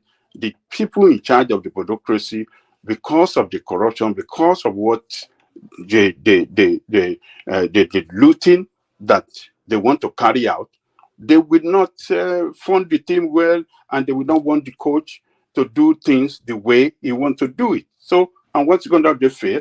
And honorable people, like honorable person, accomplished person like Finidi, they can't tolerate that nonsense. They will just walk away and say, just take your nonsense and then let me just go and go and manage my life with my family, or face my business, what I'm doing.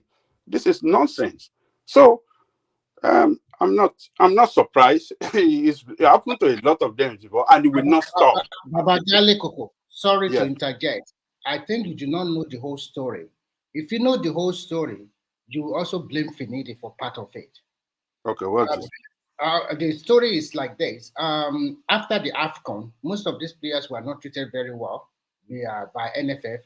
You know what happened in the final. They are not treated well. Okay. Okay, so in a nutshell, I will quickly give you this so that you can know what transpired. So they invited them for the that guy got injured, and he went to see a medical doctor for MRI scan in Germany. And when he was there, he called Coach Finidi, and he recorded the conversation. And Finidi knew that this guy is injured, he will not be available for the 2 matches. But even that, Osimhen volunteered that he want to come home and be with the boys so that he can also inspire and encourage them for the 2 matches. And Finidi refused. Say, no, stay with your family. He recorded the conversation, and everybody that is injured is not available. After the match, which Finidi too does not show his tactical depth in those 2 matches. To be frank with you, I don't think Finidi really tried in those 2 matches. It's a mediocre job, and we lost one and we drew one. And then Finidi started to blame Osimhen, that Osimhen deliberately did not come. And Finidi knew, and even talked to the doctor. Finidi knew what happened, and now he blamed this boy after these 2 matches. That if Osimhen is around, maybe they would have the result would have been another thing entirely. This is a guy you knew he was injured. You spoke to him, and that is why that boy was very furious and angry with Finidi. He knows what happened, and then you turn around and say other thing to the public. That is why he came out and very, very angry, and versed his anger on Nigerians, on Finidi, and everybody. That is the whole story. So okay. That's what transpired. So That's a very useful information right there. So, but coaching a team is not, and for that team to develop well and achieve result or accomplish their mission is not designed for short time. It's a long time. It's a long time, a project. So, when a coach is hired, they have to give him long time to plan and to a long time, a mission to accomplish. It's not because he has failed, play one match, two matches, and he failed, and that means that he has no. Nigeria is this fire brigade approach to doing things. I don't get it. Coaching is not something that you expect the best of the best results within the short time. No, it's a long time, a project that must be given that time, to pursue and to achieve results with good funding to pursue it, good funding and free hand for the coach and the technical team that handling them. They just need to show results to achieve results. It might be maybe 10 years, plan that, okay, where do we want to take our national team to in the next 10 years? Then let the technical team and all of them sit down, plan, and start working towards achieving that plan, and not just short time situation like this. Play one, lose one, lose, draw one, lose, and say, oh, yeah. Baba, you don't know football. It's not like that, Baba. It's not like that. Sorry, Remy. Mike, if you're there, let me know. Mike, carry on. Yeah. We have seen cases of clubs. Yes, I can. Yes, I can. We have seen cases of clubs in Europe. Is it not the one? What is the name of this team in Italy? I don't follow football very well, though, as I used to when I was. I don't follow them the way I used. So, I mean, that Nigerian boy that scored that hat-trick goals in that Atlanta. Lookman. Lookman. When was the last time that team won that European? Is it European or Italian? This team. When was the last time? But look at it. Even the coach. Look at the coach. They've not been doing well for a long period of time. But look at what happened now. So football and coaching, it's not. It's short time. It doesn't. You don't. You have to draw a long time. A mission and let them pursue it, and give them that free hand. Let them do what they got to do. And so, Finidi George, if you cannot stand them in that nonsense NFF that is, full of corruption, you can just leave and not let them dent his name and reduce him to nobody. So that's my take there, one man. Anything you want me to talk on? Yes. We didn't really have them. Oh, can anyone hear me? My computer is acting funny. Yeah, you. I can hear you. Yeah. Hold on. Can you still hear me? I can hear you. Yeah. All right. We didn't actually have much. We were talking about, my screen has gone blank. But if you can hear me, then I'll continue to speak. I can hear you. Continue to speak. Yeah, we were talking about some op-ed done on Nigeria by New York Times, which was the headline piece. So we couldn't find the piece, but we find the response of the Nigerian government, which was essentially they were critical of Tinubu's managing of the finances, and the government was giving them a historical backdrop. But if you didn't listen to it, then at the readout, hold on, I don't know quite what's happened to my screen. I wanted to play you. Let me go out and come back in. I think that's probably best. Okay. Mike is there. Mike is there. Okay, Angelico, also waiting for one man. I guess you're right about the current Air Force One still being in use because the one they have right now, I think they have two of them, 747 200s.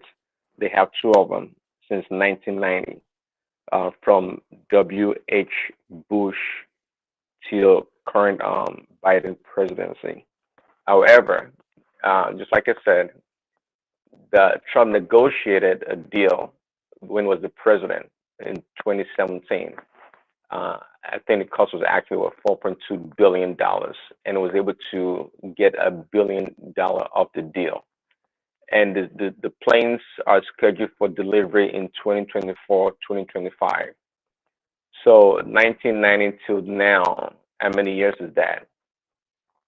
That's about 34 years to retire the plane. But of course, you can't compare Nigeria with America. They of course the president's plane.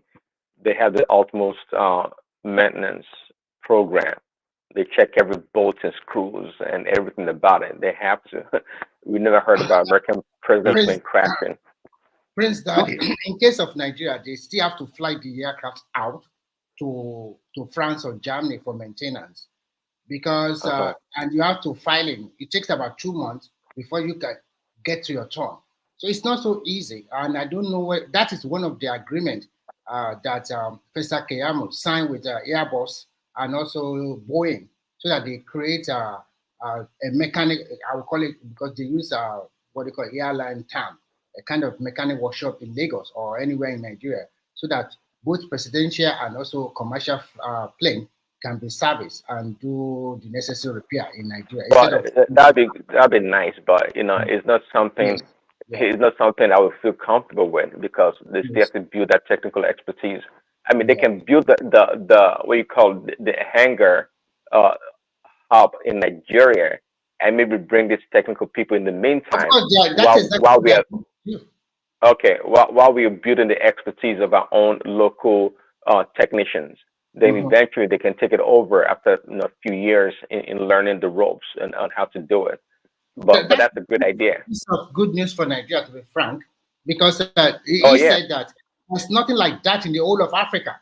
Every aircraft has to be flown to Germany, France, and US for services, and it takes a lot of money. It's not cost effective at all. But if Boeing and ES7 or the Airbus can do something like that in Nigeria, all aircraft from Africa would just go to Nigeria for their maintenance, which is much cheaper than taking them away to America and the rest. Well, yeah, absolutely. And to Angelica's point, it would be nice to know actually how long the Nigerian's presidential plane is being in service. I would like to know, and the condition actually. But again, but the safety of the president has to be paramount. We can't leave it to Angelica. You know that you sure people and obese people would rather have Tinubu use plane from 1842, even before they started building planes, so he can die quickly.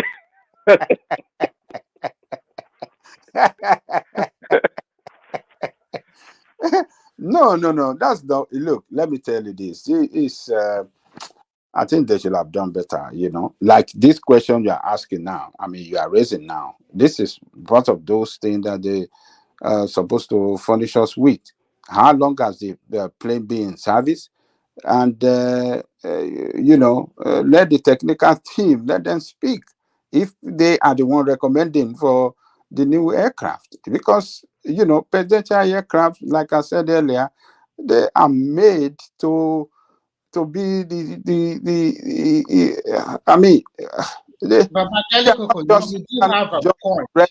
are not just regular. You do have a point, because it's lawmakers, Nigerian lawmakers, that are pushing for we should have a new presidential plane. And when they are debating in their house, I don't think none of them went to the Nigerian none of them went to the airport to go and do physical check by themselves, do their oversight very well. So we don't know. I think the problem we have in Nigeria, you are right, there is a communication gap. And Nigerians too, sometimes they are not really interested. They are tired. So sometimes I don't think an average Nigerian is even interested in what kind of plane does Nigeria have or whatever. They are just interested, everything is as food on the table or criticizing negatively sometimes. Yeah, I don't think our electorate is that sophisticated to the point to know such Yes. details. We want to know the price of Google and Epa and Agbado on the street. Yeah, that's That's what over. we care about. We That's don't want to know about all these other details. yeah, about all of As this. long as food is affordable and transportation is affordable, we have clean water, good And the hospitals. moment they flood Let's start with Nigeria that. with imported food soon, then Nigeria will forget all this blah blah blah blah blah blah. Yeah, because there's a lot of importation coming soon, and once why is Remy talking as if he's in the government, as if he's so sure that the food is? I mean, what are okay, you don't saying? worry, Baba. I'm not in government, but take What my are you saying, man? take my word. Don't worry, Baba. So don't worry. Oh, You just food is continue. coming. Which food are you? You Don't listen worry. to these lies that people are saying. Me, I don't lie. And I don't. No, I will I not, said you listen to their lies. You so much believe in their lies. no, Baba Dale Koko, the point is this. When I don't follow your own path, everybody have a path and everybody have an opinion. If I don't follow your opinion, does not mean that what I'm trying to say is I'm trying to follow the government. No, I will do my own research and I will look for the fact. That's what I always anything I say, you can fact check it by yourself. It's not I look at things in reality because I will see where your country is was several years ago and where we are today. I'm not a person that will just come here and say because the price of rice is 100,000, then I will blame everything on the government of today. I have to look at it. Where are we coming from? Where are we today? And what is the opportunity in the future? I look at it that way. And I look at life is not balanced because at least I've been to 3 continents and I know how life was in several countries. So if I don't follow your path or the way you want me to follow it does not mean I'm just describing your pattern of defending this government or this administration. I am not defending. I'm Confidently. Oh, food is coming. When which food is coming? I am trying to tell you that an average Nigerian Is it the government? Is it the government bringing the food or individuals? I mean, why are you speaking so confidently? Oh, when the food when they open, when all the food. Look, don't let us continue to deceive ourselves. I don't know which. Remy is an optimistic Nigerian, Angelico, but Remy is an optimistic Nigerian. Optimistic. Okay, fine. All right. So sorry about all that. But let's bring Fatai's voice into the conversation. Well, Ajale Koko Fatai joins us. I'm not sure. Fatai, are you ready to speak with us also? Fatai. Fatai, are you there? Look at that. Look at it with his Mohican. Is this AI generated here?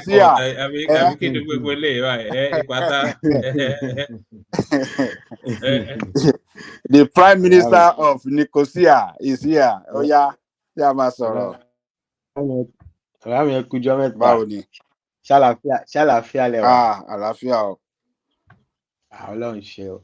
Ṣé À ń gbádùn yín. Ṣé gbogbo ẹ̀ ń lọ À ń gbádùn yín. À ń gbádùn yín bóyìnbó ṣe ń gbádùn sìgá tó bàbá mi. Ó dáa, à ń gbìyànjú. Káàbọ̀. Ó yá gbóhùn tètè ẹ̀ náà. Bàbá mi, I don't even retire from all this. I don't dey bother my head again. Na Tinubu dem elect president. You don't want to stress yourself with Nigeria problem. Oh my God. I'm a private citizen. Especially when I listen to Wale Edo's interview, it was a little bit robotic actually. On I think was it on Channels Television or something like that. And if they can't explain, if Wale Edo cannot explain what's going on with the subsidy, I don't. Fatai, my Benujo, let me just do a little bit of something. Acknowledging Tope O, that's collateral right there. Timajek in that space are your cause are traditionally always mentioned, but not once or twice, not even 3 times, but that's the 4th one right there. So well done, Ayo. And Aro Gidigba, he breaks his dog in that super chat space. So you can super chat to Mike as well as he takes over the after hours space. So I'll send the link again. I know that the after hours crews, they're just waiting for me to leave. I don't know people can't maybe you but so I thank everyone. See you tomorrow. I don't know still has one the man, floor. One man. Yeah.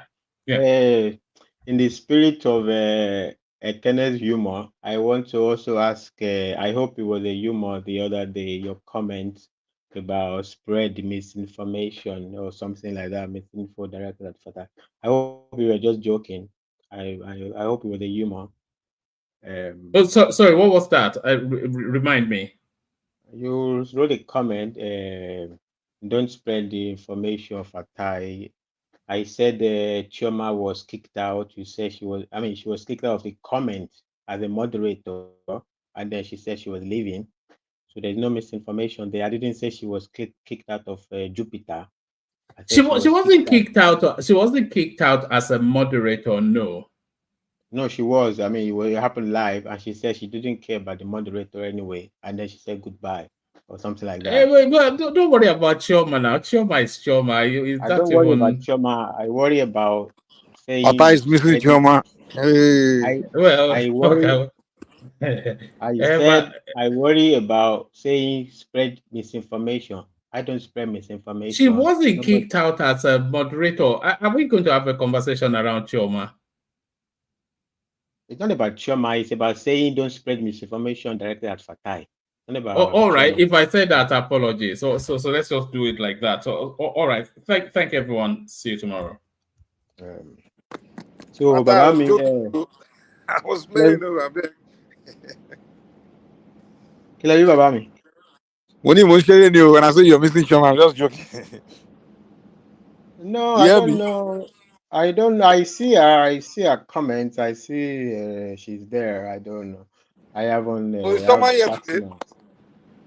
I haven't had personal. I'm not sure I've had personal interaction with her. Maybe 1 time or 2 times. I'm not sure beyond that. So I just don't want to be accused of falsely. That's all. Babami. So if they cannot explain, so the president claims that it's 2 most fundamental movement. What is it called? Subsidy and naira, whatever unification. So if nobody can get a clarification about the appropriate situation going on there, I think it's a very serious problem. I think that if they are paying subsidy illegally and everybody is paying, the price is maybe ×3, maybe more, maybe ×4 of Buhari's price, ×3, let's say ×3. And they are paying more money than Buhari. What the heck is going on? I say Nigerian, as an individual Nigerian, I would call for his impeachment. What are we doing? Are we a baby? Are we joking? That would be so disgusting. And they don't even, a lot of people want to flex their muscle that, I said price, therefore they are paying. You see, I'm right. Okay, first of all, price does not tell you subsidy is happening. So I saw the other day when there was an headline one day that IMF has now released a new report saying, okay, you should read the IMF report, not newspaper report of the IMF. Even this New York Times article, there was a point in the article there. Okay, first of all, the article was written by a history major and a 28-year-old Nigerian who's an electronics engineering graduate. So I don't know how much they know about economic stuff. But anyway, they're not even claiming that. They are referring to this so-called IMF report saying that implicit subsidy. No, I challenge. Okay, so the IMF. So a lot of what people don't understand. So sometimes I watched on the television this lawyer, what's his name of this activist, even Rufai Hosseini and all of that. They Femi are Falana. always complaining. Femi Falana. They are always complaining about IMF advising Nigerians. They are following.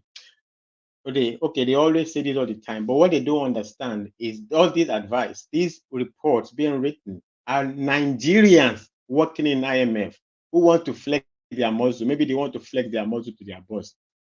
This is not top hierarchy of IMF. Those reports are written by Nigerians working in IMF who are probably got their job from political pushing. So some Nigerians working in IMF writing reports that you can't differentiate who is talking, whether it's the government, who is copy pasting who. Is it the government copying IMF or IMF copying government? They are everything they write, Cardoso says it, or they say everything Cardoso says, or so I don't know what kind of rubbish report that was. A report that says implicit subsidy projected. So they put, there was a table in the report that talked about this, that puts the figure of the subsidy from, I think, from 2019, So how can you have implicit subsidy in 2020, 2019, 2020? No, there was explicit subsidy in those times. So those years were not implicit subsidy. They were actual subsidy budgeted for. This year, if you're claiming implicit subsidy, maybe you create another row to have the implicit subsidy. But that's not even the point. You could say a style of writing, but that's not even the point. The point is, even implicit subsidy does not even mean money.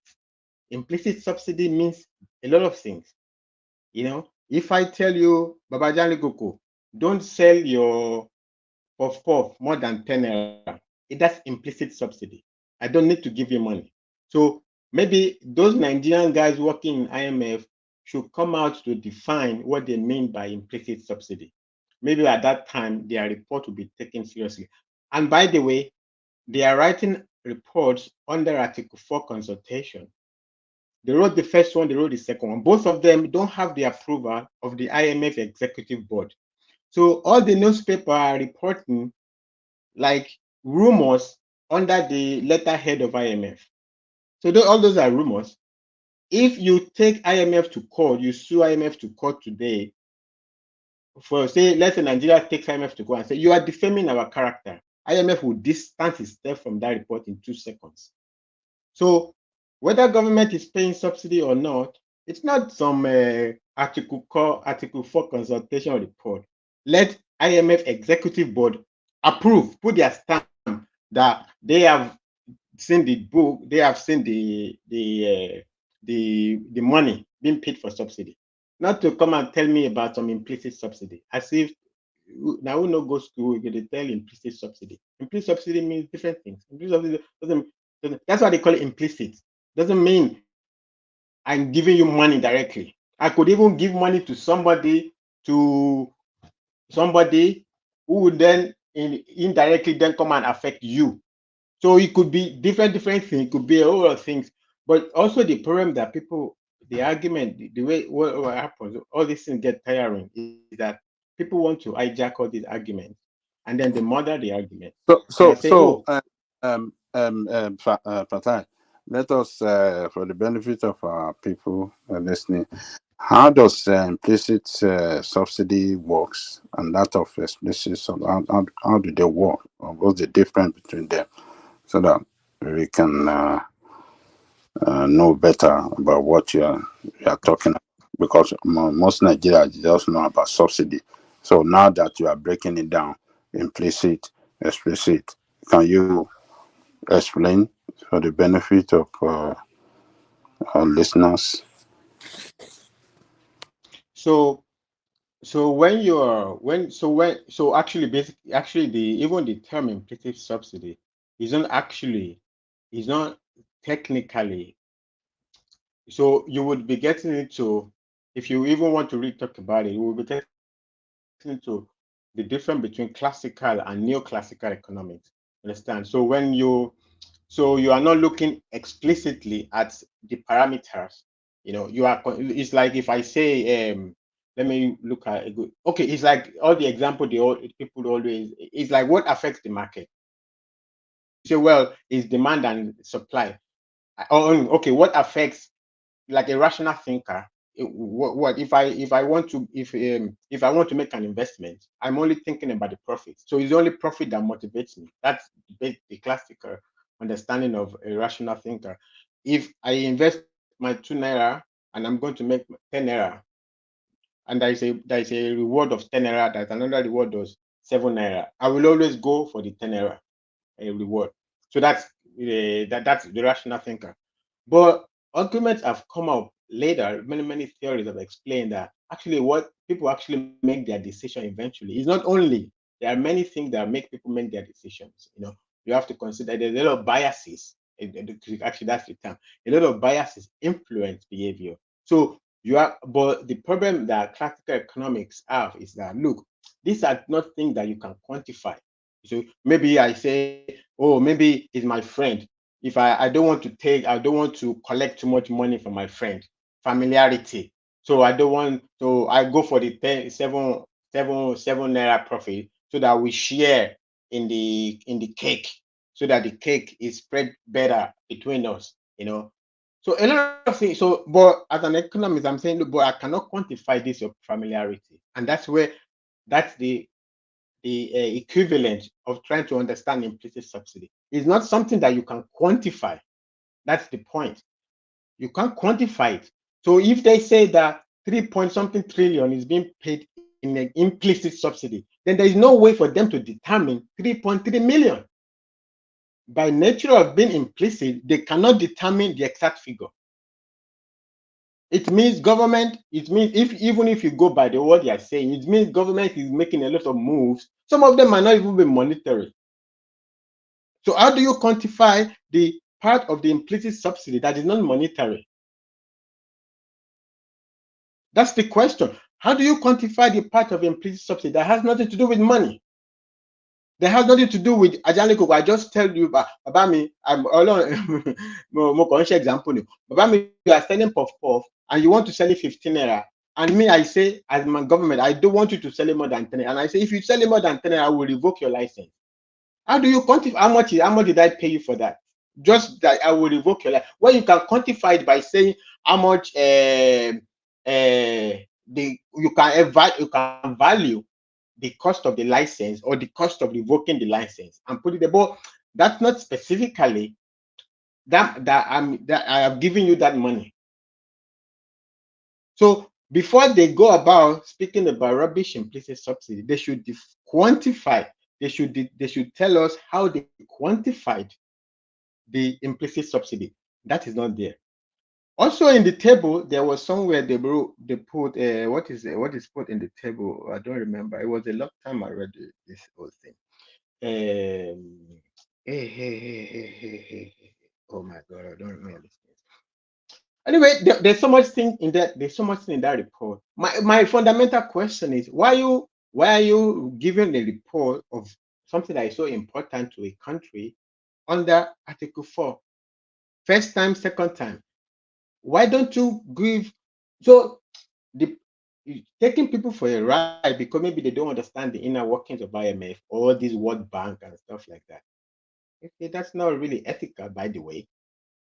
That's not ethical, and it is not the main. It is not the top notch of IMF. It's Nigerians, by the way. But you can take it to the banks. Those reports were written by Nigerians working in IMF. You can take it to the bank because that is how all these organizations work. So IMF has also World Bank. World Bank Group in Nigeria, World Bank Group in Saudi Arabia, World Bank Group in this, World Bank Group in that. The people working in World Bank Group in Nigeria, majority of them are Nigerians.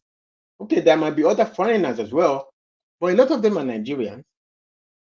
So they are, and when you look at this body, they are very competitive. If you work in this organization, they're very competitive. They want to show, all of them want promotion. They are coming out with all sorts of things to impress. Okay, and that's what is going on there. They have, here's my problem: implicit subsidy, different things. How did they quantify the implicit subsidy? How did they arrive at the money? And by the way, just I don't like to. Okay, let me leave that area. So that's my position.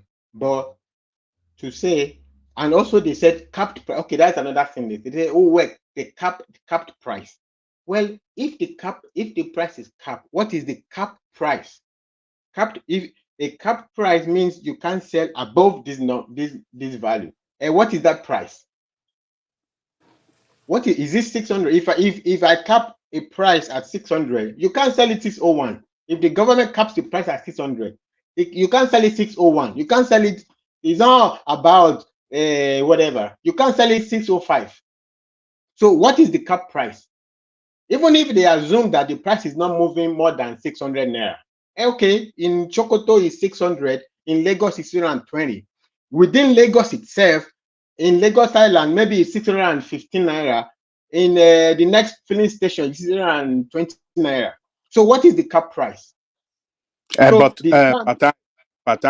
with this cap price, on price of petrol in Nigeria, against the devaluation of our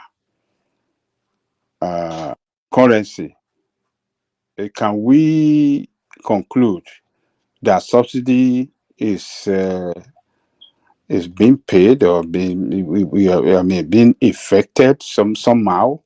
Because there's no way, with my own little knowledge in demand and supply and stuff like that, you cap the price, and when we had the naira value at 800, the price was 600, which is 600 today, when we have an exchange rate of 1,004. So, is it fair to conclude that yes, subsidy is being paid behind the door? Or how do you say? Yeah. Babami, first of all, as I was saying, I get the point, Monson. When they say capped price, that is their copy-pasted language. There's no cap price. Okay. In their first report, by the way, they didn't use the term cap price. It's in the second report they are using capped price. What is the cap? They haven't defined the cap. You can't just say it's capped price when you don't define a cap. What is the cap? You are defining approximation. Approximately is around 600 and something. Okay, but doesn't mean it's capped. What is the cap price? So if they have information from the government that the government said you must not sell above 650, okay, is 650 the cap price? I don't say they can't have a cap price. Maybe they have a cap price. What is the cap? Is it not the fixed price of it? The fixed price that the cap price means the highest price. Yeah, fixed, but fixed highest. You cannot go above. That is cap. You can't go above it. So if I cap it, if they cap it at 600, if you are selling that thing, and I say, and the cap is capped at 600, you can't sell it 601 kobo. If you can't go above 600. So what is the cap price? Okay. So what is the cap price now? I mean, to me, I think it's that 600. It can't go above that 600. Yeah, but it's already above, but it's been above 600 now. They are telling 600 and something, 600 and this and that. Even some, maybe some gap, but the government price itself, what is the fixed price? Maybe that is what they are referring to as the cap price. Is it? I mean, I think it's 6. How much is this? Is it 600 or 6? 20. I can't remember, but I know it's around. Exactly. That is the. But I mean, even that you are even struggling with it. Because what is the cap price? Even let me even make it simple for them. Okay, let's say the cap price from NNPC. But we had a few weeks ago when NNPC was saying that they had the issues with logistics or whatever, and the price was going crazy. So the price is going crazy, and they are talking about cap price. So what is the cap price? I'm not saying there is no cap price, but you have to tell us what is the cap. What is the cap? You can't just write a report making a lot of claims that you don't substantiate. You are claiming implicit subsidy. You don't tell us how you quantified the implicity. You are saying cap price. You don't tell us what is the cap. You just say, so we are supposed to feel along. You know, people always play with people's feelings along. So if you feel along that, it's not around, it's around 600, so capped price. No. Cap is a specific. What it's not even like whether it's around. Is what is it? What the definition of it is? What is it that it cannot go above? So it's not 600 because they are selling above 600. It could be maybe it's capped at 700. It could be maybe it's capped at 800, and so they are not getting close to the cap. But if they are claiming a cap, what is the cap? That is just the question I'm asking. What is the cap? If it's 600, yeah. What is the cap now? Simba, what is the? I think Simba be better to understand. I'm not saying what is the price. I'm saying what is the cap? What is the cap that the sellers cannot go above? Okay. What you mean? I can understand. Okay, fine. We don't know. We don't know. Like you are saying, we don't know. So the guys writing, the Nigerian guys working in IMF writing those reports, if they want to claim cap price, they should tell us what is the cap. They should tell us also how they quantified the subsidy. They should also tell us, by the way, in their table, when in their table they put something GDP deflator. They should tell us what GDP deflator is. You see, anyway, this is I mean, if this guy Wale Edun is listening to us, some of his boys are listening to us now. I think they send for you. You come and work with him so that you'll be able to help him in. Baba Jarioko, I can't get Fatai's points now. Is he saying that they are not being truthful, or is saying categorically that there is no subsidy? That's what I want to know. In a layman's no. Because not many people are, even you, if you want to be truthful to yourself, you are finding it difficult to understand what is talking. No, I understand, so I understand. Okay, explain. Yes, what it was, you see, the cap price that Razak Fatai. He mentioned, we will just wait. He mentioned three things. He talked about explicit and implicit subsidy, and then cap price. That was the one that he used to conclude the matter. Okay, now tell us all the three. What is your own? You can think that you understand it, and it might not be the same thing that I was trying to explain. So tell us what you mean by explicit subsidy, implicit subsidy, and cap price, the way you understand it when he explained to you. Well, the cap price. Started from explicit. Start from explicit. That was the cap price is the last one. Babami. Yeah. Babami. Yes. So in 2022, 2021, 2020, all of these things, there was explicit subsidy appropriated for. That's explicit. In 2023, there was up to half of the year, and we no longer have it. In 2024, there is no appropriation for subsidy. So if they are claiming that subsidy exists and they are claiming it's implicit, that's the difference.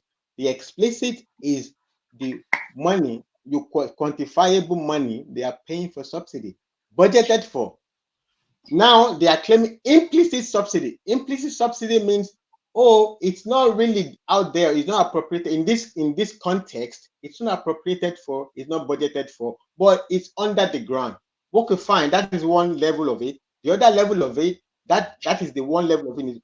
But the real kicker is that, well, implicit does not, how do you quantify? If you're claiming that they are paying Even it Patai, sorry for interjecting you, even the explicit that you are even talking about, how can somebody estimate, okay, this is the fixed quantity of fuel that you are going to consume over this period of time? All these things that you are talking about, they are not real practical things that you can just project and say, okay, this, you cannot say today that, okay, Nigeria is going to import 20 million liters of, and that we can't import more than that, whether our need exceed or below. So how can you, it's a budget, and budget is just something that you can budget, and you have budget deficit, you have budget surplus. So And this thing that you are, I don't understand it. And Fatah, in addition, I just want you to explain your implicit more better, because I know that when we say the government is intervening, because the price of petrol is not static, it's continuing to It's change. not fixed. It's not fixed. So it's not something that I can say. I don't understand this English. Because of so many factors. And when government says there's no subsidy anymore from July 2023, that means there's no budget for it. And I know there's a lot of intervention. You are right, because the price cannot be just stay at 600 plus. Some are selling for 700. So maybe your implicit, you are trying to explain, is it, I don't know, I'm just let you tell us, is it the same thing as government intervention, or is it totally different in the price of this product, of this petrol? The only problem, before I say that, Babami, I don't know if you understand the debate. I don't understand the debate.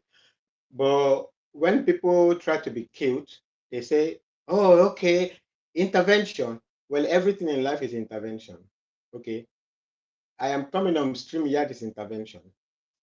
I'm drinking water is intervention so that I don't die from a lack of water. So I take a shower is intervention so that the heat doesn't kill me, because I get fresh air after or whatever. I go to the beach to swim. It's intervention against too much heat. I eat. It's intervention so that I don't die of starvation. So it's some dumb terminology that dumb people throw about. Oh, they are doing intervention. I don't give a fuck. I don't give a fuck. Can you tell me if they are giving money for subsidy? Who is giving the money? From where to where? Where is the money being paid to? Because if they are paying money for subsidy and everybody is suffering like this, I officially call for Tinubu's impeachment. If he's paying subsidy and people are suffering like this, he's paying more than Buhari. He's paying more than Buhari. He's paying more than 1 minute. He's paying more than Buhari. He's paying more than Buhari, according to their claim. He's paying more than Buhari. The fuel price is more than Buhari. Everything is crazy. I don't even care at this point if he's paying or he's not paying, whether they are paying, they are not paying. Who are they deceiving? Because I want you to clarify. I call for his impeachment as a Nigerian. I want to clarify something from you. Budget is an estimate of revenue and expenditure. That is right. And from the budget for the year of 2023, they estimated this is what we are going to use on subsidy. That's an estimate because the price of crude does not stay static. And the price of crude during petrol, during Buhari time, is not basically the same price as we are today. Because here, the price of petrol continues to change daily. Even in a day, it can change more than 3 or 4 times. So because I don't know so many brother, let me say. The question I want to ask you is this: if you said that government intervened, are you saying that intervention, just in a layman, are you saying that intervention is subsidy, which they did not estimate for, and in a nutshell, they are cheating Nigeria? Just lay it out there. Just put it in a simple language that people will understand you. Is that what you're saying? I just said that it's only stupid people that I say intervention, because everything in life is intervention. The problem is that people want to make argument and they murder the argument. They kill the argument. So they are saying they are intervening with NNPC so that NNPC is taking the loss. I don't know how you know that NNPC is taking any loss. I guarantee you, if NNPC is selling petrol for 200 naira today, you will not take any loss. And if anybody is still using the argument about price, after Onyema, let's say, oh, Bata is speaking jargons. Okay, but now Onyema came, he crashed the price from 20 million to 4 million or something around that line. And so you want to tell me that a subsidy that is making you buy petrol at 100 naira, 200 naira. Is it Onyema or Dangote? I don't understand. Okay, take Kotami and Dangote. I say Onyema. Onyema crashed the price. No, wait. Flight. What is selling and buying and services, whatever it's all. I'm just talking about pricing. Yeah, so you mean London to Lagos, because, right? Wait, people are saying because of price. How can you, after Onyema, be so dumb to be using price as your argument for subsidy? After Onyema crashed a price from maybe 20 or 15 million to 4 million. And you are still using price as your argument for subsidy. If you have a proof of subsidy, bring it out. Because I don't have the power, but if I have the power, I want to impeach Tinubu. That's what I'm saying. If he's paying subsidy, I want to impeach with everything on ground. If he's now illegally paying subsidy, I want to impeach him. So we are still not clear on what you are ranting about now. So I want you just to don't say I'm ranting. Okay. I'm not talking to you, by the way. Okay, I'm not here to explain to you. I don't know what you don't say it's ranting. It's not ranting now. It's he said, look, Baba Jaleko, he made a statement just now. He said those of us that we are calling for intervention, that means we are foolish. That is not a good statement from him also. Bro, I am not talking to you, bro. Can you let me No, it's a general. It's not. Well, let us do it. Let us do it this way. Look, you cannot talk that way, man. It's not fair. Yeah. Let's do it like this. You see, okay, Fatai. So your point is this: people that are saying that there's intervention by the administration to keep the price of the gas low. I mean, the price of the petroleum low, which some people are regarded as a subsidy. But you are saying there's nothing as a subsidy whatsoever. If anybody have proof, the budget does not carry it. So where is it coming from?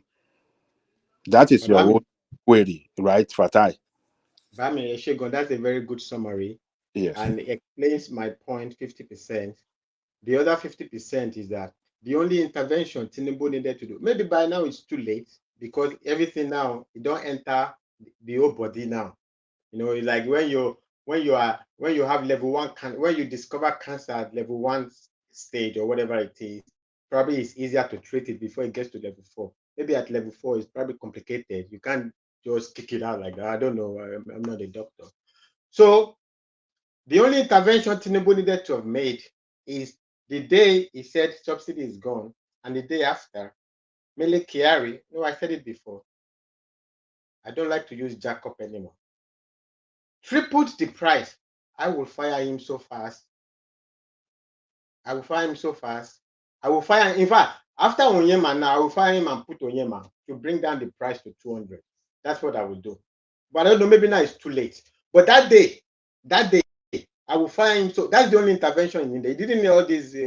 I think I agree with you. He shouldn't have allowed that guy to stay one day when he has office. Yes. What do you, Ajale Koko, what do you mean by you agree? I don't. You people, the two of you, maybe you are just having your field day because it's like it's only you that is understanding what Fatah is talking about. Bro, I'm not talking to you. Okay. We're all on the platform. You can't talk in isolation. I'm not talking to you. I'm not talking to you. You said Awolowo does not have one single leadership quality. I don't even think I want to be talking with you after that. So don't worry about it. If you don't want Don't to worry talk about to it. people on the No, platform, no, then no, you should. no, It's no. better you leave the platform. But you can't be here and you'll be talking. Then you keep everybody silent. Bro, do you mind? So where I am. So so they always move the goalpost. So Babami, when last have you heard? I agree with you, Fatai. He should have fired that guy. Amanda Kiari, I mean, since day one, Tinubu should have fired him and replaced him with another person. I agree with you, Fatai. You can continue. Benny Babami. It's not even now. Now I don't know. Look, I'm not his employer. I don't know whether he's doing a good job or he's not doing a good job. But me, I know that because somebody says something, you now go immediately, you triple the price, you are gone. That is the only reason that I want to fire him. I don't know about his job. Even when you talk about his job, the only thing I know is that, okay, so it's only when NNPC squeezes Nigerians that they make a lot of profit. So where they make a lot of profit from selling petrol, but when you look at their profits, that's where most of it. They don't make so much profit selling crude. Here is a crude that they don't even spend so much cost to do. They can't compete with Aramco. They can't make money competing with Aramco. They can't make money competing with Gazprom, but they can make money when they squeeze Nigerians. It's the only way where they make so much profit. It's a total disgrace. It's a total disgrace. But anyway, I'm not his employer. Maybe he's doing a fantastic job. So I don't know whether he deserves to be fired for his work. But for that one thing, for that singular thing, I will fire him in 2 seconds. 2 seconds it will take me to fire him. Because somebody says subsidy is gone, you now think, I say, oh, it's the market. Oh, it's the market. What stupid market? What stupid market makes you not even like gradually, not even like they gradually put it and put it up. No, boom. As you will want to talk, some people that I don't even know, Mele Kiari, Dangote, don't even know them, they will not let you talk. Oh, no, it's market. Oh, it's market. Oh. I don't know what to mean market. I don't know what to mean. Kandu, are you there? I think Kandu has been here for a while. If you want to say something. Fatai, I really enjoy your lecture tonight. You should be coming. You'll be coming regularly so that we can get. I think everybody have a right to say whatever they want. My retire. What we enjoy. All what he has been saying, very important. Frank, I did not say any clarity at all. And if you are here because you did not get a job in World Bank or whatever, I don't know. And we ask you question for clarity. You do not want to clear and you flare up, you call people name anyhow you like. And if they do the same thing to you, you are not feeling good. So life is about here to learn. It's not about just to castigate or say something that people does not understand what you are trying to say. And when they ask you question, you flare up unnecessarily. I think it's unfair, to be frank. We are all Nigerians. No, leave Ajale Koko alone. Maybe just speaking to his sentiment. That's why he's agreeing. I asked him earlier to explain. He couldn't explain. He said he totally agreed. Yeah, and people what do you mean? What do you mean that you ask? I cannot explain. Because the reason why I asked him Ajale Koko has to be diplomatic now. He has to be diplomatic, The reason why I asked everything. He explained implicit and the cap. He explained everything. If you follow him, except you have biased mind in he's not like Baba Ajale Koko. Let me the question attentively to him. He explained I listen even before I join. Let me tell you, before I join, I listen to him. He is talking, maybe he claim that he's an economist or what, but everybody, at least you have common sense. You understand? This is a commodity that it doesn't have a fixed price. Then how can you have a cap? Or how can you have a fixed and say, okay, this is the fixed amount you are going to spend on it? Even your home budget at home that you have, can you have a fixed amount of budget? Is it that you exceed it or you spend below it? So his point of say, okay, if you can, something that you cannot actually put a fixed on, that's what I do. If you are trying to let people know about certain things, you explain, and everybody that doesn't have understand you, when they ask your question, you explain to them. It's not about even now castigating or abusing people. For him to gain popularity, send me, I think Awolowo doesn't have a single. When did I say that? You are saying that with you understand? You hold on. cannot You be said that. blackmailing people just for you to You said get no. You acceptance. actually said that. You actually said that. That was You actually I said didn't that. know that day. You Cannot, Patoski. me and Patoski. Yeah, you We actually didn't say said that. that. What we are saying, You said if you have you no don't understand, leadership quality. Yeah. nobody said that. Nobody. Me You and Patoski, said that, nobody and said that. Patoski, both of you. Okay, continue. No, you both of you and Patoski.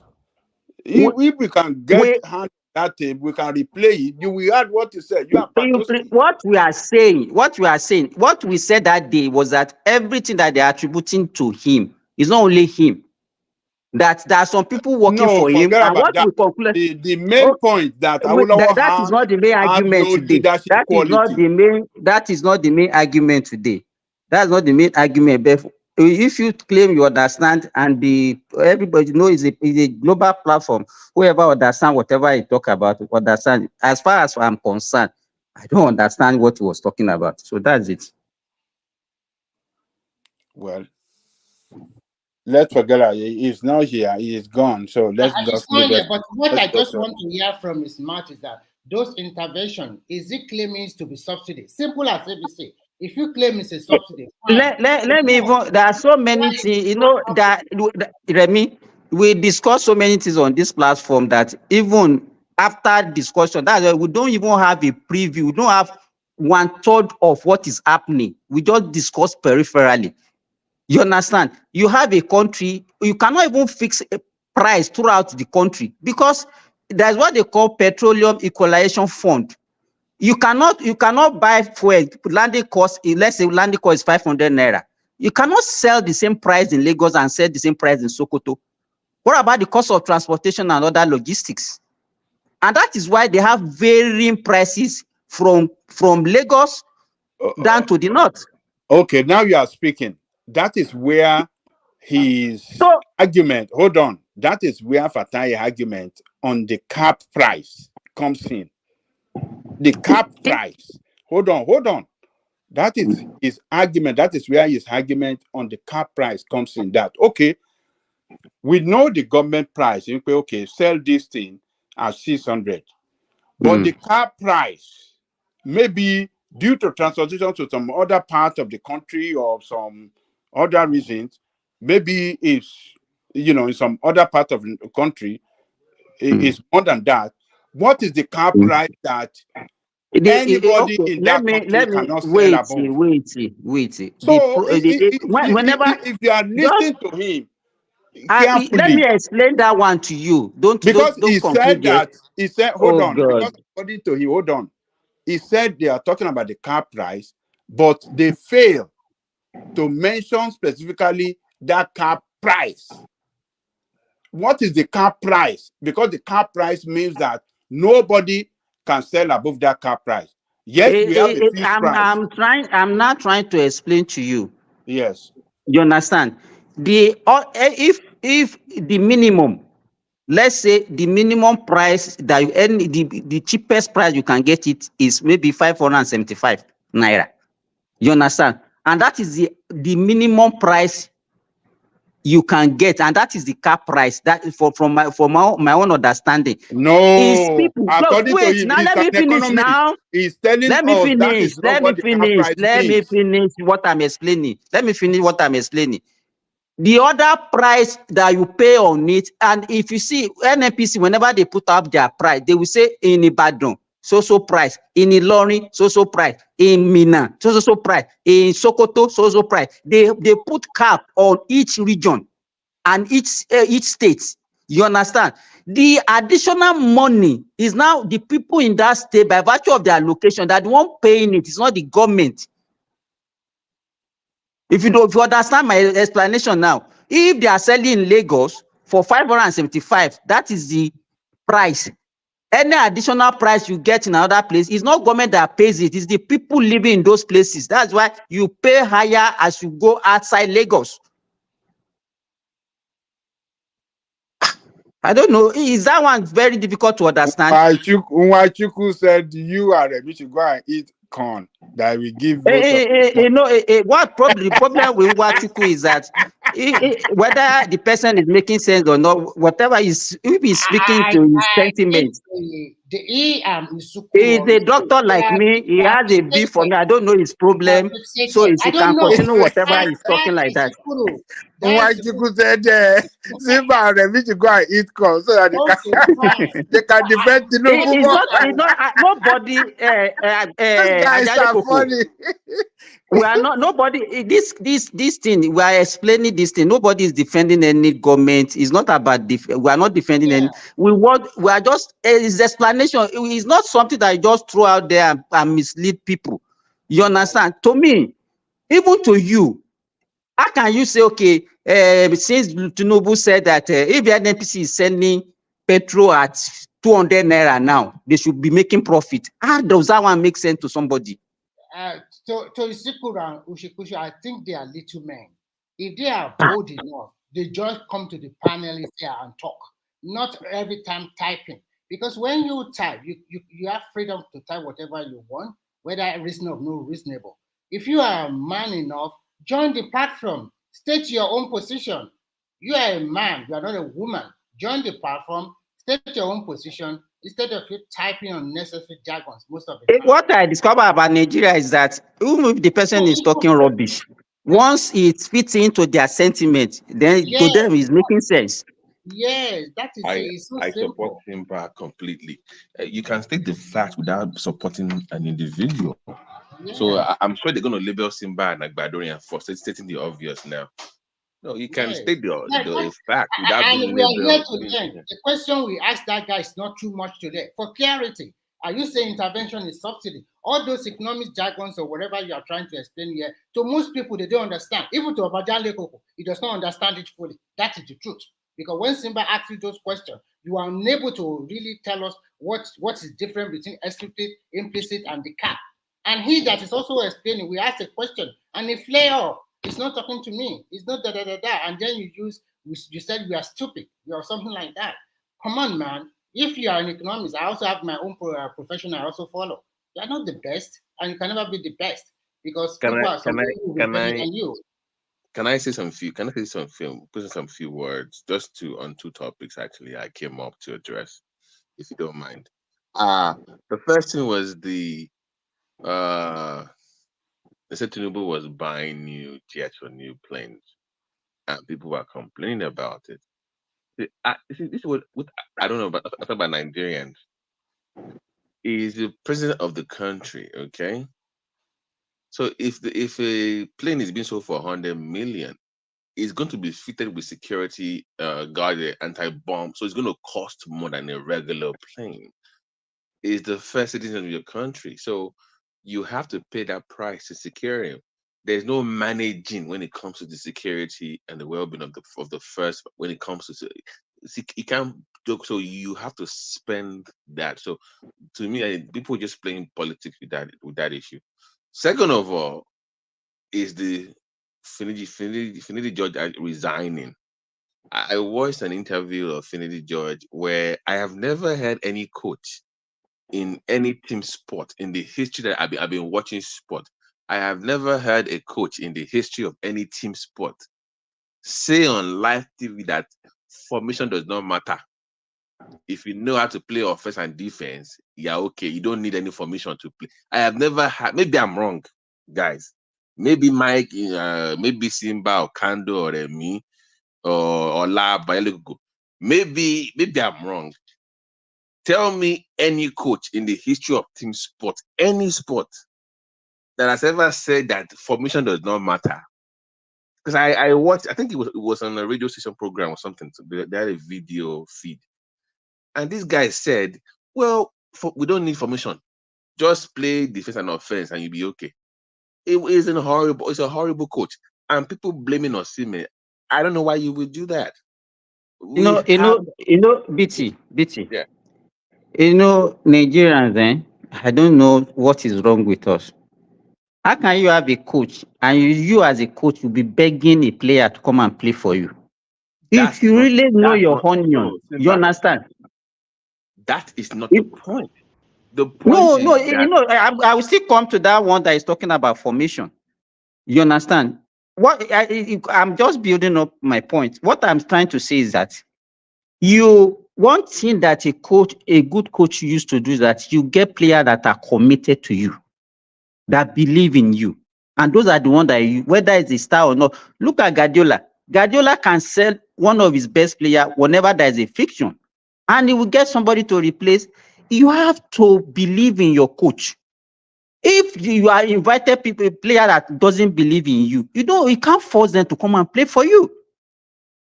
When Stephen Keshi won the Nations Cup, was it 2013 or 2014? He used some home-based player. I remember one Sunday, whatever that time.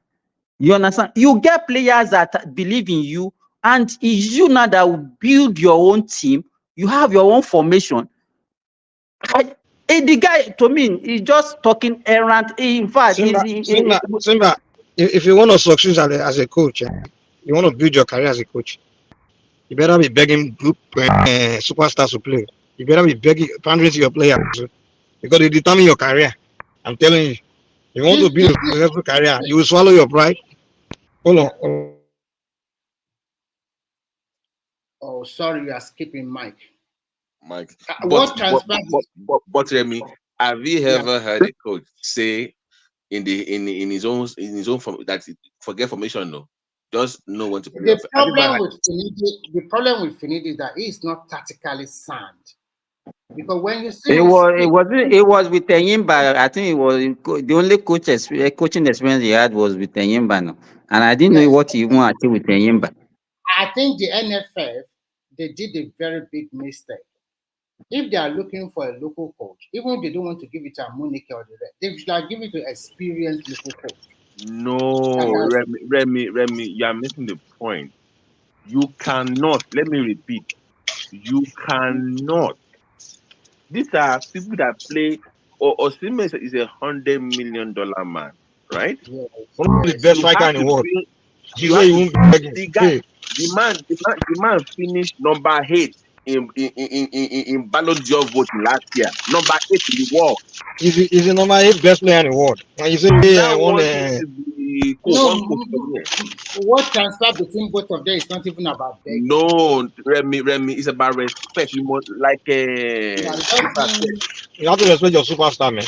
I don't know why it's all over the world. I don't know why Finidi came out and said the Osimhen that was injured, and you know he was injured. You shouldn't have made such a statement about Osimhen. You lost the game, fine.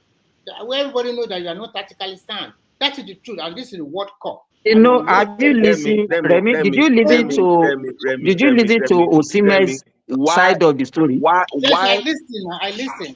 That's why I'm Thank you so much. Yeah, thank you very much. Have a good night. Hey, sorry, Mike, you are disturbing us. I did buy food. I was buying food. Sorry. Yeah, all right. Mute yourself now. So I listened to the Osimhen side of the story. That's why I'm saying that after Finidi have lost, because Finidi knew that Osimhen was injured. Even talked to the doctor where he went for the MRI scanning. So why are you talking about Osimhen that he didn't even play? You cannot even let Remy. The issue is this. Osimhen said he was injured, and he said that he can even invite him. He can come to the camp to motivate the guys. That the guy refused. But forget about that. Look at our population. Look at the number of players that we have. Benin Republic, can you even mention any of their players? You understand? We don't have a player the quality of Osimhen right now. We don't have it. No one is on his level. Oh God! So the ones that we paraded, want to tell me that those Beninoans they are better than them? Simba, wait, you are missing the point here. You see, even if you have the best player in the world, you must put him in a position to succeed. So ask yourself. People say, "Oh, the man struggled in AFCON." Did they put him in a position to succeed? You didn't play him the best way you could play him. Just I follow Syria. I watched the game last season now. I watched his Napoli game when he had the best team the previous year. I have who's struggling in AFCON? They said, struggling in AFCON because we don't have midfield. We are playing defensive and counter attack. Osimhen is struggling in AFCON. He's struggling now. He's supposed to score more goals. He did not struggle. His presence was why the other team couldn't attack us. His presence, he was the best player on the team. It's not good that he scored at the time whether you play or not. I'm not saying he's not a good player. What we are telling you is very simple. the best position. Mike, I don't even understand you. What is your point now? Okay. No, he gave a very good performance in the AFCON. No, but it was supposed to be great. It was supposed to be the best player in AFCON. My point He was one of the best players in AFCON. No, wait now. My point is this. Look at the Super Eagles, for instance. Why didn't you bring... Who is the heart of your defense? Ekong. Why didn't you bring Ekong in? Why? It didn't make any sense. Ekong was injured, though. He was injured. No. Even if he's injured, bring them around to show the young players. Even their presence only around the players, like Osimhen was saying, it means a lot. When they speak, people will listen to them now because they command respect among the players. That's my point. The whole thing still boiled down to we Nigerians.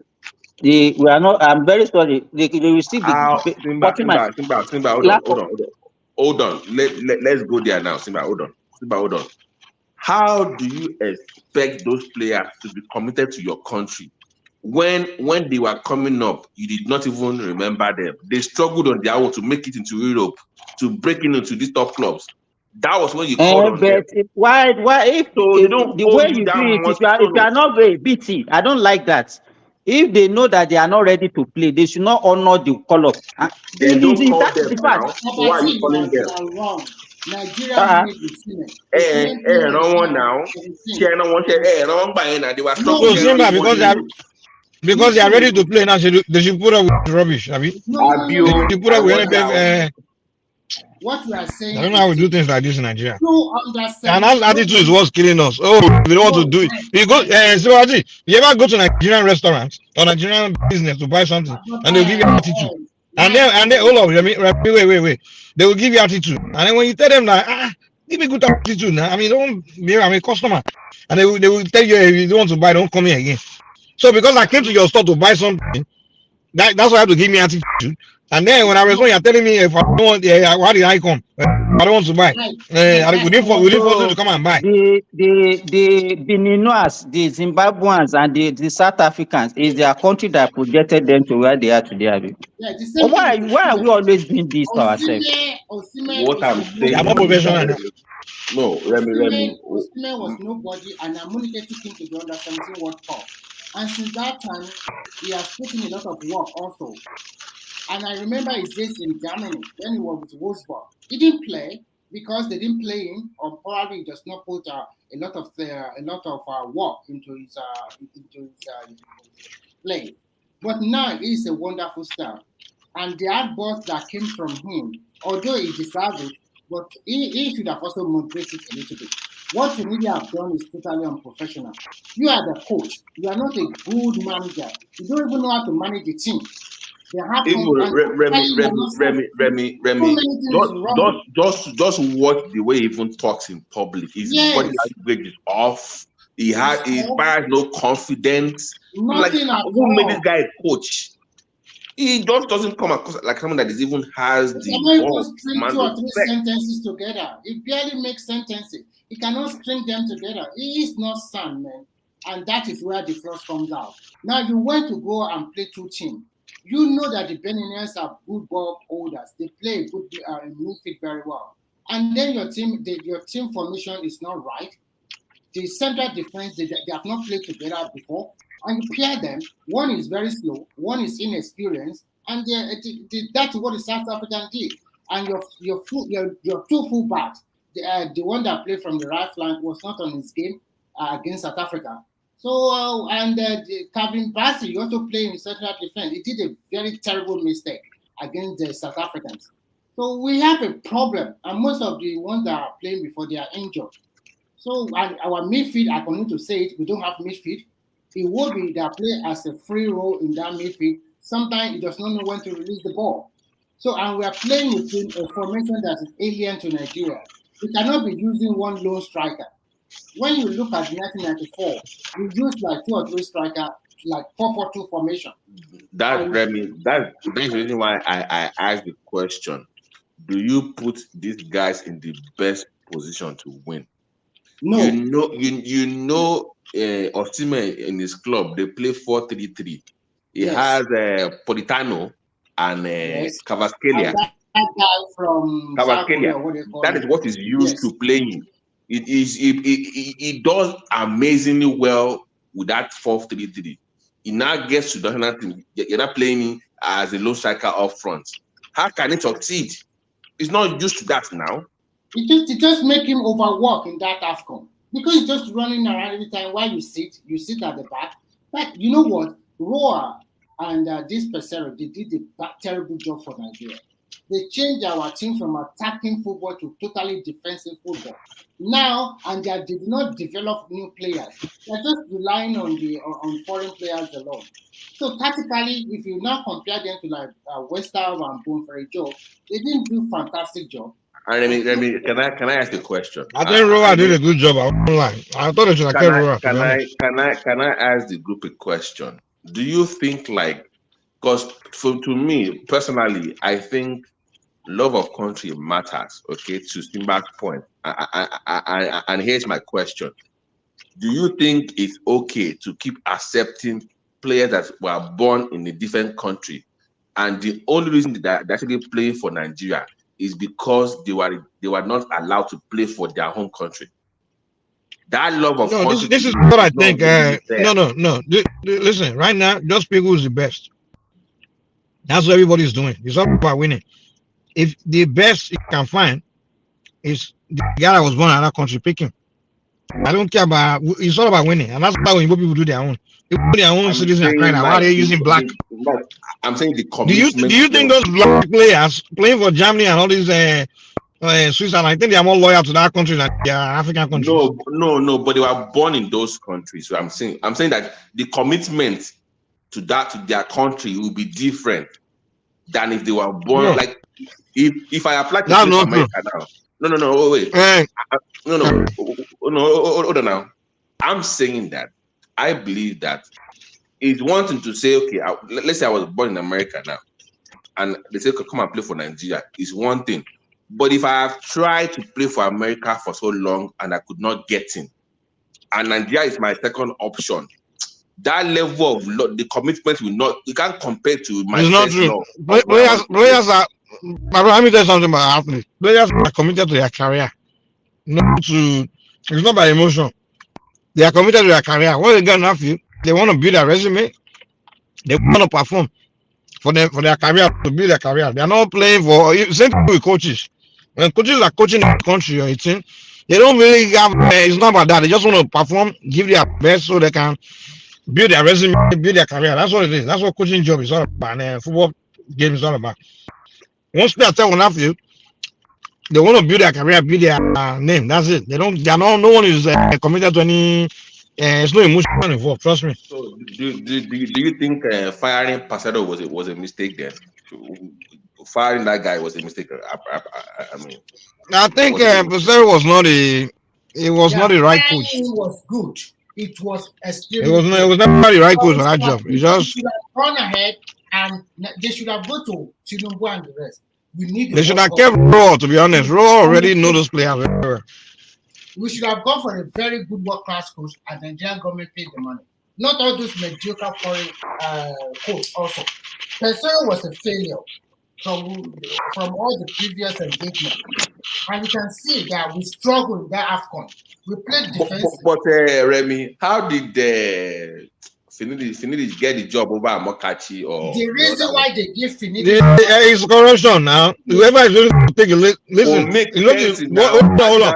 No. What a budget. Let me tell you what they do there. This is an NFF guy.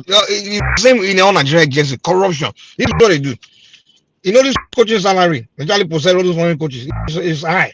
It's like maybe $30,000 a month, $30,000 a month, or something like that. So it's the standard globally, but it's budgeted to pay that money. But what they will do is, because they want to split that money, they want to practice corruption. They will not call this local guy, like Finidi, how much they will meet them in the back, saying, okay, this salary has budgeted for coach. How much if I go share, you know, that kind of thing. We'll give you less, then you give us the rest, you know. So they meet in the back room. So now, among them, the one that we accept the list, you know, that give them the best deal, then they will not hire him. You understand? And then when it's time for critical, when we're getting closer to the World Cup, where we really need real coach, that will now replace him and bring one top world coach and bring him in. They always do it with Amadou Shaibu. You remember now? After they fire your top world coach, they will not bring Shaibu in for the meantime. And just to do Ojo, and the salary is supposed to give a real coach. Shaibu will take just a little bit, and then they will share the rest with him. So the corruption thing that they are doing in the NFL is the problem. So Finidi, obviously, it's obvious the guy is not qualified. It's not the everybody look at Finidi. How can you fire for sale to bring Finidi? It's very obvious now. They know that Finidi will not, you know, be willing to that 30,000 they're paying for sale every month. Finidi will be willing to take 5,000 and the 25. Those guys in the NFL, they will share it. So that's what they are doing. So I think even some players have to pay to play, because sometimes you wonder, like, how did this one even make the team? Because some of them don't even have what it takes to be on the pitch. So you will know they that make the team. Finidi has a problem when a striker or a defender has an injury. Like you invited a striker have an injury, and then you invited a defender, a local defender. So I sometimes wonder the judgment. He is not tactically sound, and what Mike just narrated about changing this, what the thing might also happen. But when you get a sound foreign coach, this is what Nigeria do now. Just let us Remy, I get your point, but we are always in this situation. We are always looking for goal difference, plus minus when it comes to World Cup qualifying. It's nothing new. What we can do now, Babati, is that play to our strength and hope that they can pick us as a playoff into the playoff. Why must we always hope? Why must we always hope? They already bungled it, 4 matches, 3 points, and it's nothing to write them about. And the other thing we are playing against, they are good as well, because they have been playing together as a team. You are playing against Lesotho. Lesotho. Because coaches is a mediocre and they are not tactically sound, and the players are not patriotic in not playing for the national team. Some of them just play like there is nothing at stake. I wonder, as a footballer, the worst stage is the World Cup, and you just play like there is nothing at stake like that, and you want to go to the World Cup. I don't understand them. And then later you said they are racist against you. It's a lie. You yourself, you are not putting more effort. The players also have a big blame because at the end of the day, you are the one selling yourself at that worst stage, not that coach anymore. Some of them are not patriotic enough. They didn't put in a lot of effort. Even if Finidi is not teaching them the right thing to do, some of them did not put a lot of effort in those 2 matches. Let's be frank here. They have a big blame too. They didn't do very well at all. It's nothing to write them. It was so shambolic. And how Lesotho, Rwanda, oh my God.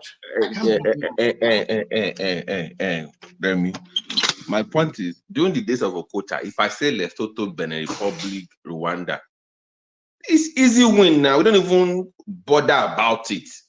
Now, you guys are killing all these countries you guys are talking about. Back in the days. Hold on. A lot of their players are European players today. Some of them, they are all these countries. Some of them, their players are born in. They're born in France. They just come. Those Benin boys. A lot of them are French boys. They grew up in French academy, all those things. So don't forget those back in the days where they. But it's not back in the days when Nigeria is the only one that have foreign player. Where those want to bring their village boys. Mike, do you Their remember village boys come and play against Super Eagles. The days when you will play all these African countries, they will be begging for they'll be begging for our players' jersey to sign autograph from them. While on the pitch. Those days are over, man. Nigeria, the thing is, we don't want to face reality. The other South African countries have caught up to us, man. Forget those days of it's just Nigeria. We are the only one. We are way ahead of all these countries. We are still backward. Everybody don't wake up. And those people, those countries are. But Mike, they are messing up with my plan. How can I be in America? They are hosting World Cup in America, and Nigeria is not there. It will fuck up when here. It could make sense now. We are not serious. The way we do things is just the problem. We should have been more advanced than this, like in that football. That's why but it's the way they do things. And until Nigeria will begin to address the way we do things, the way we hire people to do things, the people we put in charge agencies, the process of hiring people in the respective agencies, government agencies, like the sports ministries, all these things, the process of hiring people there. If we don't, until we start to address it, everything we continue to do will be upside down because the budget is there. The reason why we are ahead of all these African countries is because we have the money. We put money into our sports.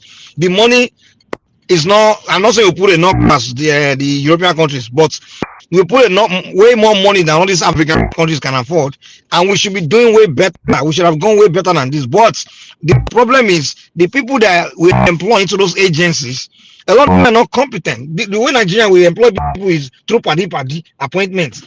Oh, my uncle is this and that, so they'll give me the job in our ministry. So when those people get there, we hire both criminals and all kinds of animals, and they don't know how to do their job. They just corrupt and incompetent. Our complaint now. What is the solution? First, I will bring my own solution. Everybody should bring a solution. For me, I think Tinubu should hire the coach, and federal government should pay directly. That's what happened during West Half period. Remy, you cannot interfere. Remy, I don't think you get my point. It's not coach. Remy, listen. Listen. You're not hearing my points. The corruption is not the mistake. The problem is not hiring the coach. The people in the NFL, the agency, they are the one that do. They are very corrupt. That's why you need to eliminate the process of the way they do things. Is a very corrupt manner. They are all there to just make money. Like that, Michael. The federal government cannot just go fire NFL president like that. FIFA will ban you. You should understand what is going on. No, the sport ministry. Discipline them. It's not easy. FIFA already said government should not interfere with your football. That is the law. That is why Nigeria was banned before. And if we go down, I don't think you are listening to me. Well, I'm listening to you. I know there's corruption in that field. There's a lot of corruption there. What is the solution? Fire them, replace them. They were elected there. The state FA chairman all over the federation elected the NFL president. What can you do to them? We know they are corrupt. So how to handle them? FIFA said don't touch them. You go and touch them and they will ban you. So what is the solution? That's what I'm trying to let you also understand.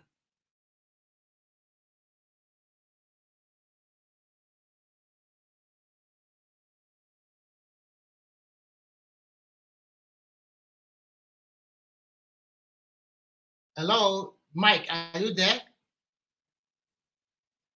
Babati.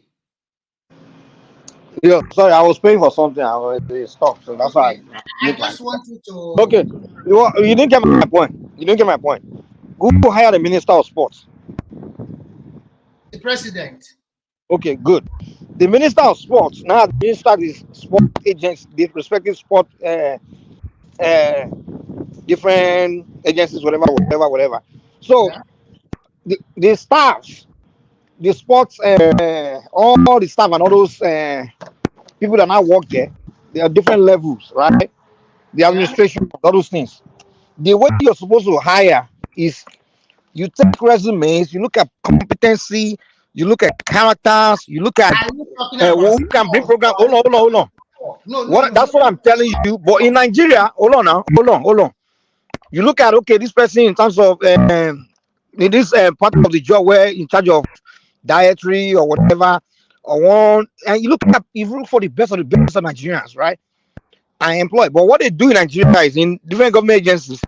Somebody become minister, he begin to go hire friends and relatives and party through employment. Okay, I know this person, know that person, and you employ them.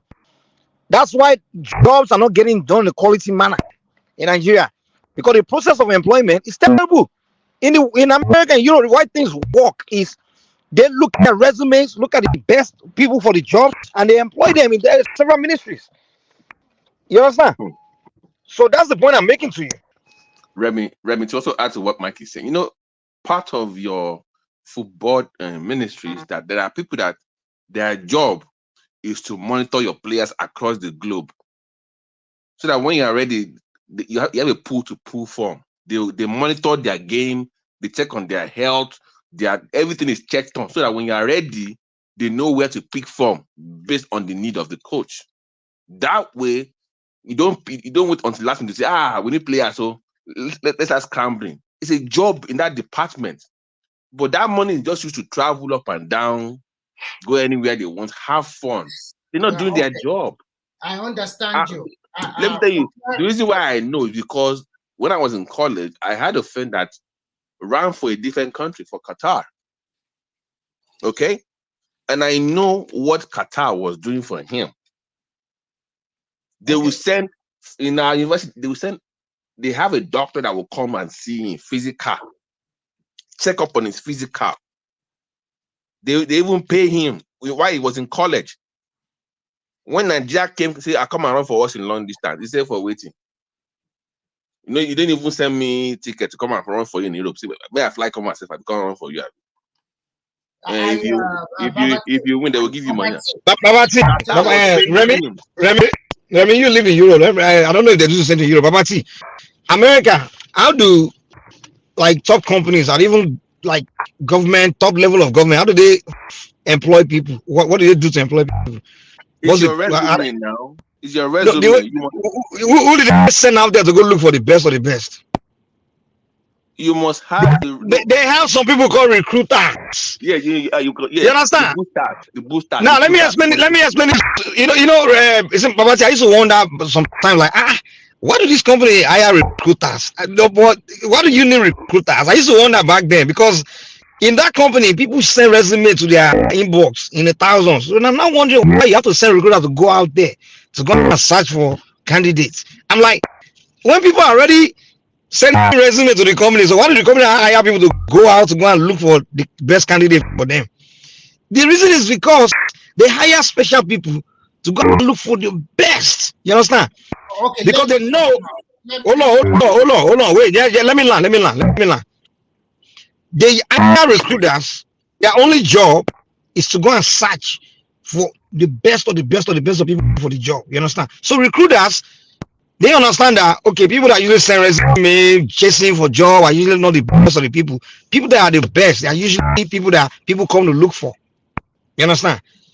So that's how they do things. That's how they do things in the way. But in Nigeria, if you go to every government agency, ask how people got their job. They'll say, my auntie and I connect me to the connection. You don't hire people. But you're in government now. You ever hear people say, when he was in government, he didn't help us, he didn't connect us. So it's that connection, connecting. So in Nigeria, it's like when you go to every government agency, people that work there are just incompetent. And I always wonder, how did you get this job? In Nigeria, it's like go to every place, you wonder, how did this human being get this job? How did they hire you? When I know this same Nigeria, where I know so many brilliant, intelligent people, how did this kind of person get this job? Mike, I understand you, and I know what's transpiring in Nigerian sport, but we are talking about NFF. What you just lay out there is what happened in Nigeria, we know. And we know there is favoritism. There's so many things. But now, the only time our local players respect their coach, it's when you get them a good technical advisor, a good foreign coach. Keshi have done a wonderful job because Keshi is well learned and he played all over. The players respect him. Finidi have done a good job as a footballer. He has won everything in Europe, both European Championship, Europa, and the rest, and he's playing a lot of league. But tactically, as a coach, it's not sound. Now, the problem with NFF now is that they want a good coach, but they don't have money. And if you give them the money, the corruption will come in. They want to scrape out of that money. They have money. They don't, FIFA pay the federation a lot of money, right? At the end of the day, the money they pay them is not only for Super Eagles, so because they have under 17, under 20, Olympic team under 17, and so many stuff. So, yeah. So it's not easy. No. So I'm talking about Super Eagles. For now, if we should go ahead and hire a good coach, even if it's going to take us paying him $100,000 in a month. Let us go for it. They don't want to pay. They don't want to pay the money. NFL will not do that. So it is the federal government should pay the money direct. That is how Western was successful during his days. It is Abacha that is paying his salary. Anything he needs, he go to Abacha direct. It does not go to NFF now. Do you think the NFF that time they want him to succeed? It's the same Nigerian mentality that anywhere I'm doing my work, I must eat from it. Because they could not eat. And that guy knows Nigerian system. He went straight ahead to Abacha now, military. He got to everybody in Nigeria just want to make it through from. They want to make it, and the only place they think they can make it is how to steal money from where they work. So eliminate them. Let Nigerian government pay the salary of the new foreign ambassador they want to get. Not through them. If you give it to them, they will still go and get you people like Pesero again, and you will not qualify for World Cup. Well, at the moment now, I'm just praying that those boys get their act together. Let us play to playoff. Maybe we'll be lucky to get to the World Cup. But for now, I don't think we'll that World Cup again. Nigeria is not going, man. Forget it, man. I'm not going. Forget it. That country is the thing is we need to start having a real conversation about ourselves. That's the only thing. I'll be honest. We can't sit down and cry. What I say about us is we are not very proactive people. We just wait till the problem come on and we cry, and we move on. And then with the problem persists, remains. And years later, the same thing. We'll cry and move on. This thing we're talking about in 2002, we faced the same scenario where the players were crying about the way NFF does things, unprofessional way. Where Olise told the other players, like, you know what, if they don't meet this thing, you don't address this thing, we won't go to the World Cup. And if Olise got angry, they didn't go to the 2002 World Cup. And that same unprofessional behavior is still going on. So I'm like, okay, so we never fixed the problem, we never addressed it. 20 years ago, 20 years later, we never addressed it. We fire Pesero like maybe February or March. 3 or 4 months. That is now when the match is about to begin. You now appoint CSA. What are you waiting immediately? Now that you fire Finidi now. I think you should have a replacement immediately, or somebody you have in mind immediately. You will not do it now until I just don't understand that country sometimes. You fire a coach. Why not get a good replacement and let that start building another thing immediately? Playing friendly matches. The next World Cup match is still next year. But we still have some African qualifiers. Those guys, even when the thing is, I mean, like whenever sometimes people open their mouth and talk, you can tell how incompetent they are. Like those NFL, when they interview them, the way they talk, I'm like, this guy, you have no clue. You're not qualified for this job now. You don't know.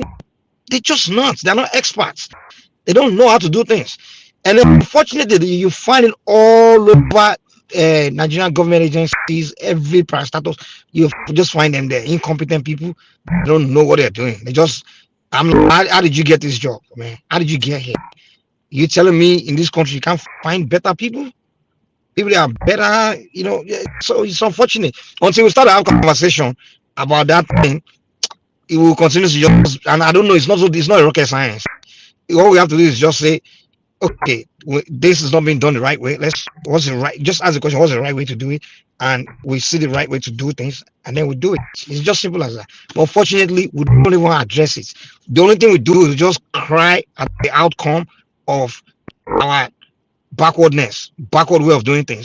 We do things backwardly, and the outcome becomes disaster, and then we cry, and then we stop crying.